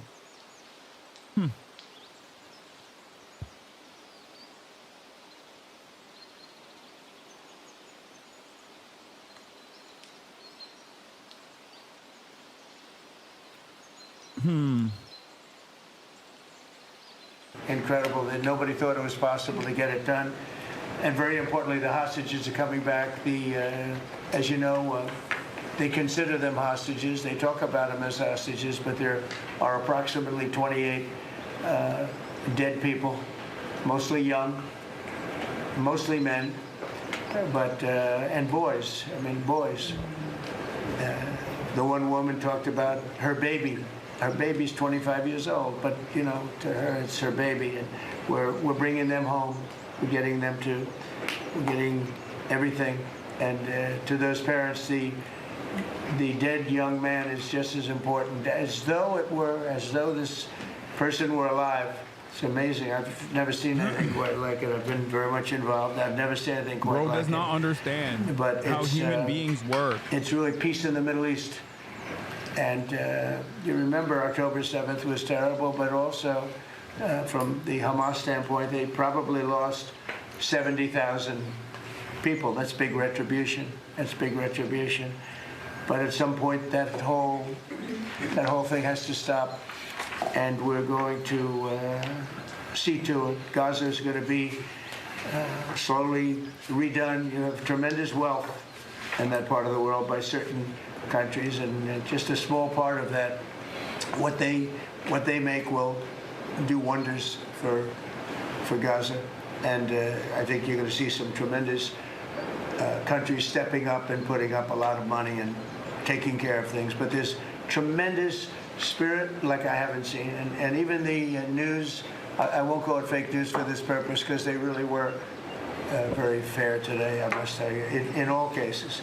But they covered it very well. They covered it very fairly. Everybody loves it, everybody. People that were never giving us a fair shake, frankly, they can't even believe it. They're so, they're amazed by it. A lot of people are.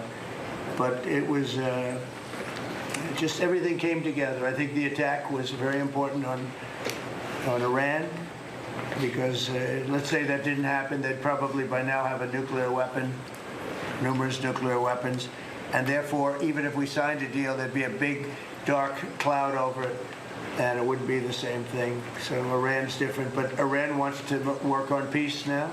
They've informed us, and they've acknowledged that they are totally in favor of this deal. They think it's a great thing. So we appreciate that, and we'll work with Iran. As you know, we have major sanctions on Iran and lots of other things. We would like to see them be able to rebuild their country too, but they can't have a nuclear weapon. So I want to express my tremendous gratitude to the leaders of Qatar, Egypt, and Turkey for helping us reach this incredible day. Turkey mission, Turkey mission, Turkey mission, Turkey mission. Bro.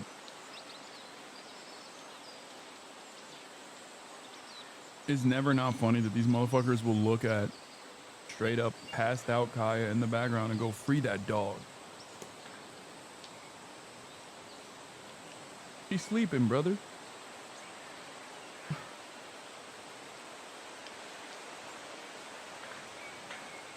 She's sleeping. What do you think's going on there?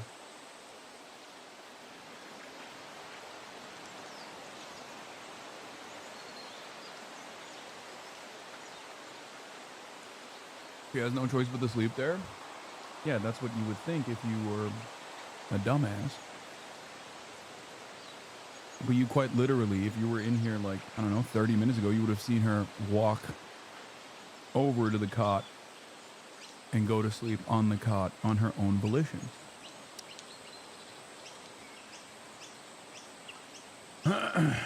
It's obvious that you have a sleep collar on her. I think that's what it is. I want you to understand, I saw a drawn comic about Kai getting shocked fucking deranged. Oh no, there's mad art that came out of it.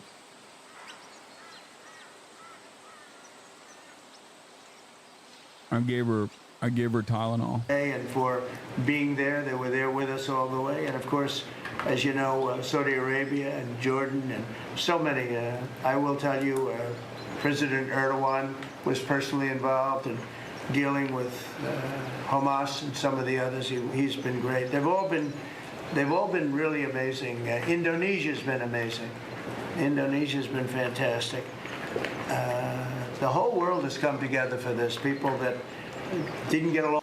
I just realized this is a new chair meme. People will clip long ass moments where Kaiser's laying down on her bed saying that she's being abused. Yeah. It's pretty funny because it's like people will be like, oh, she's being abused. Hasan, when the chud dog does anything. Okay, there's a lot of funnier memes than this one. This one is like the ass, bro. This was drawn by a fucking child. I've seen way better. I've seen way funnier memes. If these people could only see what it takes to train a service dog, they'd be horrified. Yeah.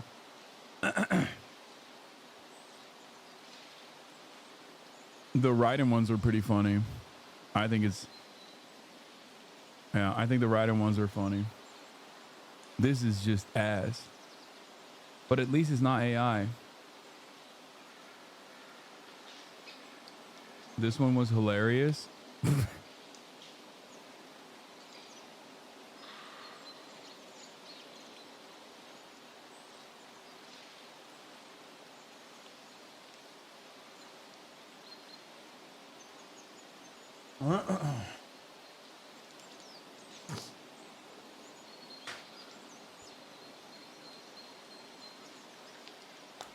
This one is AI.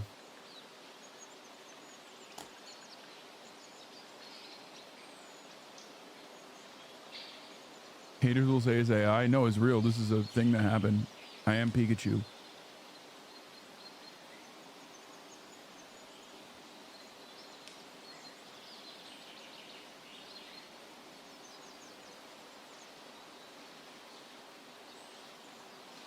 One of my favorite moments among Kai compilations is when she starts wagging her tail only when Hasan looks at her.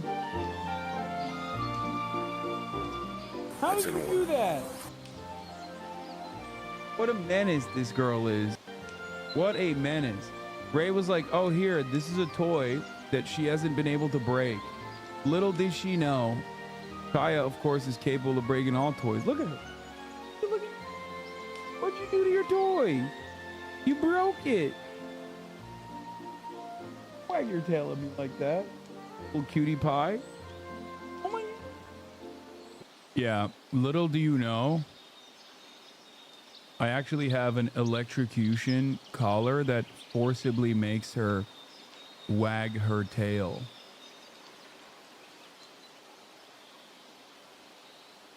Little do people know. Yeah, it specifically shocks her tail.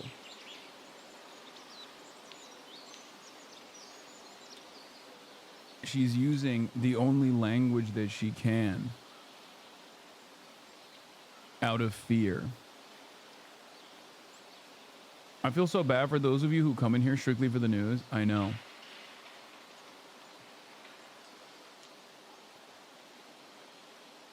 You look so young back then. What happened? Oh, fucking existed on the internet.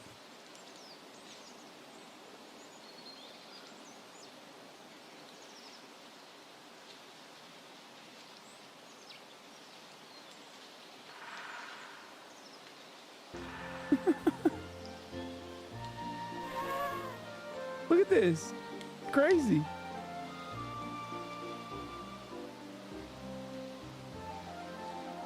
Look, watch when I turn around.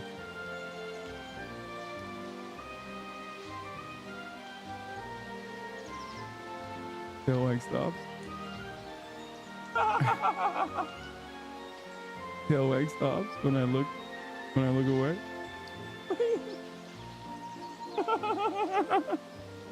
Oh, she's so fucking cute. Oh my god.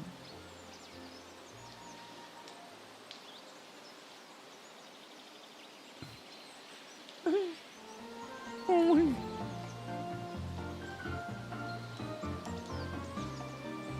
Also, rejoice. You get to see a brief moment of solace, and it's a cute Kaya video.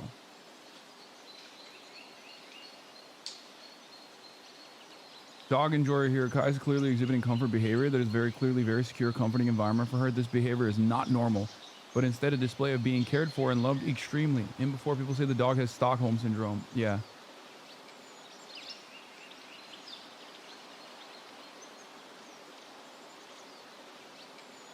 Yeah. The haters are in here right now. I wonder how they're feeling about this, because I know they haven't stopped. They must be white knuckling through this, trying to figure out a way to say that, like, no, you controlled her. They won't post this stuff. Yeah, of course they won't.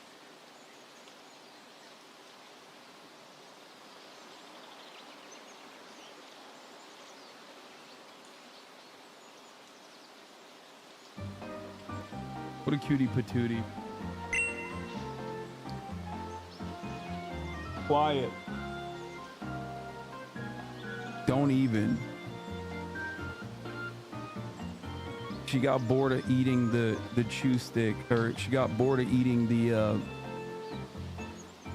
lamb horn, or ram horn, sorry. And now she's like, come on, let me get out of this bed. The crazy part is all the professional dog trainers on TikTok are saying, what the fuck are you guys talking about? I know. I know.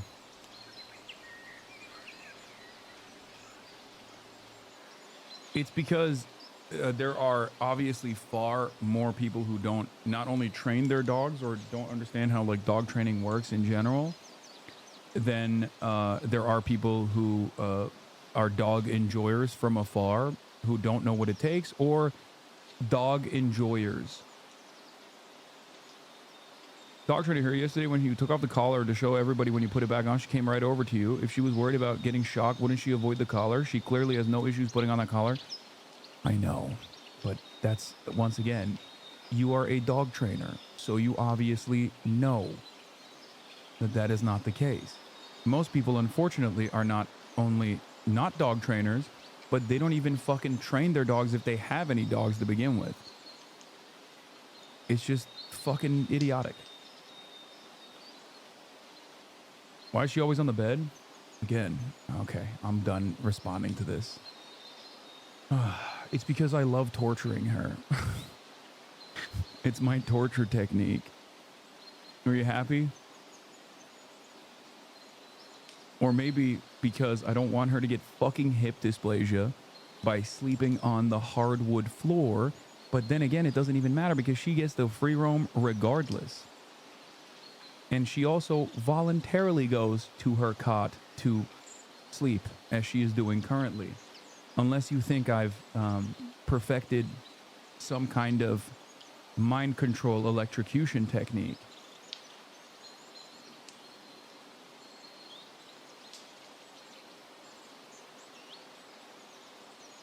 Such a liar. You get frustrated when she attempts to leave her bed. Oh my fucking lord. Yes. I don't want her to break her place command. That is a normal part of, again, talking to a person who doesn't know what reinforcing training looks like. Okay? When a dog is trained, that doesn't mean you just go, all right, well, she's educated.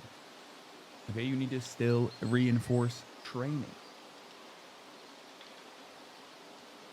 This doesn't mean that she is not free to leave or that she is consistently trapped.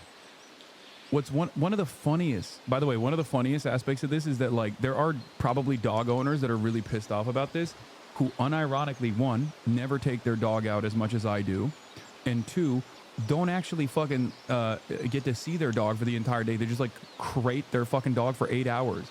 Meanwhile, Kai gets to free roam in the house, gets to lay on the cot as long as she's in this room, okay?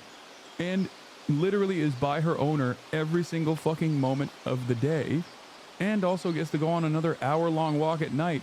And the motherfuckers who like abuse the fuck out of their own dogs, unironically are, I think, personally, a little bit upset about the way that they don't have the level of freedom that I do. That they just have to like invent. They just have to invent different ways of claiming that I'm actually being very, very bad.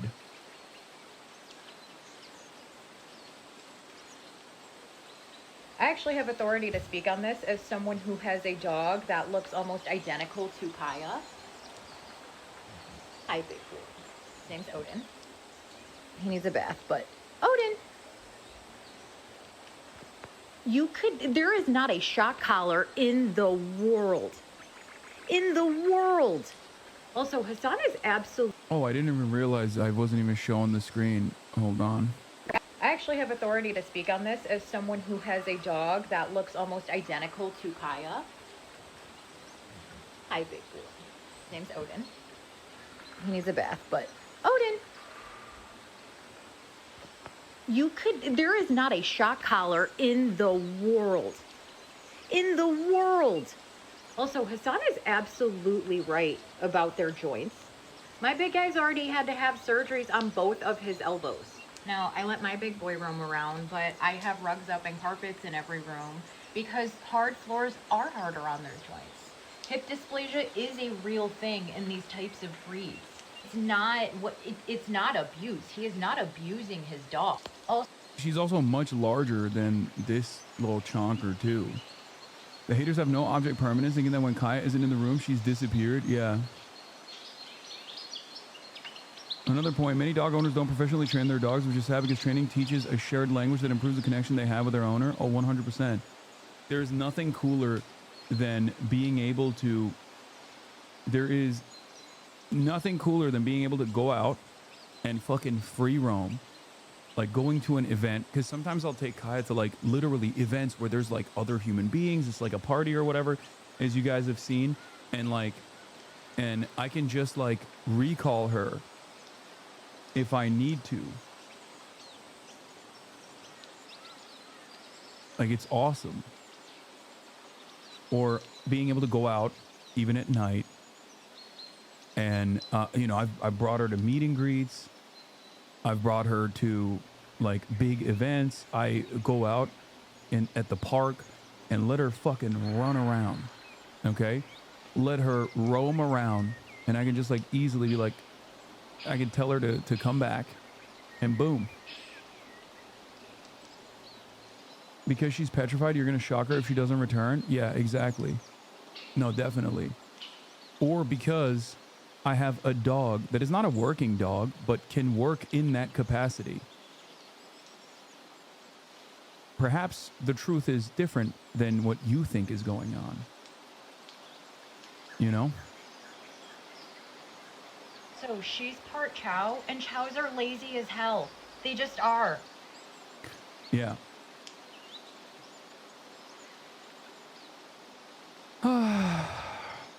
It is what it is. What are you I gonna actually do? have a Hit that with a repose. Boom. Can we get to the news? All right, come on, man. Let me fucking... PBM defended you. I saw that. Man, these niggas trying to do me like Hasanabi, nigga. Hey, free Hasan. They going crazy on that boy. I seen the dog shit. Hasan, bro. Niggas on your nuts right now. Shit cooked. I saw that.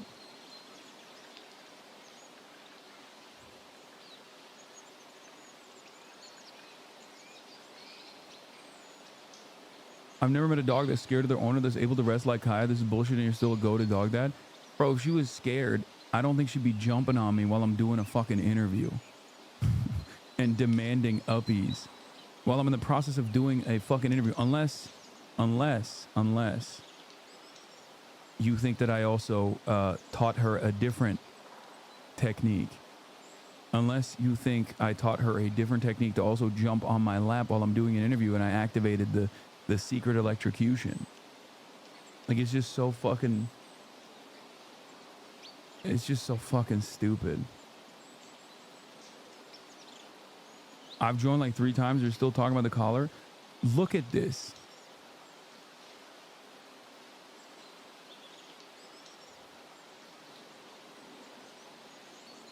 The fixation on discrediting you rather than engaging with ideas feels almost like a subconscious admission that our politics hold moral weight. If you can't argue against leftist principles on their merits, you attack the character of the person embodying them. It's less a refutation of leftism than an inadvertent endorsement of how persuasive it's become. No, that's always been the case. Because I think deep down inside, everyone has like a secret, hidden, underlying leftist moral code. Straight up. Unless they're like truly villainous, okay? Most people obviously abide by, you know, basic first principles like sharing is caring, things of that nature. And when left into, when expanded on in the form of legislation, it turns into maybe a little too close to a socialist understanding of the world. And therefore, a lot of people, I think, are afraid of recognizing that they might be wrong. And instead, they just lash out. Yeah, if you're elderly and 36 and wondering why the entire timeline is flooded with posts about Hasan and his dog, let me explain. There are people doing a massive far-right coordinated hit on him based on nothing, and then there are gullible and cynical idiots helping them. Yeah. how Hitler with dogs versus Hassan with dogs. How Hitler treats his dogs, how Hassan treats his dogs. This person is obviously pro-Hitler, by the way.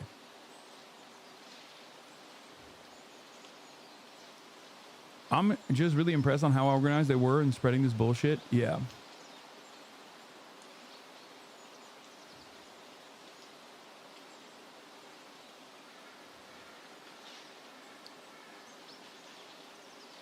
Anyway. Let's get back to the news. All people that didn't like each other, neighboring countries that frankly The didn't. issue is gaslighting viewers like we didn't see you press something. I didn't.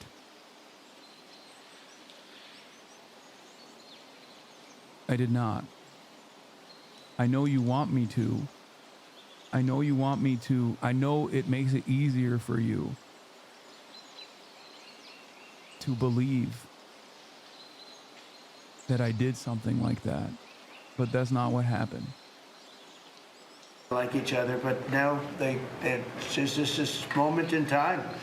So we look forward to welcoming the hostages, like you can't believe, home to their families, and that'll take place early next week. We hope Monday or Tuesday.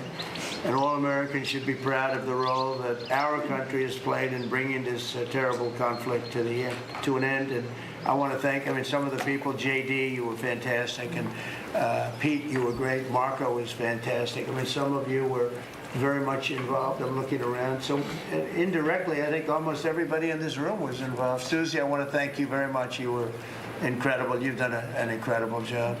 So, and yes, John, what you've done was invaluable. CIA, John Ratcliffe, and he's done an incredible job. So I want to thank you all, and if I'm missing anybody, I apologize, but you've been amazing. And then you have Steve Witkoff, who worked so hard. And you remember we settled 7, this is number 8, we settled 7 wars or major conflicts, but wars. And this is number 8. And the one that I thought would be maybe the quickest of all would be Russia-Ukraine, and I think that's going to happen too. But in the meantime, they're losing about 7,000 people a week, and that seems pretty bad. They're losing mostly soldiers, young soldiers. They go out to war, and they're getting killed. And while it doesn't affect us in a lot of ways, we've got a big ocean in between. You don't want to see that happen. It was a big mistake. That war should have never happened. It would have never happened if I were president. And I think what's important to understand is that yesterday what happened was really a human story. There's a geopolitical aspect to it. There's no doubt about it. It creates the condition. The Israeli government has approved the deal. Israeli Prime Minister Netanyahu's office, Hebrew account, says the government has now approved the plan of the release of all hostages, the living and the fallen.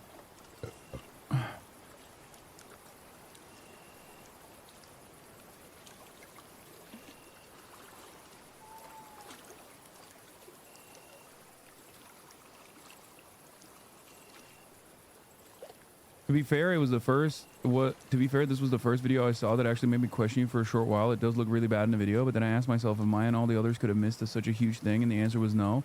Yeah, that's also the reason why they're fucking actively hounding and going after all of my friends aggressively. So much so that there's like initiatives to try to like fucking take away Alveus's like accreditation and shit. It's so fucking crazy. Maya hasn't even said anything, and she's like, and just because she's been around Kaya, that people are like attacking her. It is fucking insane. Milo Yiannopoulos is like leading the charge.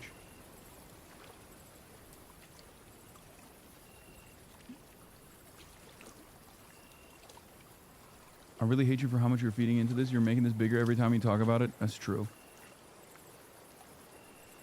I was in a 50 viewer Hearthstone stream last night and some dude came in trying to bring up the drama. It's nutty. I know. I think it's also a state of it's also a state of how things are on the internet. Like the only thing that gears people up is just like negativity. Like participating in witch hunts, no matter how silly it looks. I'm also terrified of what the future holds with AI. I think if people can go off of one fucking clip like that and go this crazy, there's gonna be an AI video of me eventually. there's gonna eventually be an AI video of me, and people are just gonna believe it, because this is the first instance that I have. No, they're using AI for this, but they're like fucking memeing. The AI they're using is to just meme. Like, I'm saying, like, if people can actually, if people are this primed to believe such a fucking incredible claim, okay, if people are this primed to believe such an incredible claim, then they're gonna believe fucking AI slop too.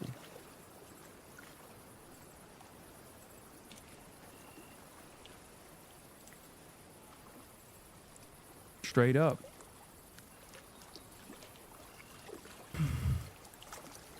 You were always streaming, so they would not matter? No, I'm saying like a stream clip. Like a fake AI stream clip or something.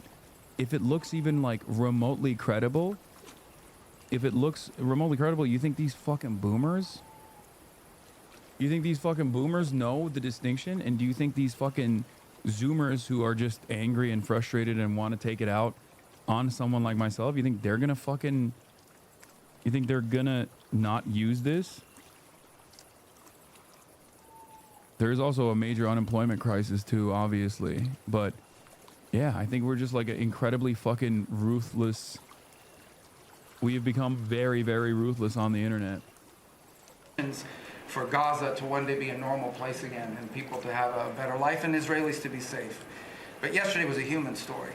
And because of the work you put in, and honestly, there is no, not only is there no other leader in the world that could have put this together, Mr. President, but frankly, I don't know of any American president in the modern era that could have made this possible. Because of the actions you have taken unrelated to this and because of who you are and what you've done and how you're viewed. And this weekend, because of that, at some point very soon, we are going to... It did certainly become much larger than anything else. This is the biggest cancellation attempt of your career I've seen in the last 5 years. Every single Twitch stream for the last 2 days I've been in, people come in and try to say how horrible you are unprompted. Half the streamers I watch have never spoken about you and are not political in any way, for sure. And it doesn't even end there. They like go after my friends too, like people that have been around Kaya, that have been around Kaya, and they're like, dude, why are you guys hiding the truth that like Kaya is fucking abused? Like Kaya is an abused dog. Like I can't believe you guys are all party to like dog abuse and shit. Mike from PA mentioned that we do low-key suck at defensive talking points when fake stuff happens to you, while the psychos, on the other hand, are very organized. Do we push through or do we try to become more clear? Anything can be done. I mean, the problem is, the problem is like, we don't have the same network of influence. We don't have the same network of influence at all on the left. And leftists are also easily duped in this situation too, because like, there is this understandable notion of like moral purity that requires that is at the heart of being a leftist to begin with, and sometimes that can be weaponized against leftists in general. But not only that, all of the other people that exhibit the same values that I have, for example, all my friends, all my other content creator friends, they don't want to be on the receiving end of what they see happens to me with regular frequency. That's part of the reason why a lot of my haters will actively not only brigade myself, but also flood the zone with everybody else. Like will actively threaten and cyber stalk all of the friends and associates that I have as well in an effort to maintain their silence. And it's very difficult for me to tell them like, hey guys, it's gonna be all right. You just fucking don't pay attention to it. Who gives a shit? It doesn't matter. That's a big part of it, because like no one on our end of the political spectrum is ever going to fucking entertain like mass brigades and mass doxing initiatives and cyber stalking people, you know?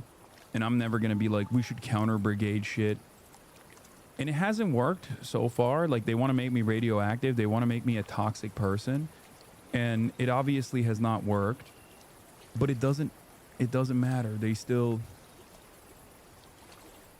you know, they still try.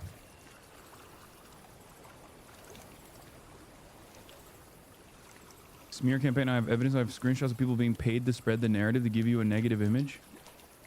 Yeah, well.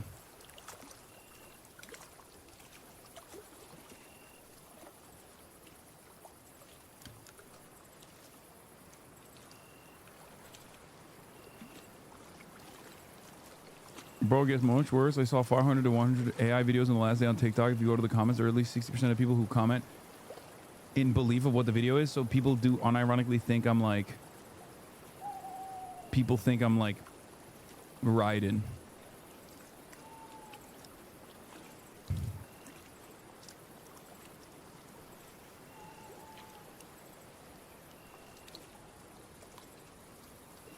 Okay, we're gonna move on.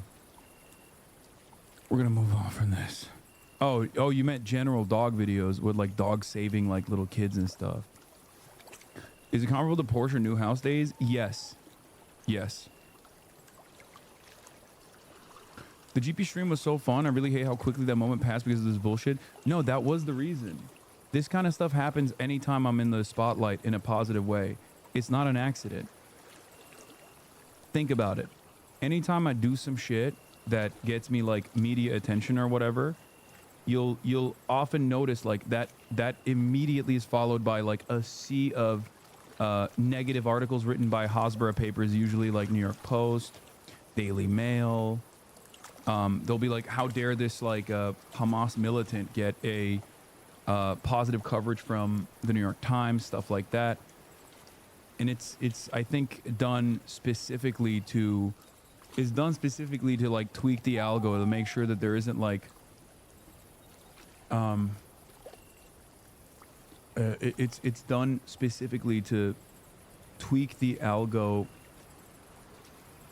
to ensure that the SEO doesn't show me in a positive light at all. There is no other person that's been this heavily scrutinized on the internet though. Like, and if this is all they got, you know, I think that's proof that I'm not doing anything fucking insane. Yeah, apparently Democrat influencers on Chorus were also joining in on the chorus of fake criticism, disingenuous attempts at manufacturing outrage.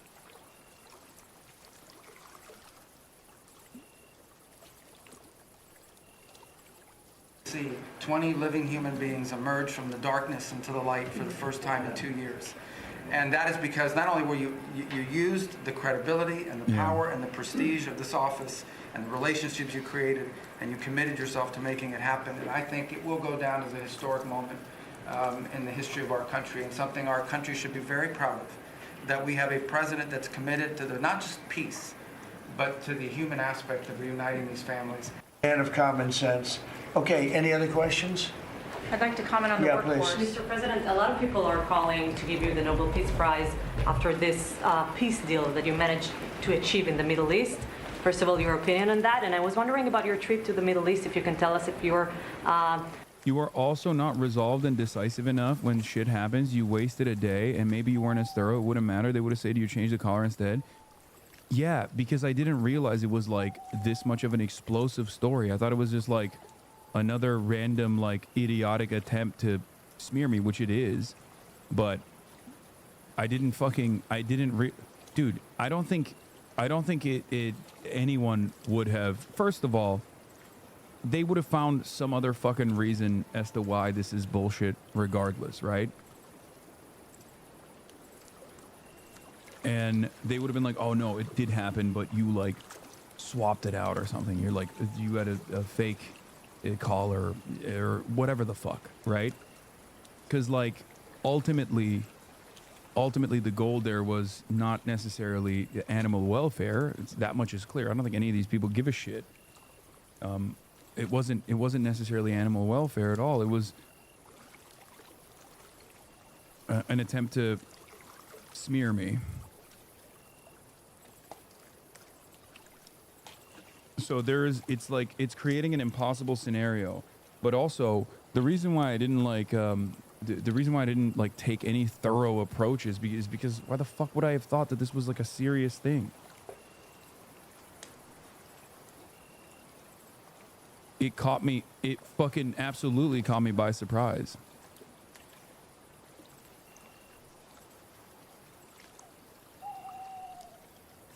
I never in a million years would have thought that this would be like as consequential, especially because like it's just completely fucking made up bullshit.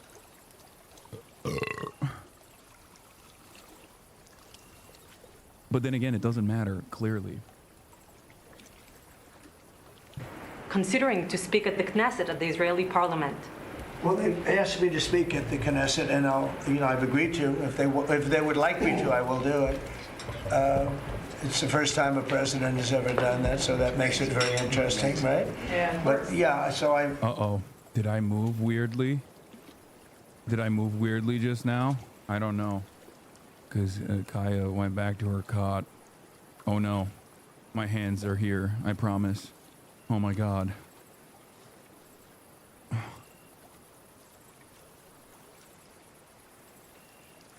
I saw her hand move slightly.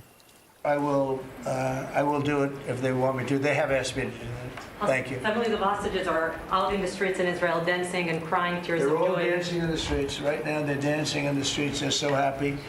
Everybody's happy. They're dancing in the streets of Arab countries, Muslim countries. I've never seen anything like it. Everybody is happy. It's been really amazing. Thank you. President Trump, on the international peacekeeping force that's going to deploy to Gaza soon, do you expect that Pakistan, Turkey, other countries to contribute forces? Has that become firmed up? And also on the shutdown, it seems like in the House there's a majority support for a temporary extension of the Obamacare subsidies, perhaps minus the funds for illegal immigrants. Is that how you see the deal to end the shutdown happening? Well, I see the deal just getting extended as we continue to talk, but we're willing to pay because we're paying. You know, it's very simple. We're paying. And the Democrats are the ones that cause this problem. And it's a big problem for them, and they have a lot of break in their ranks. But so I see that, you know, I think that'll get worked out.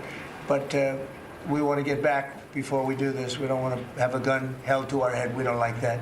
And the public doesn't like it either. So we want to get back. And I think it's going to work out. I think it's going to work out very well. It's something that shouldn't have happened. This was supposed to take place before the election. You know, this was supposed to take place on September 28th before the election. We shouldn't even be talking about this right now. This is actually something that shouldn't have even happened. Yeah, please. Mr. President, looking ahead, what guarantees Hamas disarms and that Israel doesn't resume bombing once the hostages are released? The first thing we're doing is getting our hostages back, okay? And that's what people wanted more than anything else. They wanted these hostages back that have lived in hell like nobody has ever even dreamt possible. And after that, we'll see. But they've agreed to things, and I think it's going to move along pretty well. But what is phase two? When does it begin? I'm not going to talk about that because you sort of know what phase two is, but there will be disarming, there will be pullbacks, there will be a lot of things that are happening. You know, I gave you a whole list of 22 different things that will take place. And I think it'll take place, and I think you're going to end up with peace in the Middle East. But we have to get our hostages back. What do you mean our hostages, bro? What are you talking about? You're the president of the United States of America. Like, there are no Americans remaining.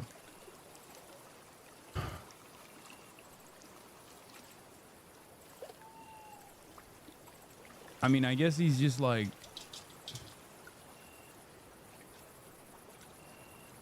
fucking, he's just embodied like the notion that Israel is the 51st state, I guess. Might as well. He's an empath, yeah. Because like, if you're talking about our hostages, Israel had our hostages. Israel literally had American citizens. I just interviewed one today. And these guys did not even take the initiative to release them on purpose, mind you. They were like, yeah, let fucking God sort it out. Let Israel show you a lesson. And we weren't going to do it at the end. We're going to do it at the beginning. We said we want them at the beginning. We're not doing it. You know, we got the hostages back. We did, as a group with Steve. You know what? Fuck us on this community. I'll give my views in support of the clip channels. Wait, what's going on, man? Why are you so fucking mad?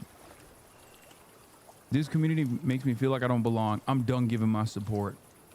Are you on cannabis right now? Is that what it is? Is it the ganja speaking?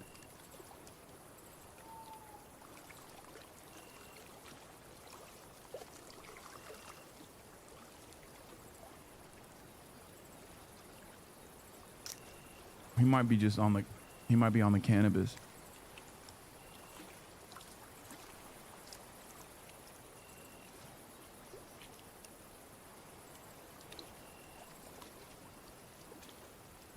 And Jared and Marco and me and all of us, we got the hostages back. We got many of them back. Many, unfortunately, were dead, but we got many back that are now living with their families, with their parents in many cases, and with their husbands, families, wives. Many of them, they celebrate all over. They're the ones that are celebrating the loudest. They're all over. There were a lot of them that we got out. But the last 20, and I always said the last ones are going to be the most difficult, but it's been a very big deal getting the hostages out, but the rest is going to take place too. And can you promise Palestinians they will be able to stay? Well, they know exactly what we're doing. We're going to create something where people can live. You can't live right now in Gaza. You know, the place is it's a horrible situation. Nobody's ever seen anything like it. So yeah, we're going to create better conditions for people. Yeah, please. Mr. President, excuse me, what kind of security guarantees is the United States going to make for Gaza? Well, we're going to work with very wealthy countries that love people, frankly. I know them very well. They love people, but they love Arab people, and they love Muslims, and they love, I think right now they love everybody, and they're immensely wealthy, and they're going to be involved in putting up money, and for them, it's a small amount of money. For somebody else, it's a large amount of money. But, you know, these are the wealthiest countries in the world, and they'll be very much involved in making it as good as possible. And what's your take now on a two-state solution, sir? Just to follow up on that. What is your view now on a What's that? I don't know what that is. What are you? You're now just telling me there's two states? I thought there was only one state. This beautiful nation state of Israel. The beautiful nation state of Israel. There's not even an American state. Omaha, Nebraska, North Carolina, South Carolina. We should give them to Israel as well. That's the only state that I care about. State solution for the... I don't have a view. I'm going to go with what they agree to. Mr. President, given that there are some tough provisions for Israel in this agreement, are you at all concerned that Bibi Netanyahu may not? He said, I don't have a view on the two states. See, I'm telling you. He just straight up listens to the last handler. Like, this man does not retain information. Yesterday they asked him, Mr. President, like, do you want to revoke habeas corpus when dealing with these like mass deportation initiatives? And he straight up was like, no, I don't know. I don't know what that is. Who? He said, who? What's that? I want the Homeland Secretary, Kirsty Noem, to answer that question. This man is incapable of fucking retaining information, okay?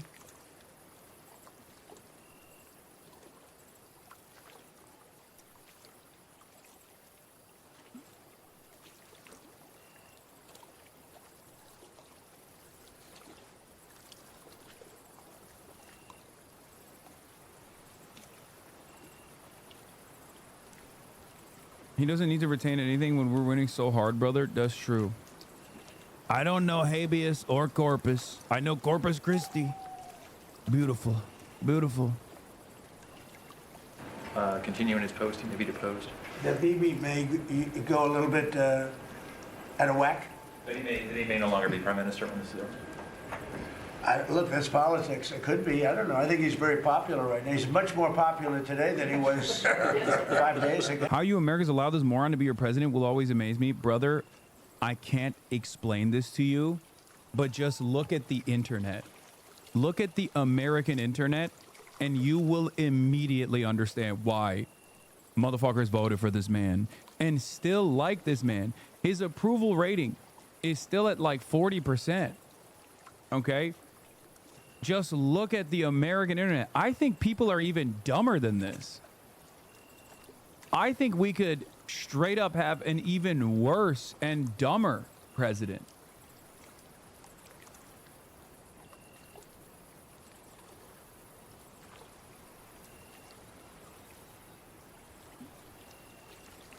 And also, for the Europeans tuning in, this is your future.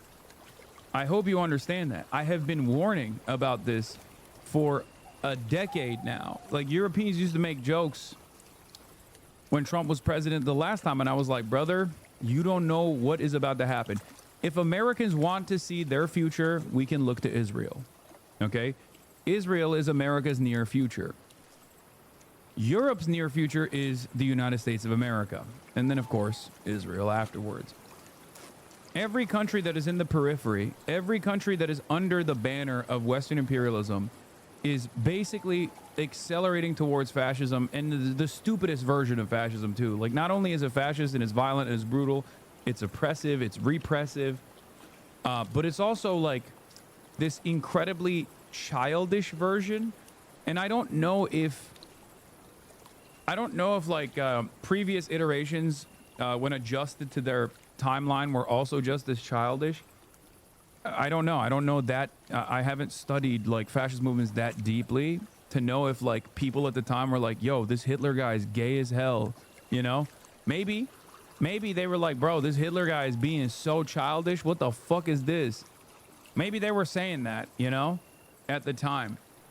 But like, this modern iteration of fascism is unimaginably childlike.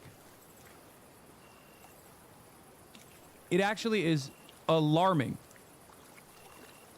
I don't know if that version of like the OG version of fascism was also like this incompetent as well, and they just like basically strung it together somehow.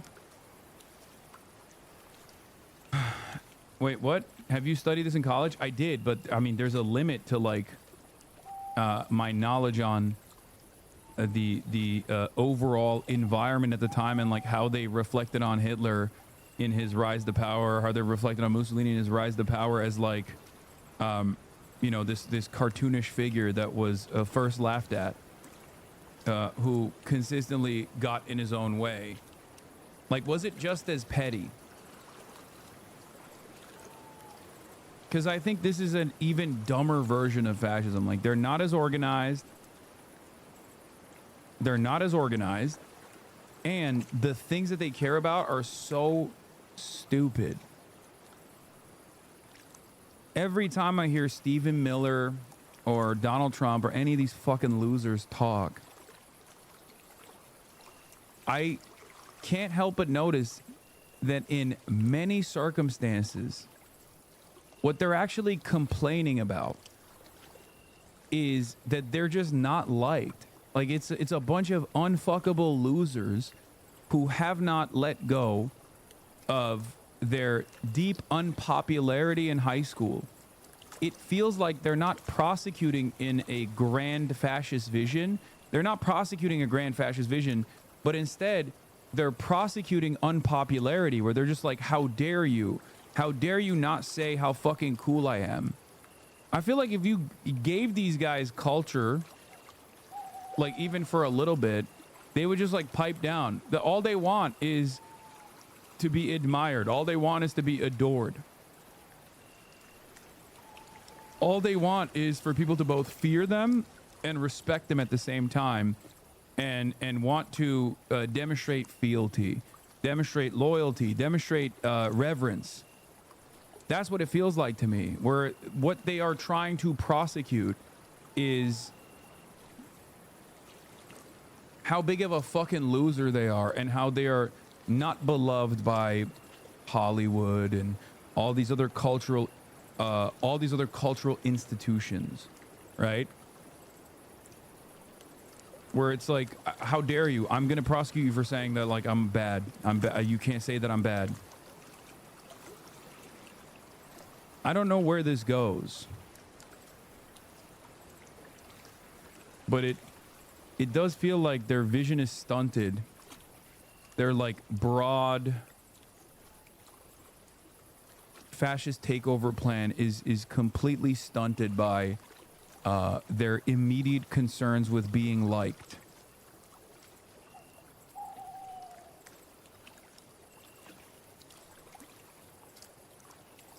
Nazi fascism was about control and domination. Modern Western fascism is about controlling politics so that billionaires can make more money. That's where it complicates because they still need enough people happy to drive consumerism.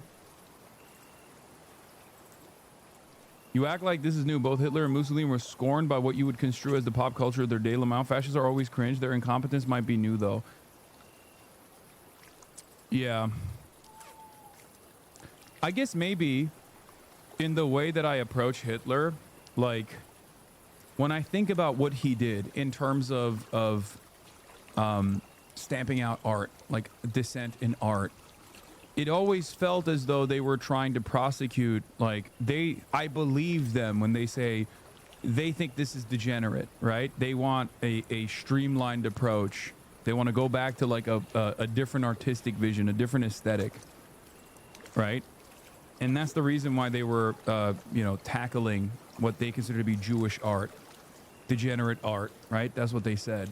Whereas like this administration, on the other hand, is basically saying, why aren't you making art that makes me look hot and cool? Like there is no, sometimes they bring up the degeneracy, but it almost feels like the express purpose for why they want to stamp out dissent in every aspect is way less organized, where it's like the only art that's readily available that you can make is AI fan cams of me, Donald Trump, and I have to look hot.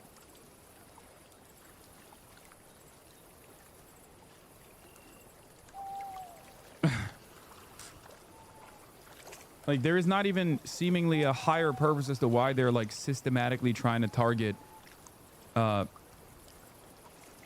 culture, like the cultural output.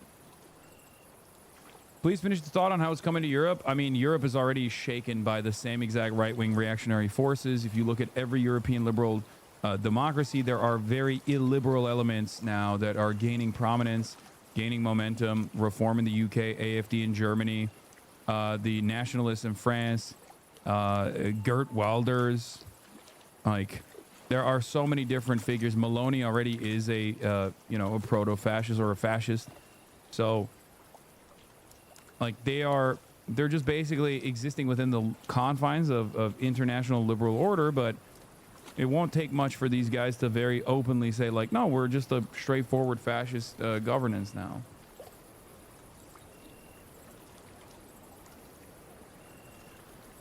OG fascists had an idea, at least, of what they should target. These people have no coherence in what they do. They're petulant children being enabled by oligarchs. Yeah. We are comparing the Nazis to Western politicians, not the Prussian absolutist nobles who are all highly educated.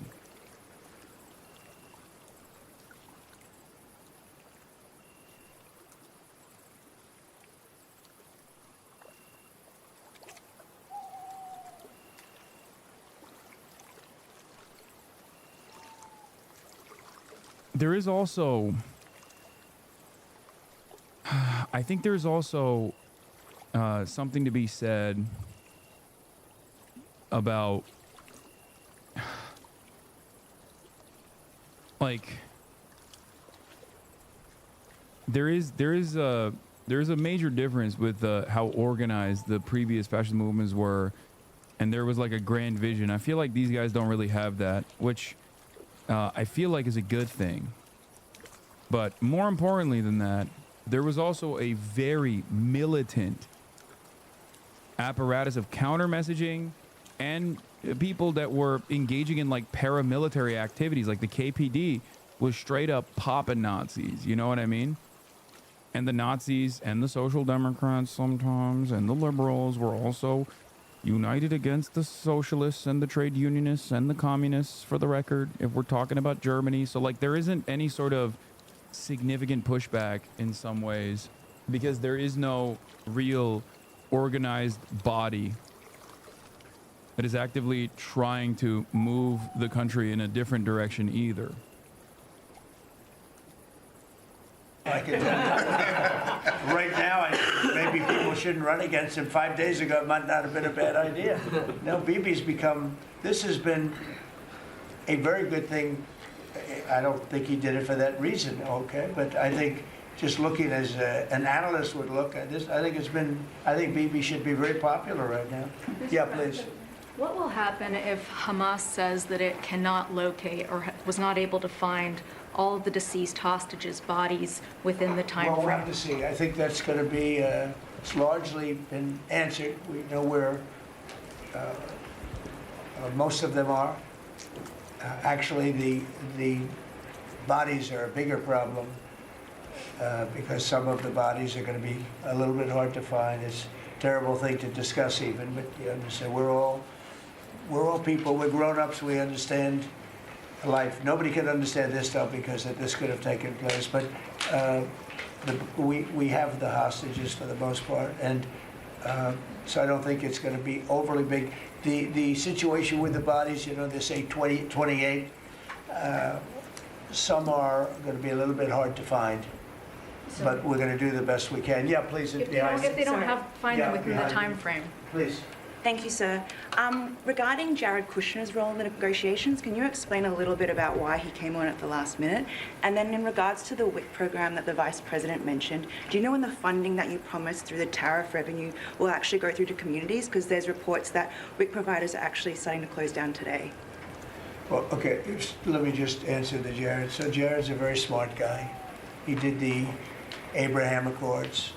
As some people say, the Abraham, which I love the way that sounds, but he did the Abraham Accords. It was a great thing. 4 big countries joined. If I were president, if the election would have been a correct election, which it wasn't, you'd have every country in there. Maybe even Iran would have been in there, frankly. But you'd have every country in. Now, by the way, that's going to be filled up rather quickly. People want to join the Abraham Accords. And I put Jared there because he's a very smart person, and he knows the region, knows the people, knows a lot of the players. And the combination of him and Steve Witkoff and Mark. Nationalist Sanae Takaichi is said to be Japan's prime minister. This is a global shift, not just European or American. No, Japan is also within the security umbrella of the West. So when I talk about like Western liberal capitalist nations, I absolutely consider Japan to be a part of that as well. Come on, man. We wrote their constitution. We fucking caused irreparable harm to the Japanese collective consciousness. Countries that are under the nuclear umbrella of the West are abso-fucking-lutely experiencing the same shock and the move towards illiberalism, if you want to call it, post-liberalism, if you want to call it, or just like, as I like to say, reactionary fascist politics. You know, from the kennel to the tree. Oh God, that's the only thing that I actually fucking hate about people making jokes about. Like they're so very clearly fucking grossly bringing like the Palestinian plight into this.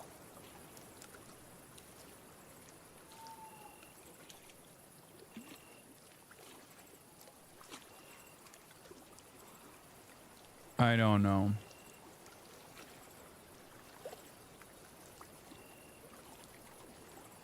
Like, that's not a funny joke.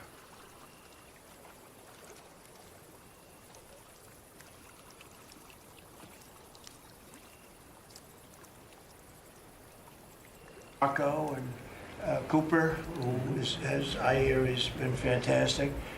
And others that were involved. JD was very much involved. I mean, we had a very smart group of people working.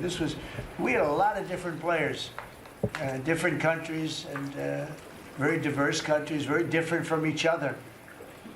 They had certain things in common, but they had a lot of things, mostly things that were not at all common to their countries. So we had a very smart group of people. These are high IQ people. Okay, you know, I talk about how many low IQ people we have in our government. We got some real low ones, but some shockingly low. But these are very high IQ people, and that's what we want. No, I didn't you use that as a blast off meme yesterday? No, I used a blast off meme today that's I think is also funny. I think the I'm zapping Kaya memes are funny. They're so stupid, even though some people genuinely believe it. I'm saying that when people also like compare it to, or people who are pro-Israel are fucking saying, also Trump talking about high IQ people is hilarious. Well, but, people who are saying like, oh, I'm mistreating Kaya or abusing Kaya because I'm a Muslim and that's how Muslims are, that's gross. Or people who fucking people who like make comparisons to Israel Palestine who are coming from like a very clear pro-Israel position. That's a little bit gross to me. That was a long process as well, and in many respects is connected to some of the ethnic studies questions, and you know, both are subject to appropriation and support in the legislature in the next few years, and both are nuanced, and both have their supporters and their detractors, and both are works in progress. And you know, I thought it important to sign that bill on the second anniversary of that terrorist act by Hamas on October 7th. By the way, let me applaud Jared Kushner and Witkoff and others for what appears to be a job well done on phase one of a peace deal agreement. Long overdue, and that's not, you know, there's no partisanship in this respect. We are here to promote peace and just you know, address these lives torn asunder. So I thought it was appropriate to put it out on that date, but it's a work in progress, meaning we're setting up the standards for deal with hate, discrimination across the spectrum, and we have work to do to set up that off. We got a 1-year extension. Why don't we sign on? This was actually an alpha dog moment from Hakeem Jeffries. You know, gotta mention that. We like it. We need to see more. What is this RFK Jr. thing, dude? People are fucking...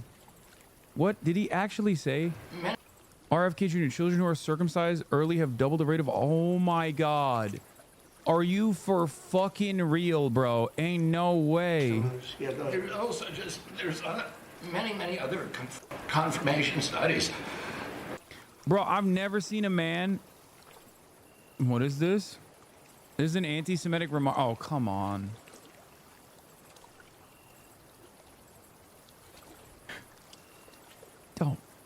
Don't do it. Don't say that. Don't. Like, don't. You don't know what you are awakening in the minds of the dumbest people, okay? Don't do that. Don't do that. Representative Nadler, why would you say that? Ay. Okay, well, let's hear what fucking this dumbass said first. There's also there's many other confirmation studies.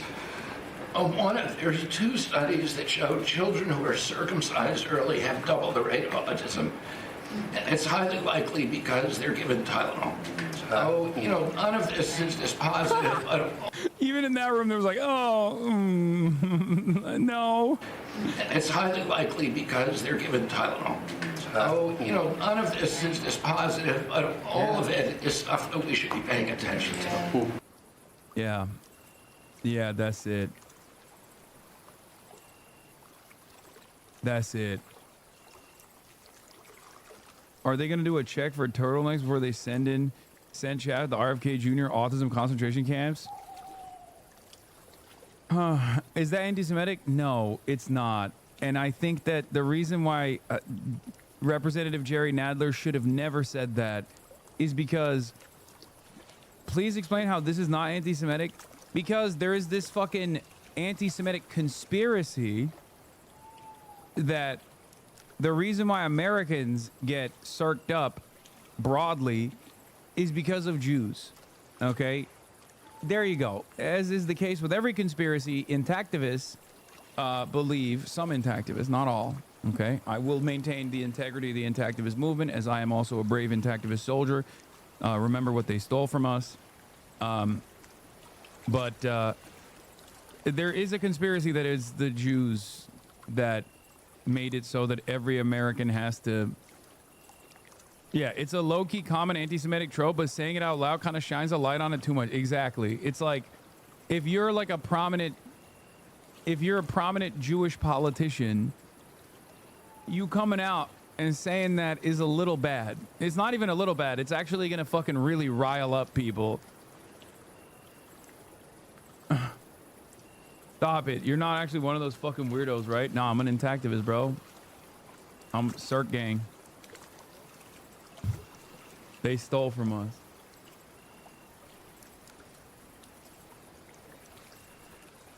Also, the additional reason why I wouldn't say that this is, you know, I wouldn't just like come out and say this is an anti-Semitic conspiracy is partially because, like, he didn't even mention that, and RFK Jr. is notoriously anti-Semitic. And if he wanted to say something anti-Semitic, he would have been like, Jewish doctors are very famously the reason why Ashkenazi Jews are the reason why everyone gets circumcised. Like, he would have said it. Okay? And then it's valid if you say it's then it would have been fucking valid if you were like, yeah, that's an anti-Semitic conspiracy. Okay? It's just, when you say, as Jerry Nadler, that this is anti-Semitic when he's not, like, alluding to that at all, you're kind of taking ownership over, for no reason, ownership over circumcision being like a Jewish thing. Especially considering that Muslims also get circumcised, you know?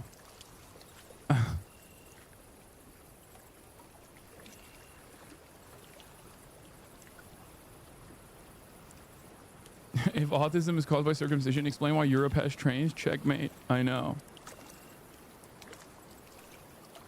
Yumurtanın sarısı gitti çükün yarısı. Yeah.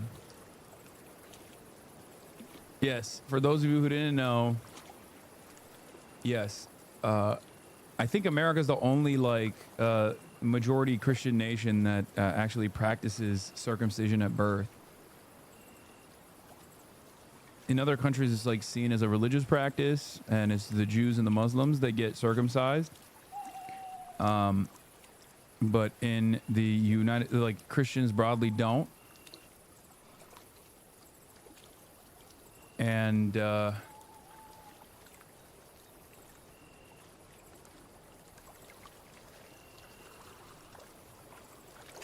why don't we have the sickest trains if we're so autistic? Yeah. Good question. Yeah, I think it's has nothing to do with Tylenol. I kind of feel like this RFK guy is talking out of his ass. Okay? Kind of makes me feel like he doesn't know what the fuck he's saying, okay?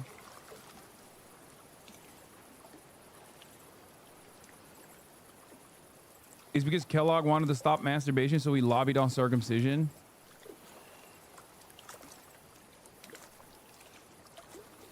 Big foreskin is making millions every year undetected. Where are they going? Where is big foreskin going with this? Where are the foreskins going? What do they do with the foreskins? I must know. They just don't want us to engage in the beautiful practice that only two men can engage in, called docking. I mean, you still can dock, for the record. You still absolutely can dock. It's just that it's not as fun if you don't have foreskin. It's a lot more difficult. Dogs, stop. Yeah.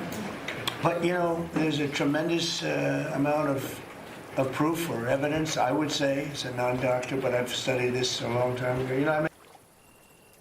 Glad that Trump chimed in and said there's a tremendous amount of proof I studied as a non-doctor. Oh, this is the other thing I was gonna say. Nazi crackhead trying to manufacture his fake dog abuse storyline to try and ding him. Like, how dumb do you have to believe this or care? And then it's like Kiwi Farms pushing it. There are Nazis who know what they're taking part in and why, and then there are people who are exceptionally dumb. But one of the things I wanted to mention is apparently Asmongold in the past quite literally said like that he doesn't give a shit about animal abuse. Nyara says, right-wingers don't care about animal abuse. The right never holds anyone on the right accountable, but they know that they can weaponize leftist causes to go after those on the left. They just twist things in order to create this outrage while clutching their pearls. And here is one of the main advocates, one of the major players here, apparently openly admitting he doesn't give a fuck about dogs at all. Dogs are important? Okay. That's up to you. Are you saying that?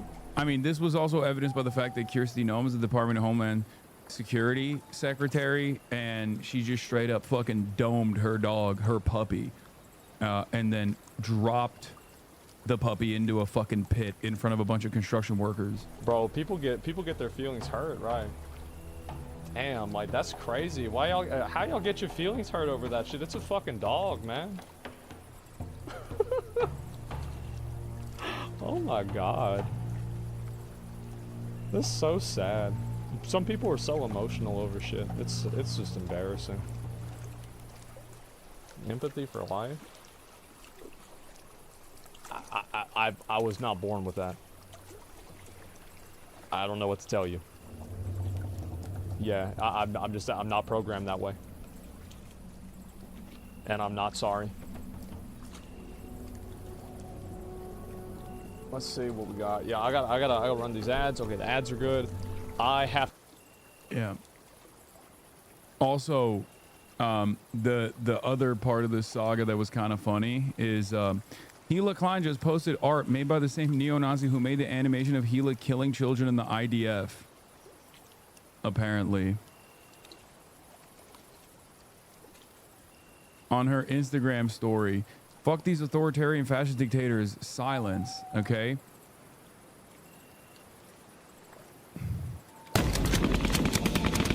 In case you're wondering, this is the Gila Klein IDF tune. Sven Stoffels made it, and I like it a lot. What do you think Gila's score is? Remember, this was like a big point of contention, and the mere mention of this video was seen as like automatically anti-Semitic. And Ethan was very, very mad about this at the time. And it turns out they weren't so mad.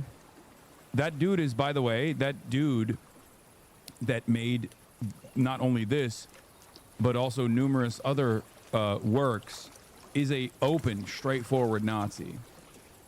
The post was incorrect. The guy who made the Gila animation just reposted the other artist. He's obviously still a Nazi. Okay, so it's not the guy who made this. But the guy who made this, I saw other works.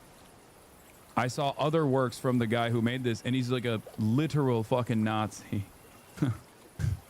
Yeah, it's yeah. Ethan and Gila Klein's Zionist crusade against anti-Zionists like Hassan Piker under the guise of fighting anti-Semitism inevitably led them to promoting literal anti-Semitic neo-Nazis. Ladies and gentlemen of the jury, my client is legally R-wordy as an IQ of 70. Someone help me. You know, Muslims doing rapes. And then, of course, why are they always in such a hurry? Sir, you dropped your phone. Whatever you do, do not go in there today. Go in where? Skaboom.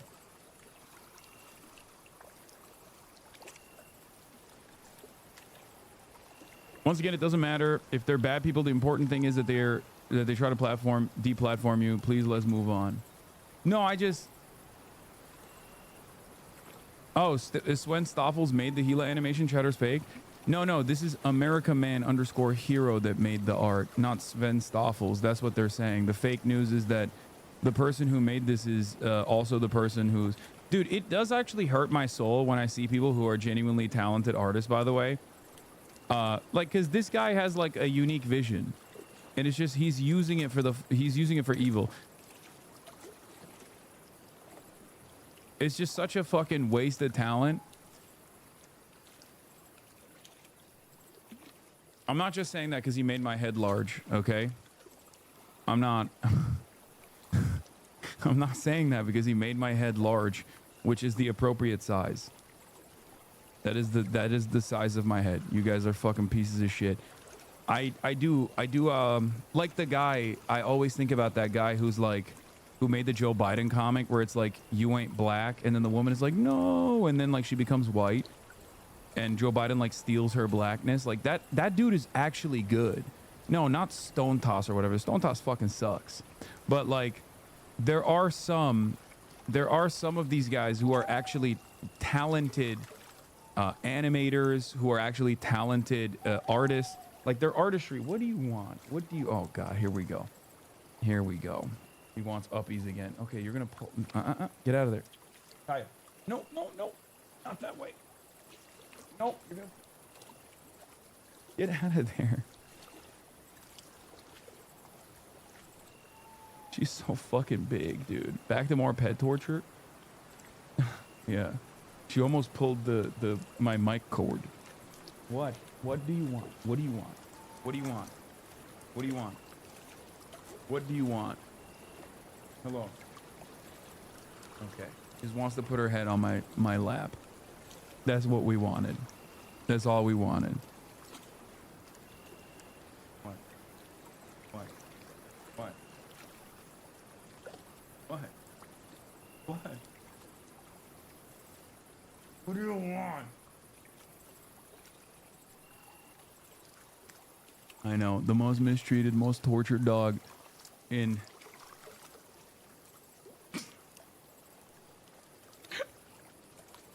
This is... I gave Kaya the drug that makes you dab me up. That's why she always dabs me up. Okay. You can't sit here. You can't sit here. This is daddy's space. This is daddy's chair space. What?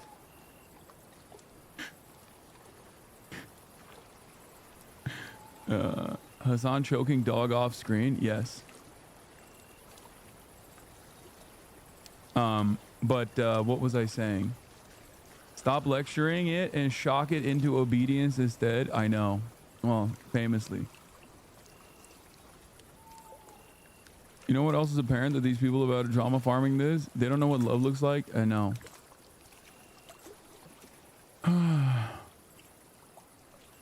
That art is made by Swen Stavels and Neo-Nazi? No, this guy is a different guy. This art that she posted is a different guy.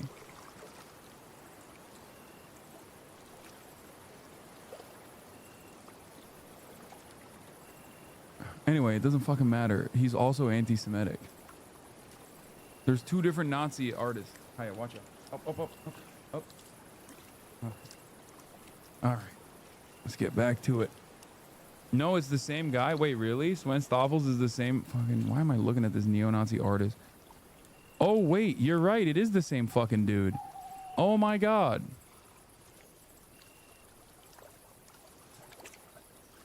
Oh, my God. Almost didn't recognize it as Hasan because he wasn't slurring and eating food.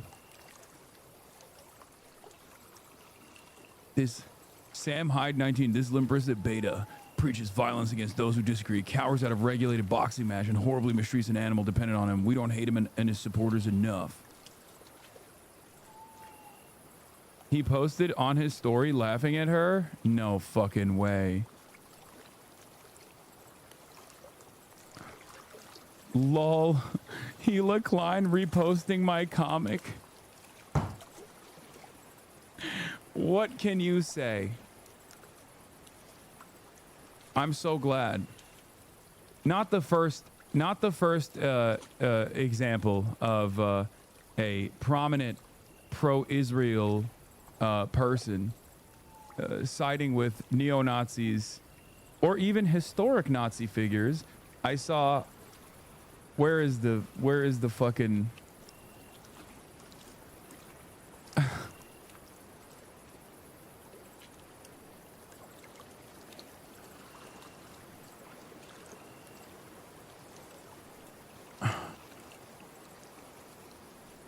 Neo-Nazi on Insta no ban, Palestinian supporter ban.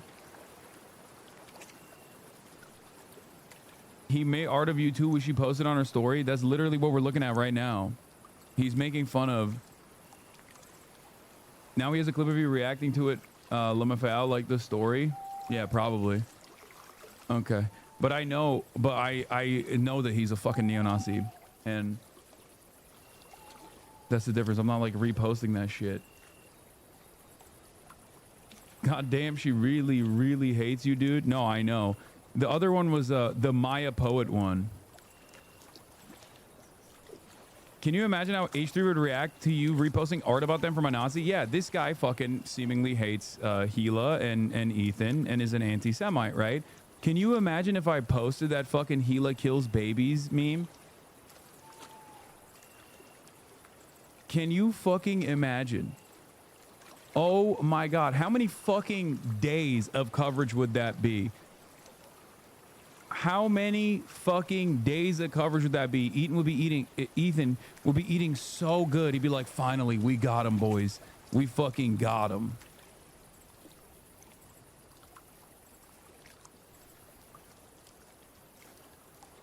Yeah, this is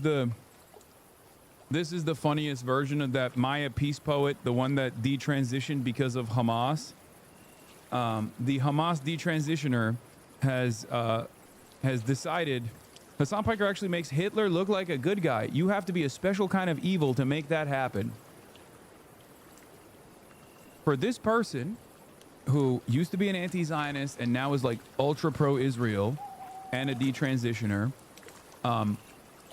I'm worse than Adolf Hitler.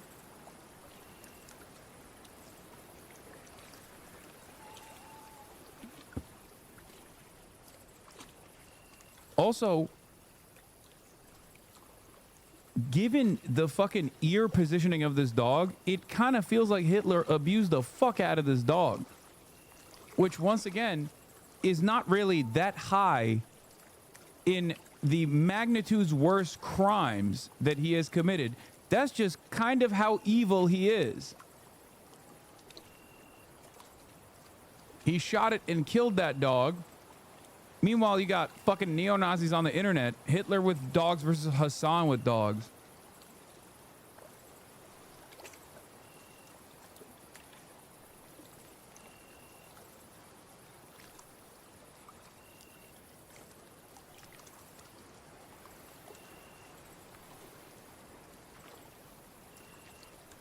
The idea that if you can find a video of someone being nice to an animal absolves them in any way is insane. This doesn't even matter. This is like...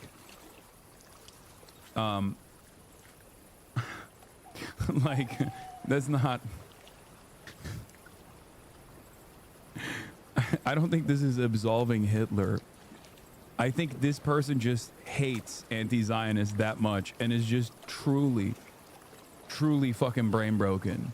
So much so that as a Zionist Jew, they are saying that someone they suspect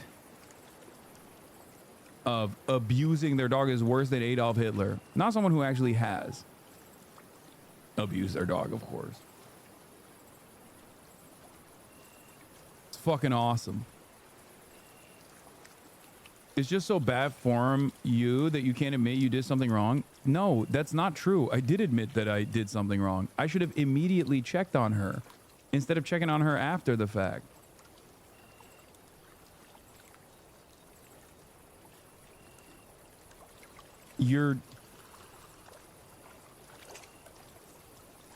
I did. As far as like the thing that I recognize I should have the thing that I recognize in terms of my wrongdoing is like I should have checked in on her. But if you're like a parent or a dog parent, you know that there are instances where your attention is elsewhere.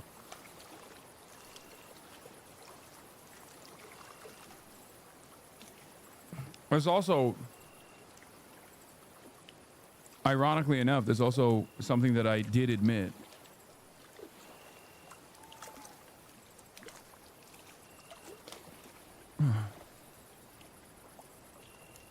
Anyway, we're also talking about a Photoshop picture about an event that didn't happen. Yeah, I know.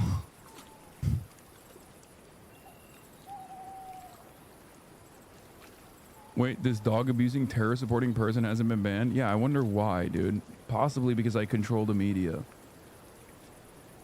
Yes, I did see the Gila Klein clip where she insinuates that I'm blaming the Jews. That's not what I was saying. I was saying that this is a manufactured outrage, a news cycle that was definitely concocted by pro-Israel elements, which is precisely the reason why it made the news in Israel. Like, why else would this be a news story? Are you fucking kidding me?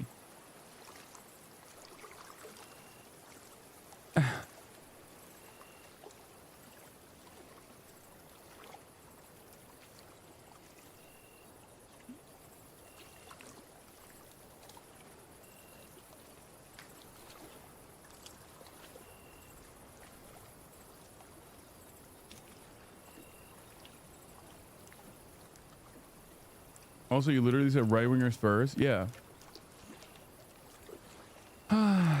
It made the news in Israel?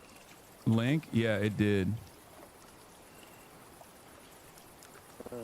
If only he knew that his biggest op is currently the most famous dog on the internet. I know.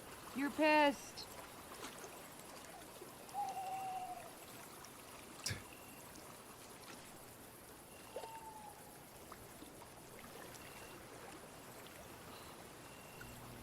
I know. You're pissed.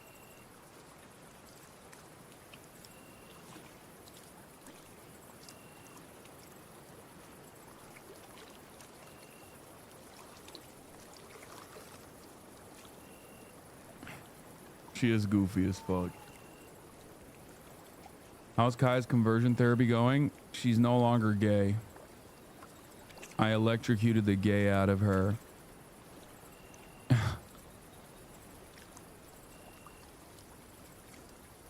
Yeah. Oh my God. I feel like if I just said that instead, many people who are attacking me would be on board. They'd be like, oh, he was doing the godly thing.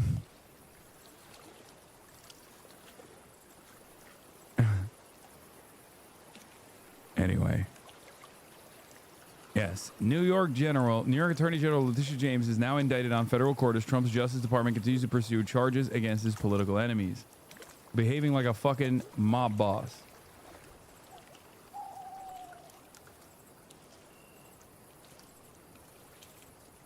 How is Trump serious with this nomination? Holy fuck. Ingram, U.S. Treasury finalized $20 billion currency swap framework with Argentina. What do we get out of it? Treasury. Explain to our viewers what is going on with Argentina, because the U.S. Treasury today directly purchased Argentine pesos. And finalize this $20 billion currency swap framework with Argentina's central bank. Can you do me also? So the intent, I guess, no. is to provide assistance from the Latin American country's economic turmoil. It's clear how Argentina benefits from this deal. Any validity about the situation was thrown out when they did that obvious jump cut of you and people bought it? Insane. Yeah, it doesn't matter. People did buy it, though. People unironically were like, oh, no, he fucking 7 years ago said he bought a shock collar and loves using it or some shit, when the part that they fucking clipped out was me saying I wouldn't use it. I would never use it. They literally just clipped it out and people just still went with it. And I don't even expect people to know the full context. I don't even remember talking about that because it was fucking 7 years ago. What is more shocking is that there was a dude out there who was like, now is my time to fucking shine. Here's a clip from 7 years ago that I have clip chimped. How do you deal with something like that? At least you stopped using your dog as a prop, Mr. Palpatine? Yeah, I know. Wait, she's on a walk right now, but when she comes back, I'll keep forcing her to stand in that one area as a prop. Yeah. You must not have a dog if you think that a fucking dog doesn't want to be around their owner.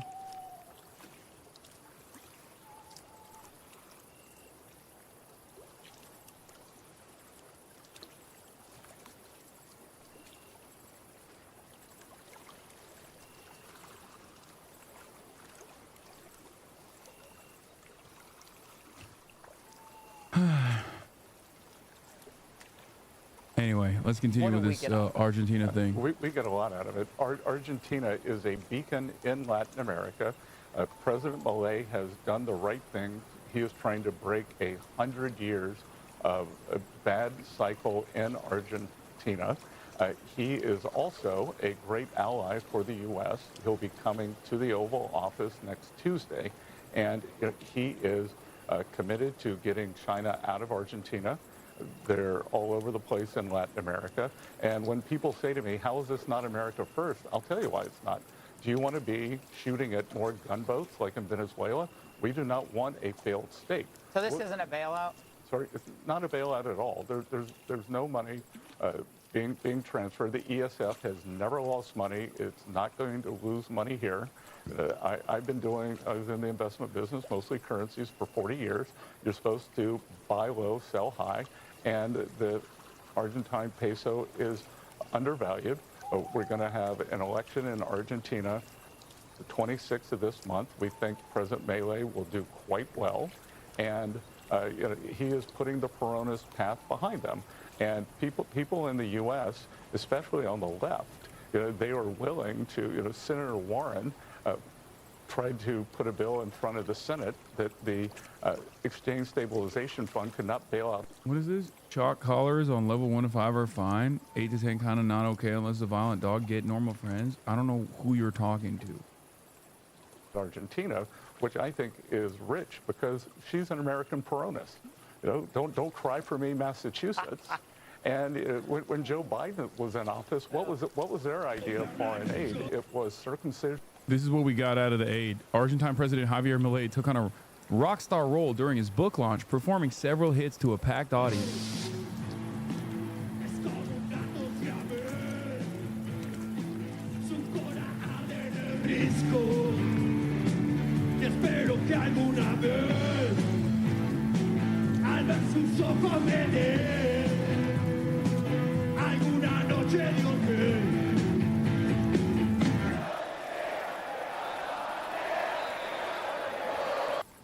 Wow.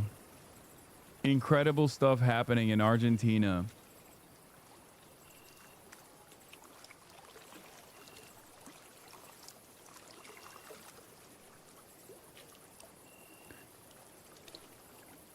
We have our Minister of Economy in the USA for 2 weeks now. We are kowtowing hard. Yeah, from what I understand, this is a deal that I think Scott Bessant is what I was gonna say. Like I'm fucking Sam Cedar. Scott Bessant's like bestie demanded, like openly. Like Scott Bessant's bestie straight up was like, "Hey, you need to bail out Argentina. I hold too much Argentinian debt, and I cannot let a default happen." And Scott was like, "You got it, King. I got you." Yeah. So the Argentine bailout wasn't for Argentina as much as it was for hedge fund friend of Scott Bessant. Rob Citron, a billionaire hedge fund guy who owns Discovery Capital, purchased Argentine debt and equity in numerous companies closely tied to the country's overall economy. He made a bet that the economic policies would revitalize the economy. He was wrong and stood to lose his ass. This was nothing more than crony capitalism at taxpayers' expense. Straight up, bro. Here's the Mother Jones article on it. Bessant's announcement had massive economic benefits for one American, billionaire hedge fund manager Rob Citron, who has placed large bets on the future of the Argentine economy. Citron, the co-founder of Discovery Capital Management, is also a friend and former colleague of Bessant, a fact that has not been previously reported in U.S. media outlets. Citron, by his own account, helped make Bessant very wealthy. Since Javier Milei, a right-wing populist, became president of Argentina in December 2023, Citron has invested heavily in Argentina. Yeah. Exclusive. Rob Citron says Argentina will lead golden decade for Latin America. Oops. Citron has bought Argentine debt and purchased equity in numerous Argentine companies that are closely tied to the performance of the overall economy. Due to Argentina's massive debt load and chaotic economic history, in 2023, Argentina's inflation rate was over 200%. Citron purchased Argentine bonds with an interest rate of nearly 20%. Citron has declined to detail exactly how much of the $2.8 billion he manages is invested in Argentina. Citron, who is also a minority owner of the Pittsburgh Steelers, is effectively betting on Milei's right-wing economic program, which emphasizes deregulation and sharply reduced government spending. Citron viewed the probability of default as minuscule, even though Argentina has defaulted on its debts many times in the past. In the short term, this appeared to be a savvy investment. After taking office, Milei fired tens of thousands of government workers, cut spending on welfare and research, and achieved fiscal balance. Inflation was reduced to around 40%, which spurred economic growth and foreign investment. Argentina's economy rebound contributed to Discover Capital's 52% return in 2024. Then it all came crashing down. The austerity measures slowed economic growth. Oh my God. How shocking. Who could have foreseen that? And unemployment spiked to nearly 8%. Millions had a harder time making ends meet after Milei reduced or eliminated subsidies for transportation, medicine, and other necessities. Milei's popularity slumped, leading to speculation that his party could be routed in the 2025 midterm elections, which would hamstring Milei's ability to implement his agenda. This created an economic panic, with investors dumping the peso and liquidating other Argentine assets. Milei has desperately attempted to keep inflation in check. Last week, Argentina's central bank spent more than $1 billion to shore up the peso, but Argentina was running out of foreign currency. That spelled trouble for Citron. The best end of the Trump administration came to the rescue, floating a $20 billion economic package that helped stabilize the Argentine peso and function as a political lifeline for Milei. But wait, there is more. In the process of China pulling out from purchasing soy from American soybean farmers, China then redirected those soybean purchases to Argentina. So we're getting double fucked by the Trump administration's actions, because it's not America first, it's Donald Trump's butt buddies first and America last. Okay? That's it. So just remember that. Just fucking remember that.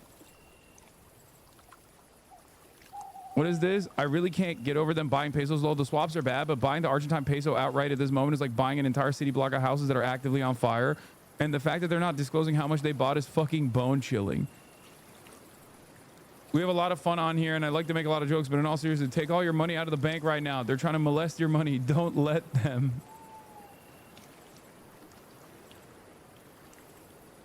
We are giving Argentina money to grow soybean to sell to China, which is the soybean that we used to sell to China until Donald Trump decided to say, fuck China, and also fuck the soybean farmers. I'm going to get my money up. I don't even know still to this day why he did this. Okay? I do not know why. I still have not heard any sort of reasonable proposition as to why Donald Trump implemented the fucking tariffs regime. I guess it's because we're winning. We're winning so much that you will be saying to me, Mr. President, please, sir, please, we have won too much. Please, sir, no more winning. And I will say, we are going to keep winning.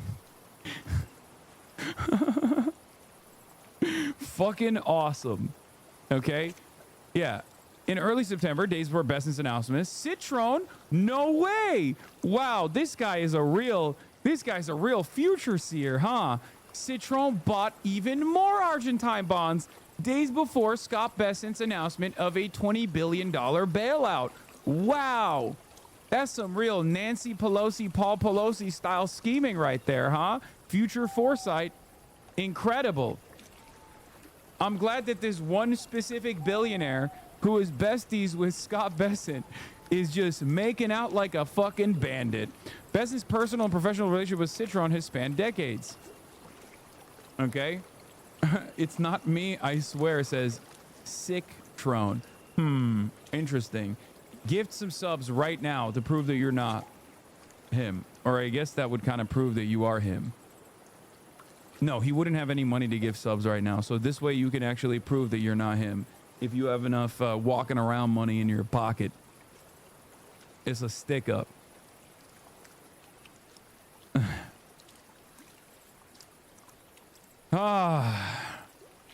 Noticias Financieras, a leading Latin American economic publication, describes Citron as a friend of the Secretary of the Treasury. El Cronista, citing government sources, reported that Citron has a personal relationship as well as a past working relationship with Bessent.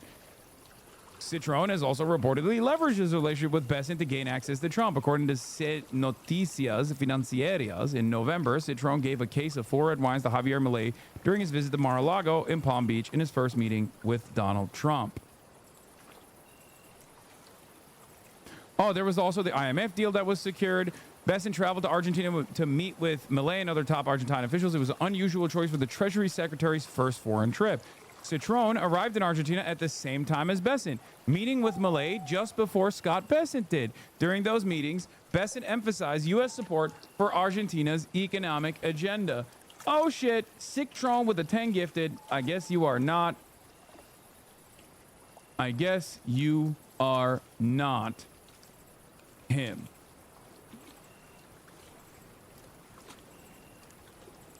I like that there are chatters in here while I'm reading this article are going, did Congress approve this? And I laugh. I say, Congress who? What do you mean? What is a Congress? Is there such a thing? It kind of feels like they don't exist, does it? Especially considering that something that many Americans learn, the ones that actually do go and get like, you know, any kind of education in regular school as opposed to homeschool. What's the first thing that you learn? Congress has the power of the purse. And it turns out Congress doesn't even have the power of the purse. So what kind of power does Congress even have?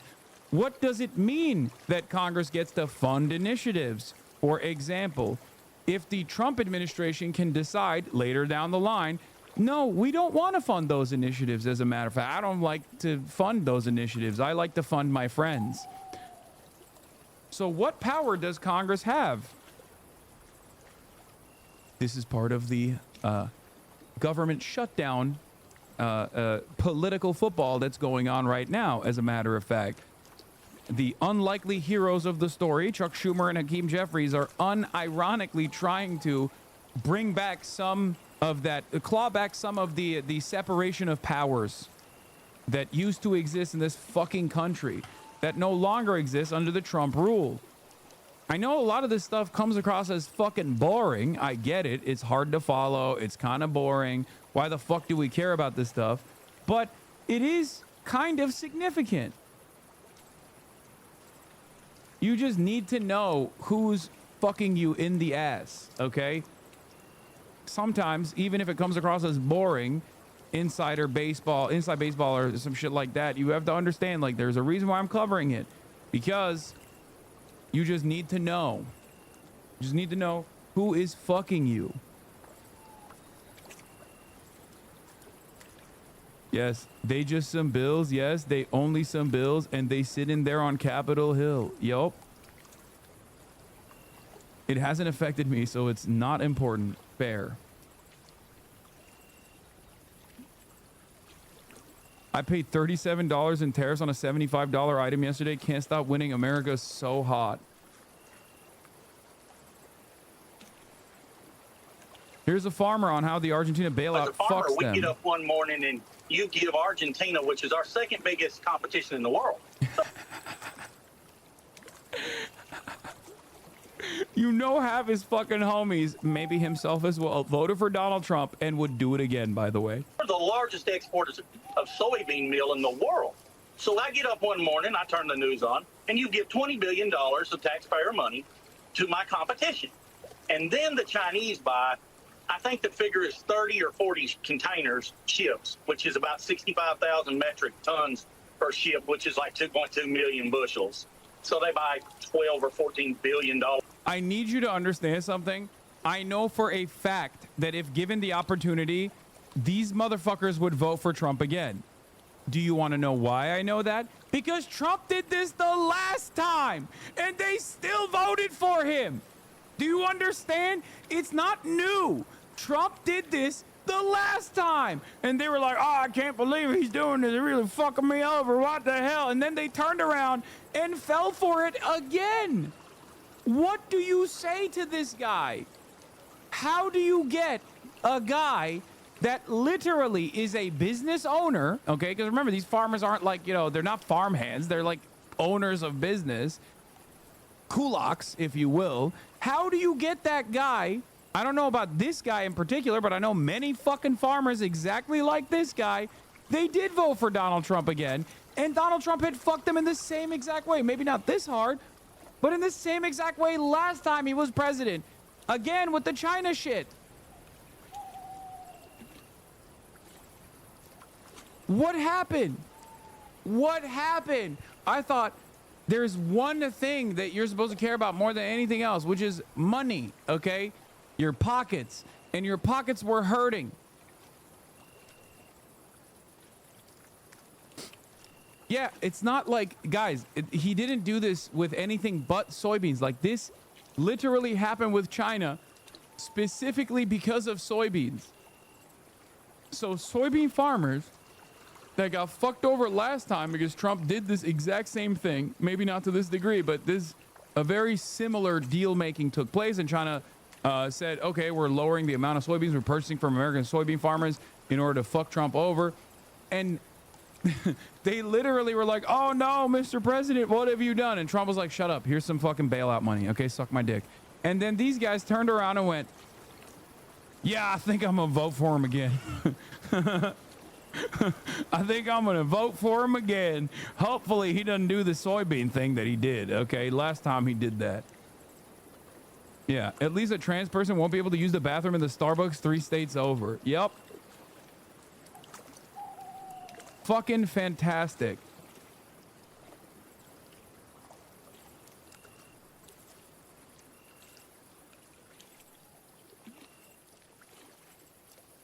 Last time he gave the farmers a bailout, they're only mad they haven't gotten their socialism yet. I mean, it's not... Can they actually make up for the amount that they're losing in this situation? The whole point is to screw over small American farmers so rich billionaires can buy up their land and have a chokehold over all the resources. They're just too stupid to realize that they can't. Yeah, I can see that. There's always a bigger capital owner, okay, out there. You might be thinking you're sitting pretty on top of your throne, okay, where you think like, oh no, you don't understand, like, we got automation, we got Mexicans, Trump won't come after my Mexicans. And then you're like, what the hell? He is coming after my Mexicans. How did this happen? It's like, brother, you voted for it. You were at the rallies. You were saying, get them all out. What do you think all means? What do you think was happening at the rallies where you had the mass deportation signs up? What do you think mass means? What do you think deportations means? You were running around saying, get them all out. The fuck? And now you got no workers, you got no bitches, you got no soybeans to sell to China, and you're sitting there bitchless. You're sitting there bitchless and you're like, what the hell happened? It's like, well, the same thing that happened last time happened again. Now you got to sell the fucking farm.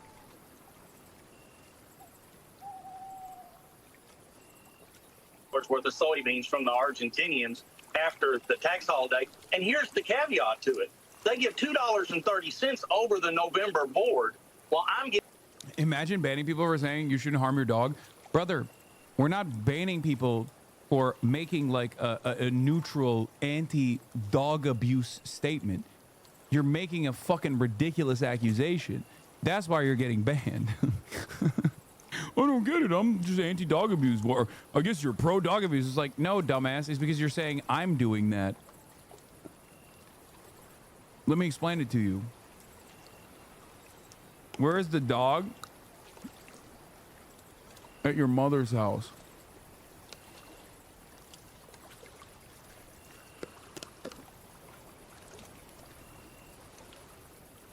I don't get it. I have a constitutional right to sit here in the chat of my least favorite Twitch streamer because I got duped by fucking a bunch of bad faith actors into believing that he's actually hurting his dog.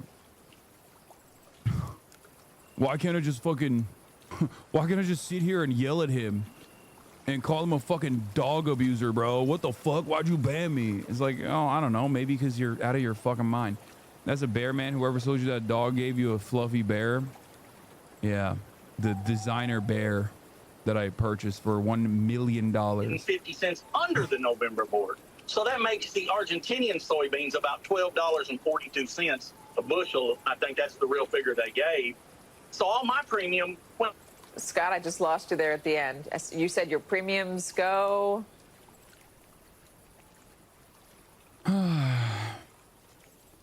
Oh yeah, the state of Israel is going to geofence every major church in California, Arizona, Nevada, Colorado, and all Christian colleges and track churchgoers as they leave to target them with pro-Israel ads. By the way, they're trying to basically fucking hit any group that they can. They're so goddamn desperate.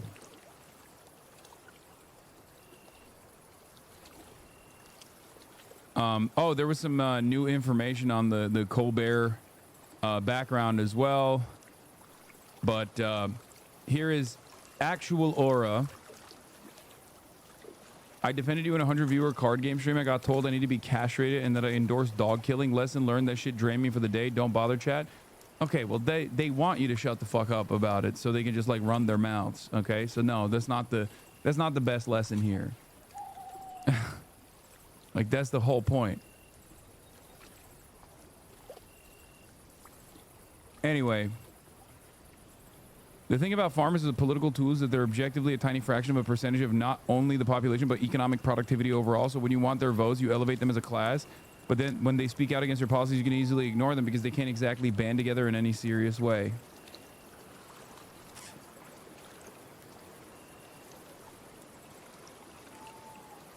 They say we act like Swifties on Instagram.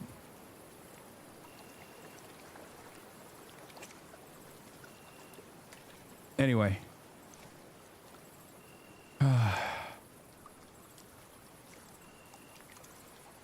They believed him when he said he would ban only... Where is that chatter? They believed him when he said he would just be the violent criminals deported. My mom's coworker had his father deported after being in this country for 26 years. First thing my dad asked was, what crimes did he commit?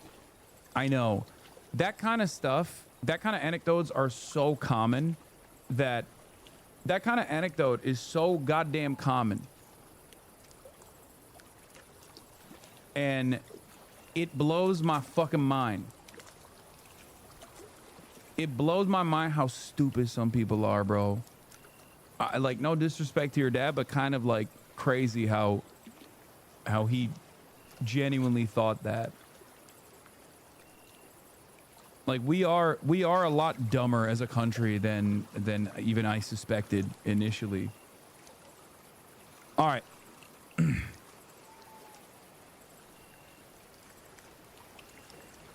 Bro, peace and love. You can't expect your fans to defend your honor if you absolve your streamer friends from doing so. I mean, you have the guise of anonymity. You have anonymity, so that protects you a little bit more than someone who's like directly in the spotlight getting doxxed and fucking obliterated. But I do expect my friends to defend me as well. But if you don't want to, you don't have to. It's fine. It is what it is.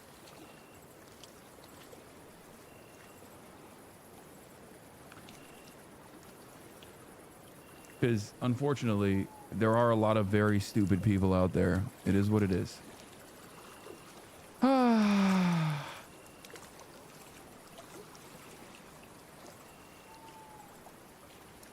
All right, can we get to... I see a lot of chatters in here that are actively trying to not watch this video and shift my attention away to something different.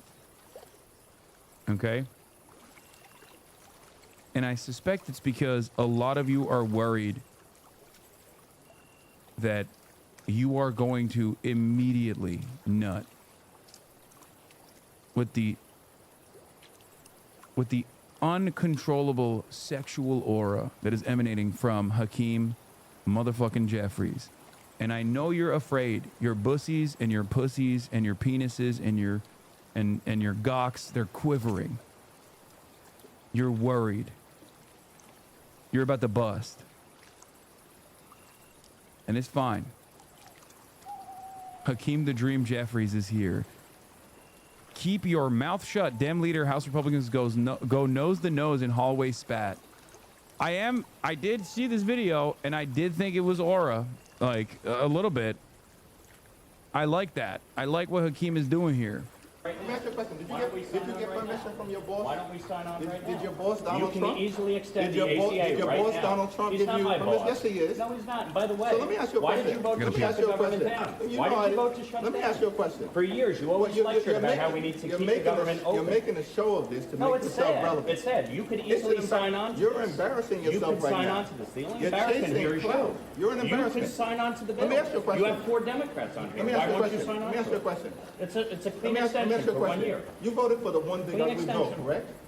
I voted for a The tax cut largest- bill that gave the the largest largest tax cut- cut the to largest- Americans in history, the including, by largest- the way, the average New Yorker getting a $4,000 tax cut. Are you against that? You're embarrassing Do you want yourself to right now. cut the standard deduction in The half? Is that largest what you cut wanted to to do? Medicaid in No, we American voted history. out You voted waste, for that. fraud, and abuse, by the You way. voted Tom DiNapoli, the for a Democratic permanent- controller of New Let me York, ask you a question. pointed out that $1.2 billion If you're were gonna- wasted. Listen, you're not gonna talk. You're not gonna talk to wasted me. You're not on gonna talk to me fraud and talk and over non-New me York residents because you don't getting want to paid. hear what I have to say. Oh, I'm So listening. why Go don't you ahead. just keep your mouth shut? Oh, because you is showed that- up. is that the way to you talk? showed up.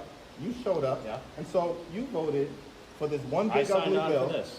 You can extend it A right now. permanent extension of massive tax breaks for your billionaire donors. So 90% of So Americans. they can get a permanent extension. 90% of Americans But take the working-class standard Americans deduction. can't? Is that right? 90% of Americans take the standard deduction. Is that right? right? If you had your way, the standard deduction would have been cut in half. That No would have been a one- massive tax increase no on one- Americans all across the country. You're You support here, that? unfortunately. You're against to lifting do the cap on bidding salt? Of your billionaire You're- donors. you're- the That's billionaire unfortunate. donors lifting the That's cap on correct. salt. We put a income cap in place. Why are you here right now? An income Where the cap. re- where Well, the rest didn't of you your want all Republican Republicans colleagues? to be here? Where I'm the here. rest, where are the rest of your You wanted Republican colleagues? Republicans to be here. I'm here. Why are you And here? by the way, Why- you can pass an ACA extension right now. Sign your on to this boss- bill. Did your boss Sign Donald on Trump- to the bill. Is your boss Donald Trump behind that? HR 5145. Why don't you get on it? Mike, is your boss Donald Trump behind that? Why won't you get on it? Because you don't work for the American people. Oh, I do. I You work don't for the people people of the New 17th York. I work for the district. people of my district. Is that why you? Is that I'm why here. You got 145. And by the way, I voted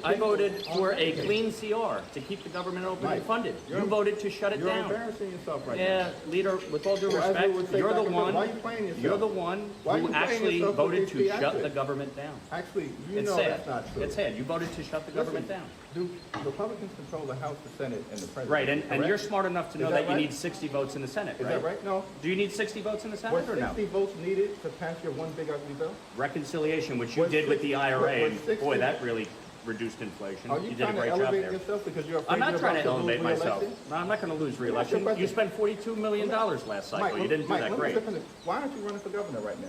You spent- Because I you spent a actually year and a half. enjoy this job, and I'm here to do You it. And enjoy- by the way, you and by the enjoy- way, you you could enjoy actually embarrassing pass. yourself? You could actually pass You enjoy being a lackey for subsidy Donald right Trump? now Is that to right? ensure that people don't have health care premiums going up. Why won't you support this one-year Let me bill? ask you a question. Tom Swazi's on it. Jared Golden. Let me ask you a question. Marie. We found it. We found the one guy that literally is even fucking nerdier and more Rizless than Hakeem Jeffries. That Hakeem Jeffries actually looks good standing next to him and actually yelling at him. It turns out this is what was necessary. When you see him on his own, okay? Luckily, by the way, this time I was literally unbuttoning my own fucking shirt that I'm not like, zapping Kaya to go sit in her bed that she normally goes and lays down on, for the record. Thank God my hands are, fucking idiots. I must have been hitting the button with my dick. That's what I was doing. Okay, dude, now you're stretching it.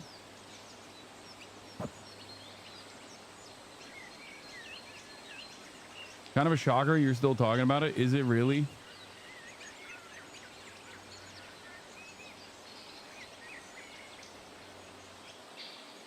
Nerdy as fuck that he said to shut the fuck up. Like I used to say it to my mom. She let me, she left my room after grounding me. That's such a white chatter trait. I couldn't imagine saying that to my mom even after she left the room.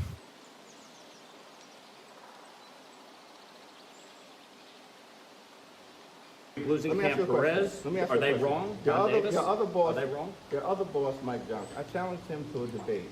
Yeah. On the floor. Did he send you? No, I'm here on his my behalf because of he's my afraid to constituents debate. Is because that you right? shut the government down. And my constituents are suffering as a result of your ridiculous ploy because you're so afraid of Zohran Mandami. By the way, when are you endorsing him? By the way, do you endorse him for mayor? First of all, are Ooh, okay, that's a point. That's a point for Lawler.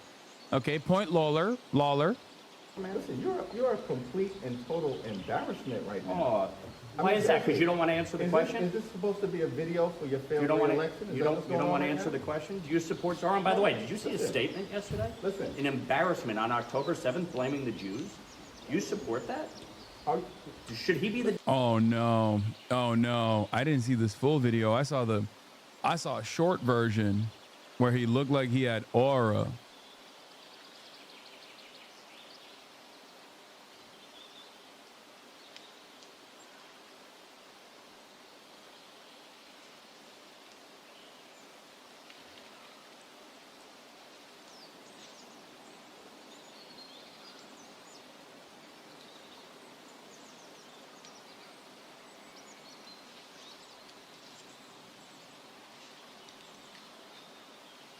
How is he pro-Zoran but pro-Israel? He's not. You think he's pro-Zoran or pro-Israel? Both of these guys are pro-Israel stooges, okay? Democratic nominee for mayor. First of all, I don't answer to you. You Should don't he be even the Democratic answer to mayor? yourself. Should he be the You don't Democratic even- nominee I'll for answer mayor? whatever questions I need to answer about Okay, the so mayor's you think race, his statement about the Ameri- yesterday was okay? First of all, That's sad. First of all, it's unfortunate. Don't come with this phony. These are bills. No. These are bills. They're not phony. They're It's not real a bill bills. that Republicans are even prepared to bring to the floor. There's 11 Republicans on it. There's 4 Democrats. It's a bipartisan bill to extend the Affordable Care Act subsidies. If you believe in it so do you so understand much, math? why won't you sign on to Do it? you understand math? You could get your whole conference to You sign have- on today. there are 220 Your whole conference could sign on to this. There are 220 Republicans Right. in the House right now. You have You come to a 215 bill with me Democrats. with 11? You have 215 Is that right? Democrats. Well, how many votes does it take in the House? Are you- 218. Are you mathematically challenged? brother? No, I think you are. You have 215 Democrats. You could all sign on to this today Do me a with favor. 11 Republicans. Do It'd me be a great. favor. It'd be I've great. indulged you. I've given you your 15 You minutes haven't of you haven't fame. answered any of the questions. You're a but complete and total embarrassment. Yeah. You're embarrassing yourself in your district right now, and you're going down to defeat next I know. year.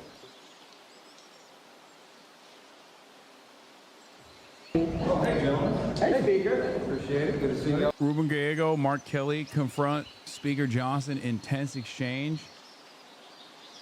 They should be allowed to fight. I mean, you know my advocacy in this field, okay? I have been a major advocate. I've been a major advocate.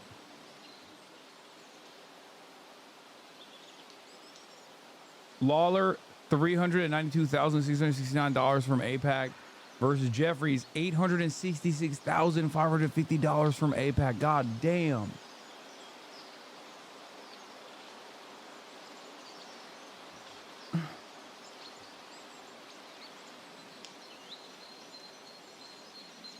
I think it would be, Congress would be better. This shit is so fake. This is really just to be the media.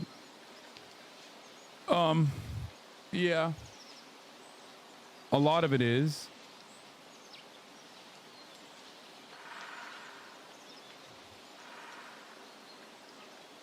This is exactly why Zoran's statement was such a failure. I don't think it was as big as a failure. But this is the reason why there's no reason to there's no reason not to include like additional context, even when talking about October 7th, because like these guys are never going to, these guys' position against you is that you're anti-genocide and you're anti-Zionist, right? So it's not like any kind of like October 7th was a horrifying incident that, you know, sparked some kind of reaction from Israel, but the reaction went a little too hard. Like that kind of omission of like what came prior to October 7 makes it seem as though, you know, Israel's reaction was to a certain degree warranted, but obviously like how they reacted was a little too far, right? How they reacted was a little too far. And that in and of itself is a concession that you don't need to even remotely imply, because these guys are never going to fucking, these guys are never ever in a million years going to give you, they're never going to sit there and say, well, at least his like response was timid.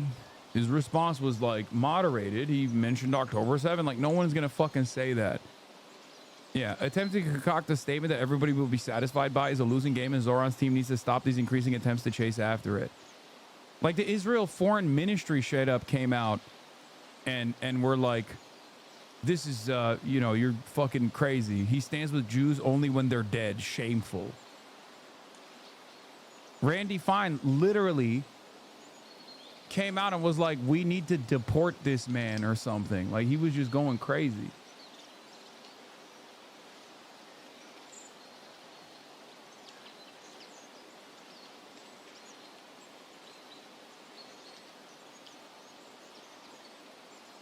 Yeah, but I guess in that regard, people were too busy hating on Zoran to notice that neither AOC, Ilhan Omar, nor Tlaib released an October 7th statement at all, Lamau. Private Oomph just pointed out that neither did Jeffries. Those APAC checks must be declining. Yeah, he just tanked it. He just tanked it for him. Him and Grant Plattner both were like, don't worry, guys, get behind me. Get behind me. I'll say some shit that makes everybody mad. Okay? Randy Fine probably wants to eat Zoran. True.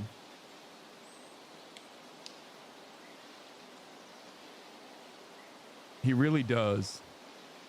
He wants to eat everything, really.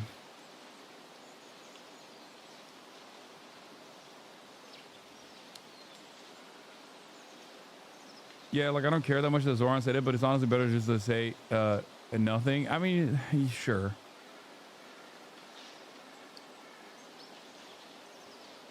Let's see what Ruben Gallego and Mark Kelly said.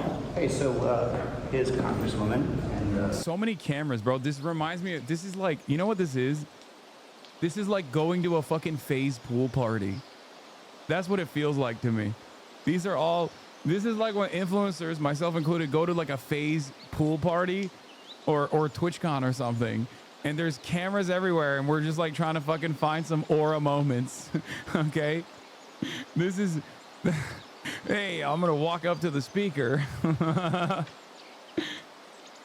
Oh, that's funny. They're clip farming. Yeah, reopen the government so we get back to work. I mean, but this just keeps on moving. Yeah, no, it's not great if you want referendum. I want to see something crazy. You know what I mean? I want to see him like slap Mike Johnson or something. Like, I want some real motion, okay?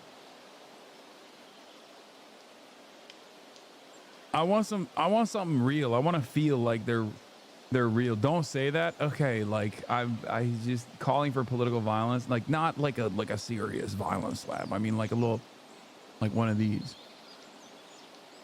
You know, I want some real wrestling, man. Real wrestling.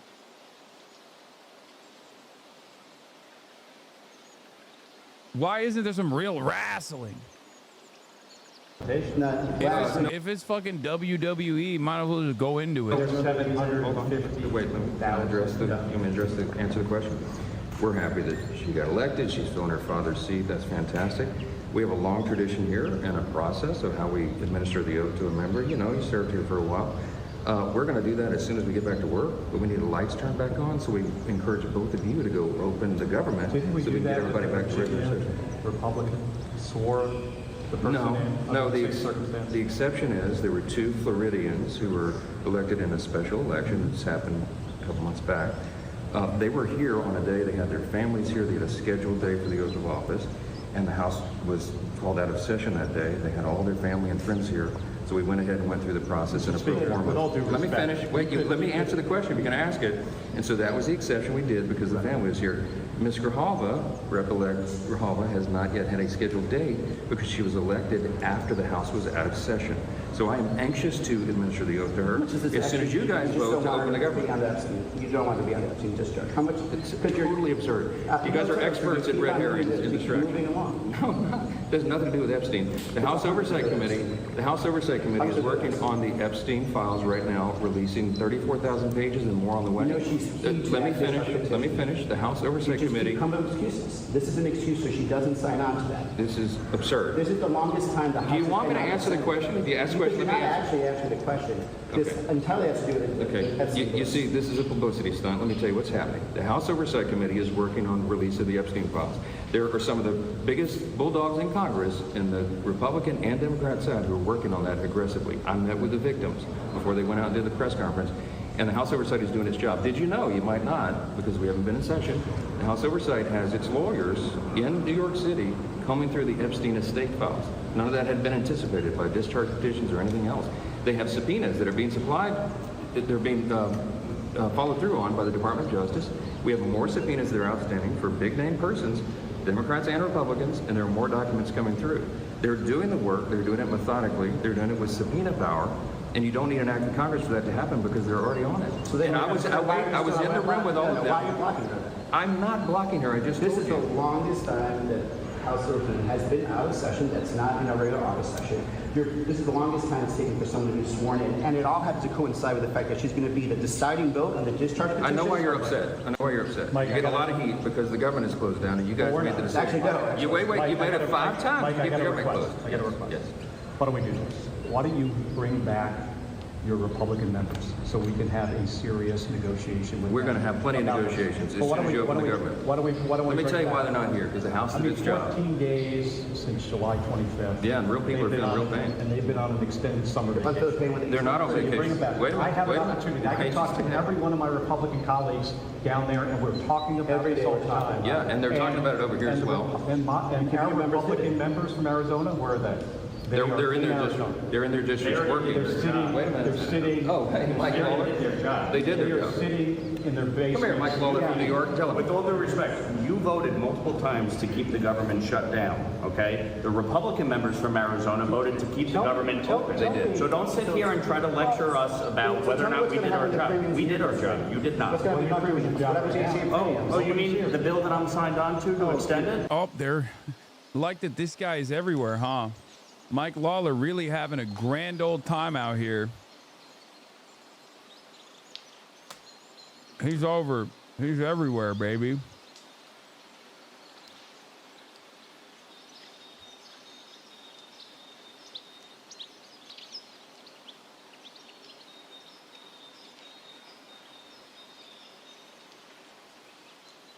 Someone in the chat said WWE earlier, and yeah, this literally reads as one of those backstage confrontations they have in between matches.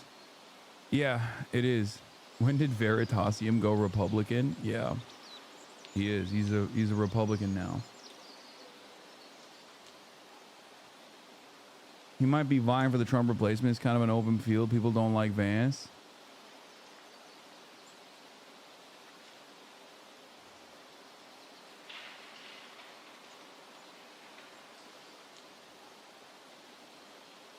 Obviously, Mike Johnson is a hog, but do you think the Dems are overblowing this thing about delaying her swearing in because of the Epstein files process? I don't think so. I think they're just trying to be annoying. I'm sure that's part of the reason. You know what I mean? I don't think they're blowing their load on anything, really. I think they've done a pretty decent job. They should talk about like how many. They should talk about like how much money is not being paid to government employees like every single day. You know what I mean? Every single day that this moves forward, they should be constantly talking about Project 2025 and how Trump has openly stated that like Russ Vought is going to be the Reaper.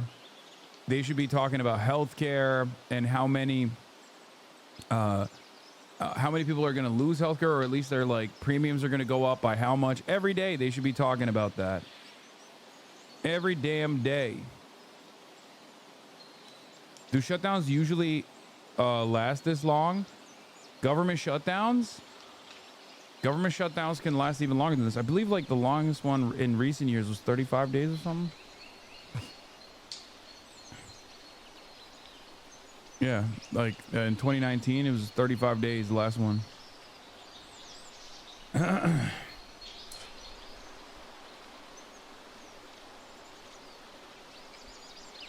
I keep getting confused. Why does Mike keep saying it's the Dems that whatever who are keeping the government shut down is just smoke and mirrors or what? Because that can't be true, right? No, there is truth to that statement, but it takes two to tango. They can't get like they can't get 10 votes beyond the Republicans in the Senate in order to advance this what they call clean funding bill, right? But the reason why the Democrats are pushing for the shutdown is because they want the Republicans to meet their demands. They want the Republicans to meet their demands on protecting people's Medicaid, to ensure that like COVID era provision that offers subsidies that help people pay their healthcare premiums do not go away. And they want assurances on the administration not using expanded executive authority to override previous congressional funds that have been allocated, right? Are you going to tase your dog now? Yeah, watch. Okay, are you ready for this? Place.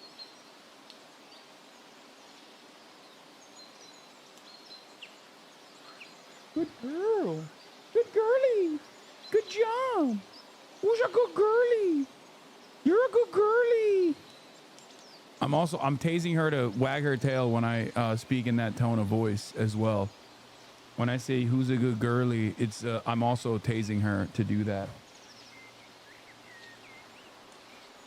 It's mind control. I have Law, you've changed your voice since the incident. Brother, you are literally the most idiotic person if you don't think that I talk to my dog in this exact same way, with the exception of a 10-second increment that you saw. Are you fucking stupid? All right. Hit me with the clips, chat. Someone lock in. Someone send me the fucking clip compies. There's a million of them. Why would you make such a stupid argument? There are literally a million hours of me obviously talking to my dog in that way. Oh, more abuse, more abuse. He doesn't like gay things. Do you have a pet voice? Of course. Yeah.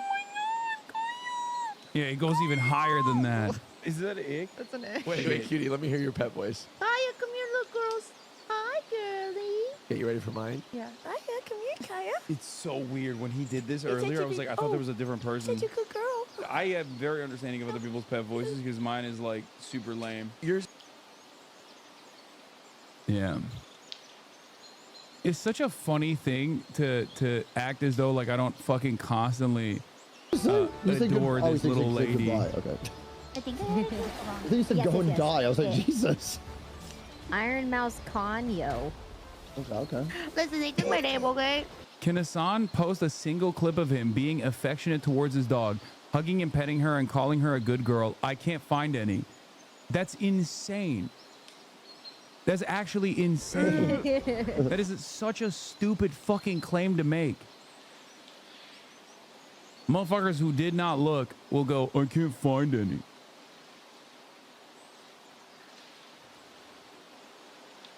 Yeah, that's the biggest shot collar of all time. As you can tell, as you can see. You're responding to AI boss, my guy? No, there's like unironically a lot of people who saw that clip and were like convinced that they're like, I'm abusing my dog, and I'm just like a fucking person who treats this beautiful little lady, my little lady, as a fucking prop on the stream and shit. Okay? You guys haven't seen all the PFPs of white women that we've seen? Yeah, exactly. There's like hella fucking liberals who think like I'm abusive as fuck to my dog, bro. It is crazy. More abuse, more abuse, more clips of abuse. What? Speaking to the microphone. Oh, don't lick it. Oh, don't lick me.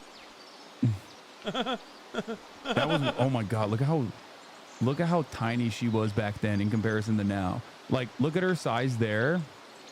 Okay. Look at her size there. Okay. My BFF doesn't give a fuck about you. Sent me this drama about you to me. Yeah. It's also funny because like chatters will get annoying and will be like, why don't you fucking show us Kaya? Which is because Kaya is not always on stream. Can you still pick her up? I'm gonna try right now. I do call her fat. Maybe that's the thing that they'll get mad about next. They'll be like, Hasan is fat shaming her dog. Okay. Kaya, come here. Come here.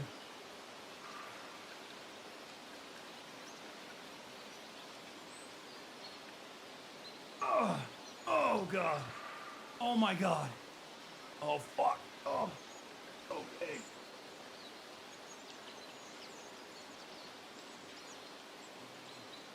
Look at how much bigger she is now.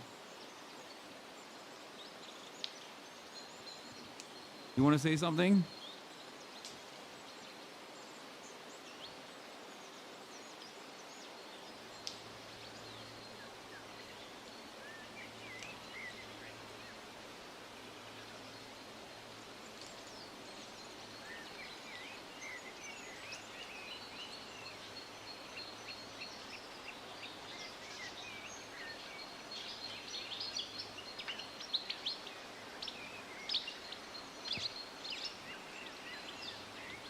Yeah.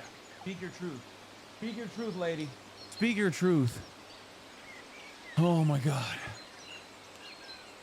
Can she go bigger? I think this is it.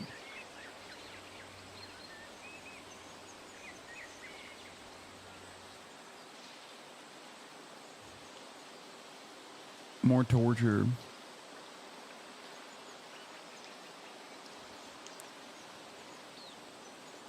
Bro's out of breath. Dog, this dog is 120 pounds.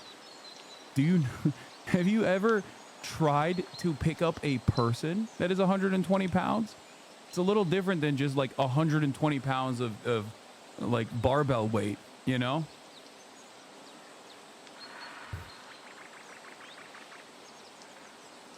Streamer suplexes scared abused dog. I know. Folks on Facebook were raging, spent the day trolling them, but seriously, folks lost their mind. Any excuse to hate you? I just, like I said, there is a reason. There is a reason why. It's because the clip looks fucking horrible. I get it. I totally get it. That's why the haters fucking ran with it and aggressively plastered it everywhere. And if you don't know who the fuck I am and that's your first interaction, you're like, what a piece of shit this guy is. You haven't seen a fucking million different moments on this broadcast. Anyway, you're falling for it, Hasan. All this hate is just an excuse to make the entire day a side character episode. True, but also you get to appreciate Kaya more, so I feel like it's not.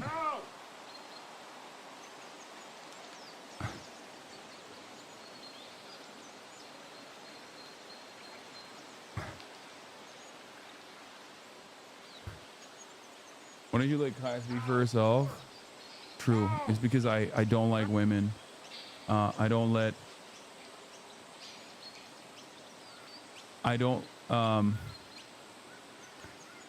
women speak. The best part of this as a political watcher is seeing seeing clips of Kaya that aren't from the stream. Yeah. Anyway.